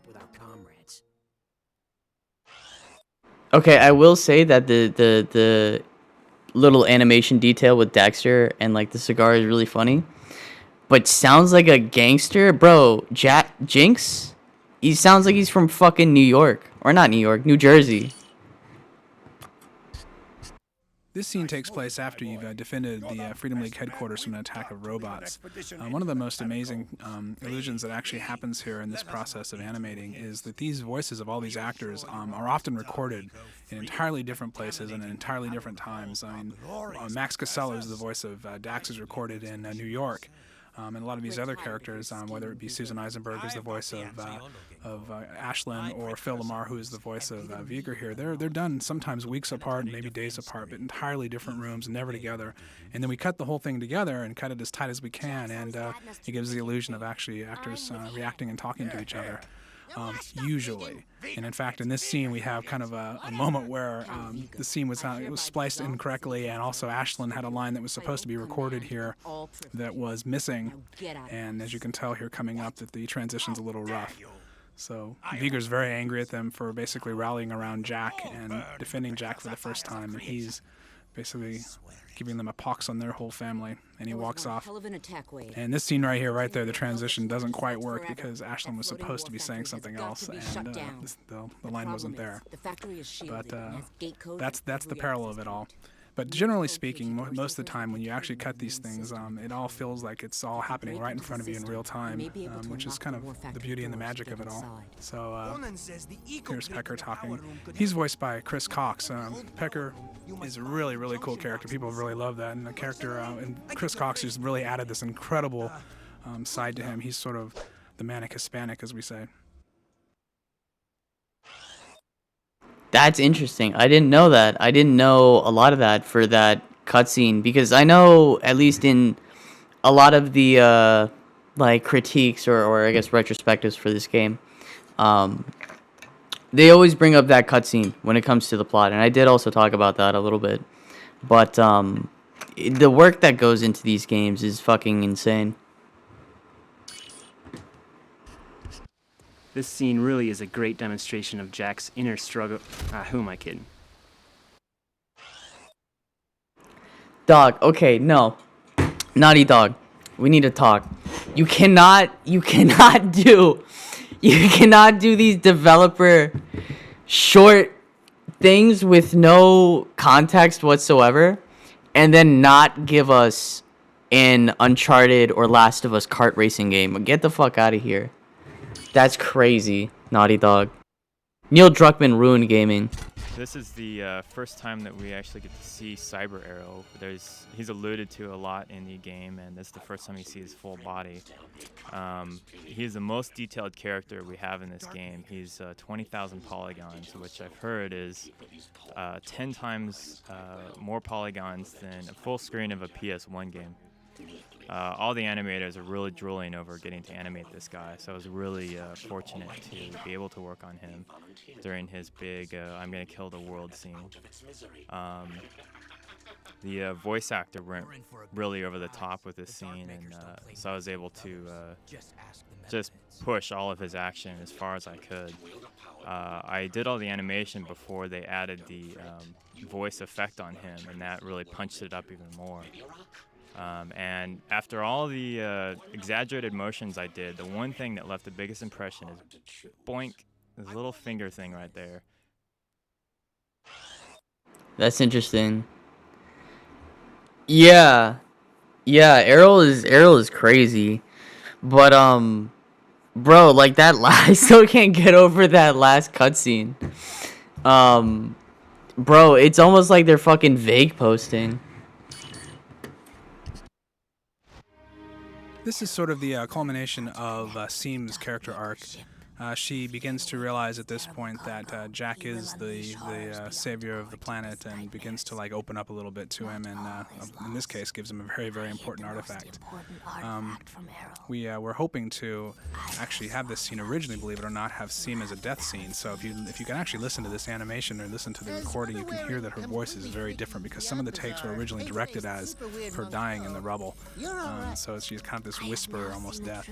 As you can see, Daxter is really funny. He's like my secret weapon. There's an old adage in Hollywood that if you have a boring scene, have somebody run in with a gun. Well, in my case, it's Daxter. I always have him run in. He's perfect. He's my secret weapon. Is my volume like too low?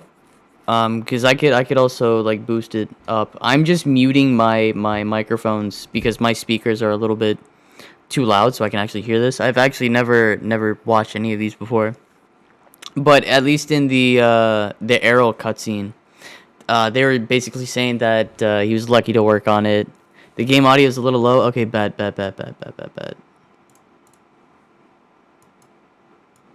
Boost this up to 80.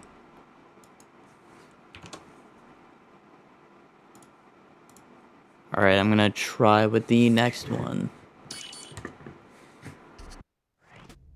This is a really cool scene. This is the Precursor Torres. It gave me a chance to really do some quick, snappy animation with Daxter, have a little fun with him, and that sort of thing. Is that better? And Jax is just kind of ignoring him and not paying attention to him. And of course, Daxter wants the attention. So I like the scene a lot. It's really cool.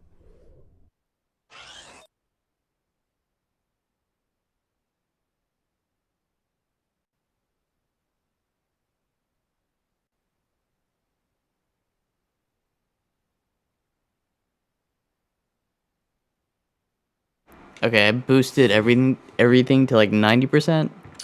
We'll try one more time.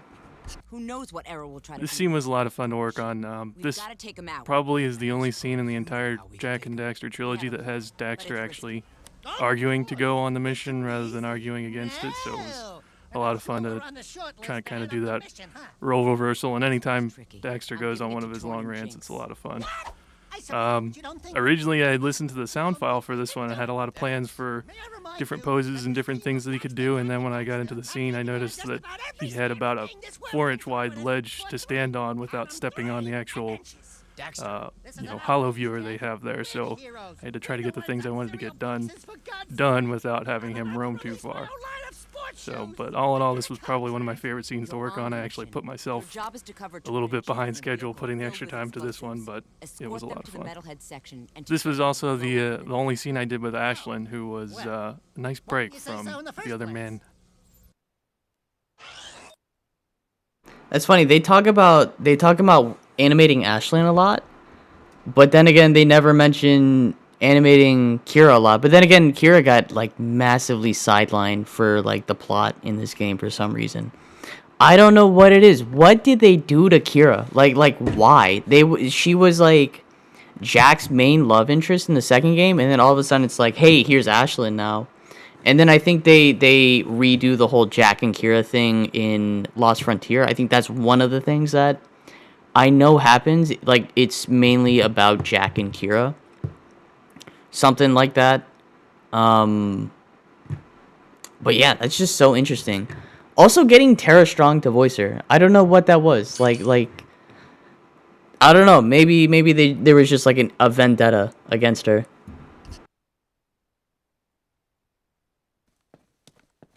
This is one of the toughest scenes I probably had to do. This had a lot of elements to do with it.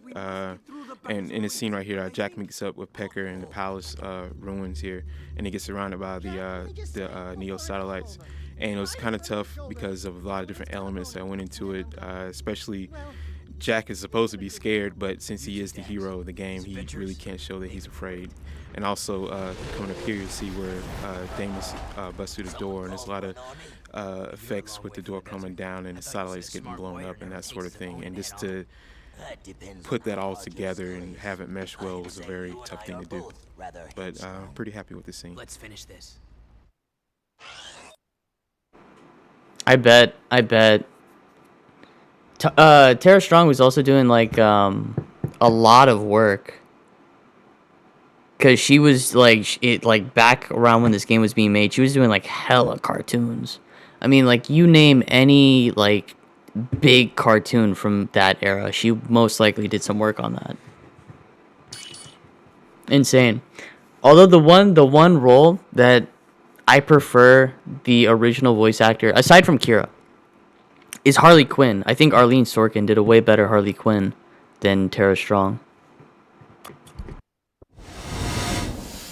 Okay, so when we first get our scenes and we listen to the audio, we get to sit down and look at what we're going to do for the whole scene. This scene presented a challenge in that there was a lot of stuff going on with not a lot of stuff going on.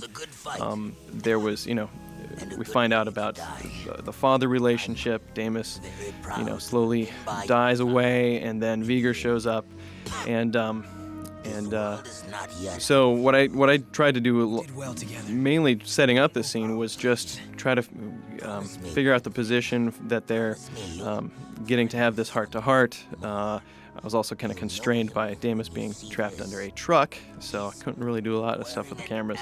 But once I set up the pose, I just really went around and tried to play with all the camera angles to try to get the most emotional response I could, because just the scene is so heavy.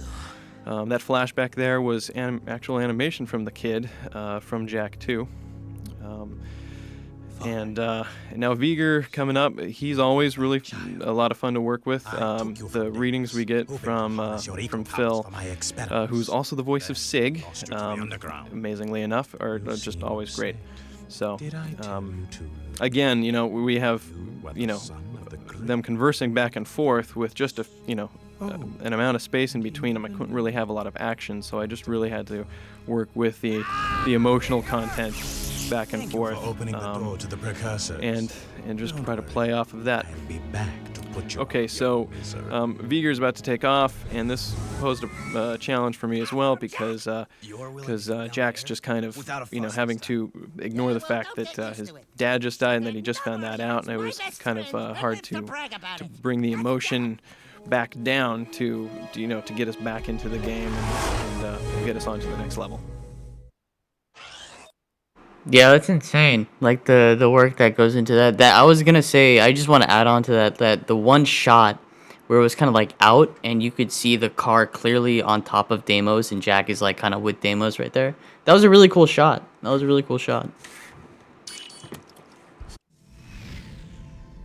The beginning of this scene is an example of what happens when an animator gets a crazy idea in his head, like, let's have all the lights turn on slowly and gradually. It's actually not quite as simple as you might think. It took a couple of programmers and a little bit of time to get it all working, but I think it looks cool.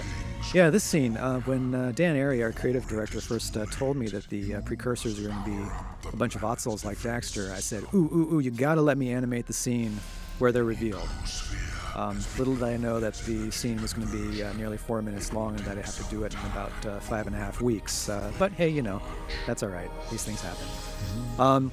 It's a very interesting, very complicated scene. There's a lot of characters. There's a lot of stuff going on. Here's a return of our precursor entity from the end of Jak 2, for those of you who actually managed to finish Jak 2. Congratulations. We've also got Viger in this scene. Viger, for me, I think, was one of the most fun characters to animate, not only because Phil Lamar, who also does the voice of Sig, did such a great job voicing him, but he's just got such an expressive face. So after he gets transformed and he's looking up and he's looking all smug about being imbued with precursor stuff, he has that wonderfully smug look on his face. Now, of course, at this point, this is where the illusion starts to fall apart. Jak and Daxter have had just about enough of being told what to do after 3 games worth of being errand boys for the precursors, and so we have a nice little off-screen crotch grab from Daxter. Been waiting 3 games to do that. And now the moment you've been waiting 3 games for, the big precursor reveal. This is something that I had talked about a lot with Dan, and we thought about many different ways that we could do this, and we figured it would just be best if we saw them from behind and they didn't quite realize what was going on, and then boing, and just a long take of everybody just sort of staring at each other and sizing each other up. These 3 precursor Otzels don't actually have names. They're referred to as Otzel Leader, who's the guy with the staff, Otzel Surfer, who's kind of the hey dude fellow, and then of course Otzel Dummy, who's the guy with the helmet over his eyes and who with the big buck teeth. Which is not to say that people with buck teeth are necessarily dumb, but these are just the way these things pan out sometimes. This part was a lot of fun to animate everybody's little reaction takes to what the precursors really are.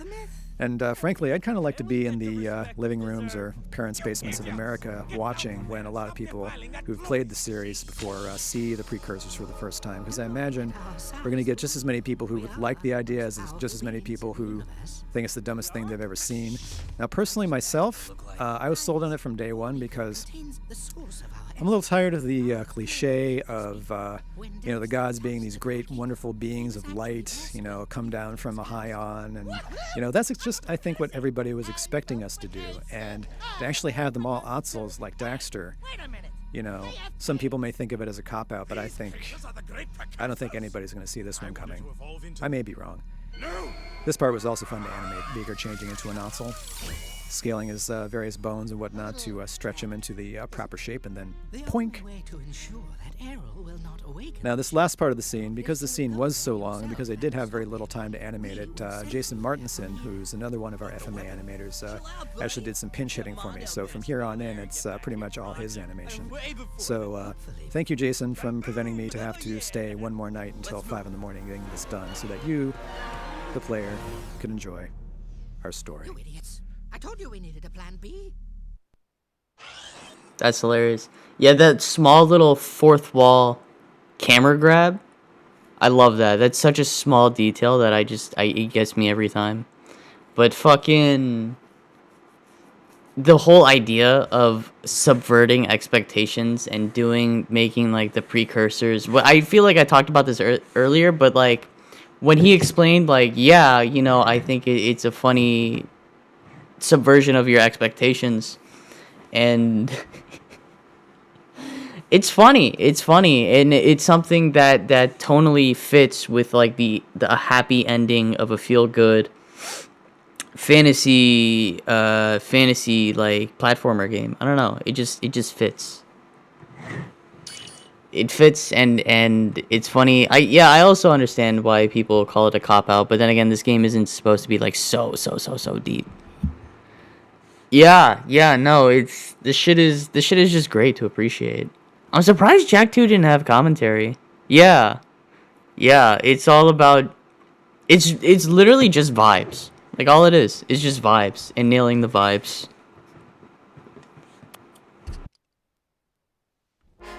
This is a fun one to work on. This is the first time we get to see the giant terraformer. It was the largest in scale creature we've ever done in the Jak and Daxter world. This is part of a 6-minute animation that I did for the actual boss fight when you're fighting this thing just after this movie. I painstakingly had him crawl over the entire world, this desert that we created in this large loop. It took a very long time.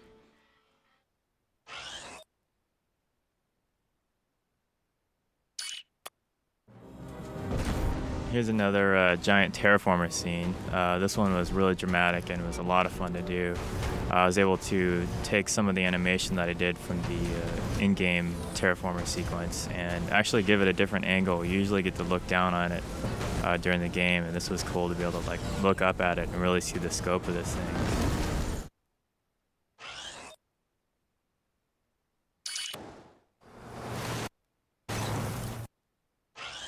I pressed the wrong one. I skipped one. This terraformer was a rigging nightmare because during the animation we kept figuring out new things that we needed to do, have the terraformer come apart, have these wings detach from it, and I was animating pretty much right on Mike's heels as he was rigging this thing. So we had to go back and forth a lot.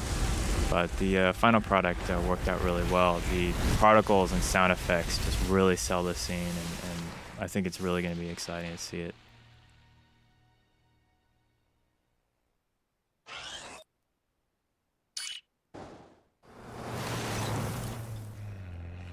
In all these scenes, I had to fake the camera a bit and fake the area of the desert so that you don't know exactly where he falls, because this could happen at any point during the gameplay. And then at this point, we switch out to the high-res level from the foreground object that I was animating, and have Jak climb up the top of it. I faked it a bit and just showed him pop out at the end. It's funny because as soon as he said it, yeah, it could be anywhere in the desert, and then it pans up and you see the fucking gate of Spargus. It's like, oh shit, it's like right at our front door. But the whole skipping the climbing animation, that is very clever.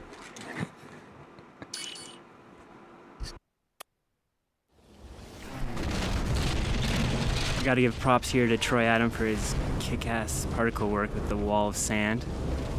This scene had an alternate version. We needed to show some sort of connection between Ashlyn and Jack at the end. And this one here was the original idea, which came up between a bunch of us. And there was another alternate that Neil, I kid you not, Druckmann came up with, where Ashlyn pulls down Jack's scarf. And it was a little more intimate, but this version works just as well. Neil fucking Druckmann? Neil fucking... That's crazy. Hey, fuck you, Neil. Free Palestine. And here we finally come to the outro of the game after a long struggle of many hours of gameplay. This scene is actually rather static. There's not a lot going on, it appears, at least in first glance, but really there's a lot going on in terms of technology. Actually, this scene, for the longest time, we were having a hard time with even trying to imagine doing with all the characters on screen. In fact, if you notice, some of these characters aren't exactly what they might appear to be. Kira, for instance, and Torn, if you actually watch them, if you notice, you'll pay attention, they're hardly moving at all because basically the models were simplified to only have one joint of animation to minimize the streaming data because we just couldn't have this many characters on screen at one time. And also, as you can see, the Otzels, the precursors, they actually have environment mapping on them, and it causes a lot of problems in the DMA memory to have this much stuff environment mapped on screen. So this scene, as simple as it looks in terms of actual action, is incredibly complex. So here we go, watching these people sort of wrap up their little story here. Jack's about to leave and do his thing. It was really kind of a funny point that actually, up until the very last minute, we thought Jack was going to get on the precursor ship and blast off into space for parts unknown until we kind of talked about it, and Evan Wells had a good point that he thought, well, you know what, actually, we should do is we should ellipse back to the beginning of the game and have Jack change his mind just like Daxter did in the opening scene when suddenly when the desk clears. Daxter's there waiting with Jack because they're inseparable, and of course Jack is as well. So it was a nice circular storytelling idea, and it ended up being perfect. Finally, Daxter gets his payoff here. He's been talking about pants for 2 games. He finally gets his pants, thank goodness. And this crazy precursor seems to want to turn everybody into a precursor, so he's a little trigger happy, isn't he? So here we see that Tess gets turned into a precursor Otzel as well, and so Daxter finally gets to get his little girlfriend, which is something we've been dancing around with for a while here, what we're going to do with this problem. Here we see Jack and the precursors getting ready to leave. As you can see, Viger turned into a precursor's kind of gotten his comeuppance too, and now he and Cleaver are going to be together, which opens up a lot of possibilities for the future in stories. Can you imagine these two together trying to rule the world? The stupid guy and the smart guy? So now Jack's really kind of getting his last moment of truth where he's being asked to go off and become this great superhero. And so this is how we end our tale after 5 years of storytelling and gameplay. We kind of wrapped up this whole experience in the universe, and but you know, Jack and Daxter are inseparable. They're just too good together. So with all our adventures this is keeping true to the franchise as well. And you have every scene we've got to end with Daxter just getting his punchline, getting his last moment and his last laugh. So after 3 great adventures, yeah, I think life is good. That's funny. Maybe Jack never really did go back to the past or create all Haven City and really was Mar. Maybe he really just did leave. You know, I guess thematically it makes more sense, mirroring what Daxter did. But yeah, no, Neil Druckmann, he's a good writer. He's a great writer. But bro, I like when I heard the story pitch for fucking Intergalactic or whatever, that was crazy. That was crazy. Is that all of it? Is that all the commentary? And here we finally come to the outro of the... Yeah, holy shit. Dang, we're finished with Jack. We're finished with fucking Jack. Well, Jack 3. And then we have Jack X. We're doing Jack X next. Thank you. I need to upload this to YouTube. Fucking... I mean, I saved. I know I did that. Yeah, it's fucking 2 in the morning. I do actually need to wake up early, so I probably won't be continuing the stream. I thought about doing some Assassin's Creed Unity later, but that probably won't be happening.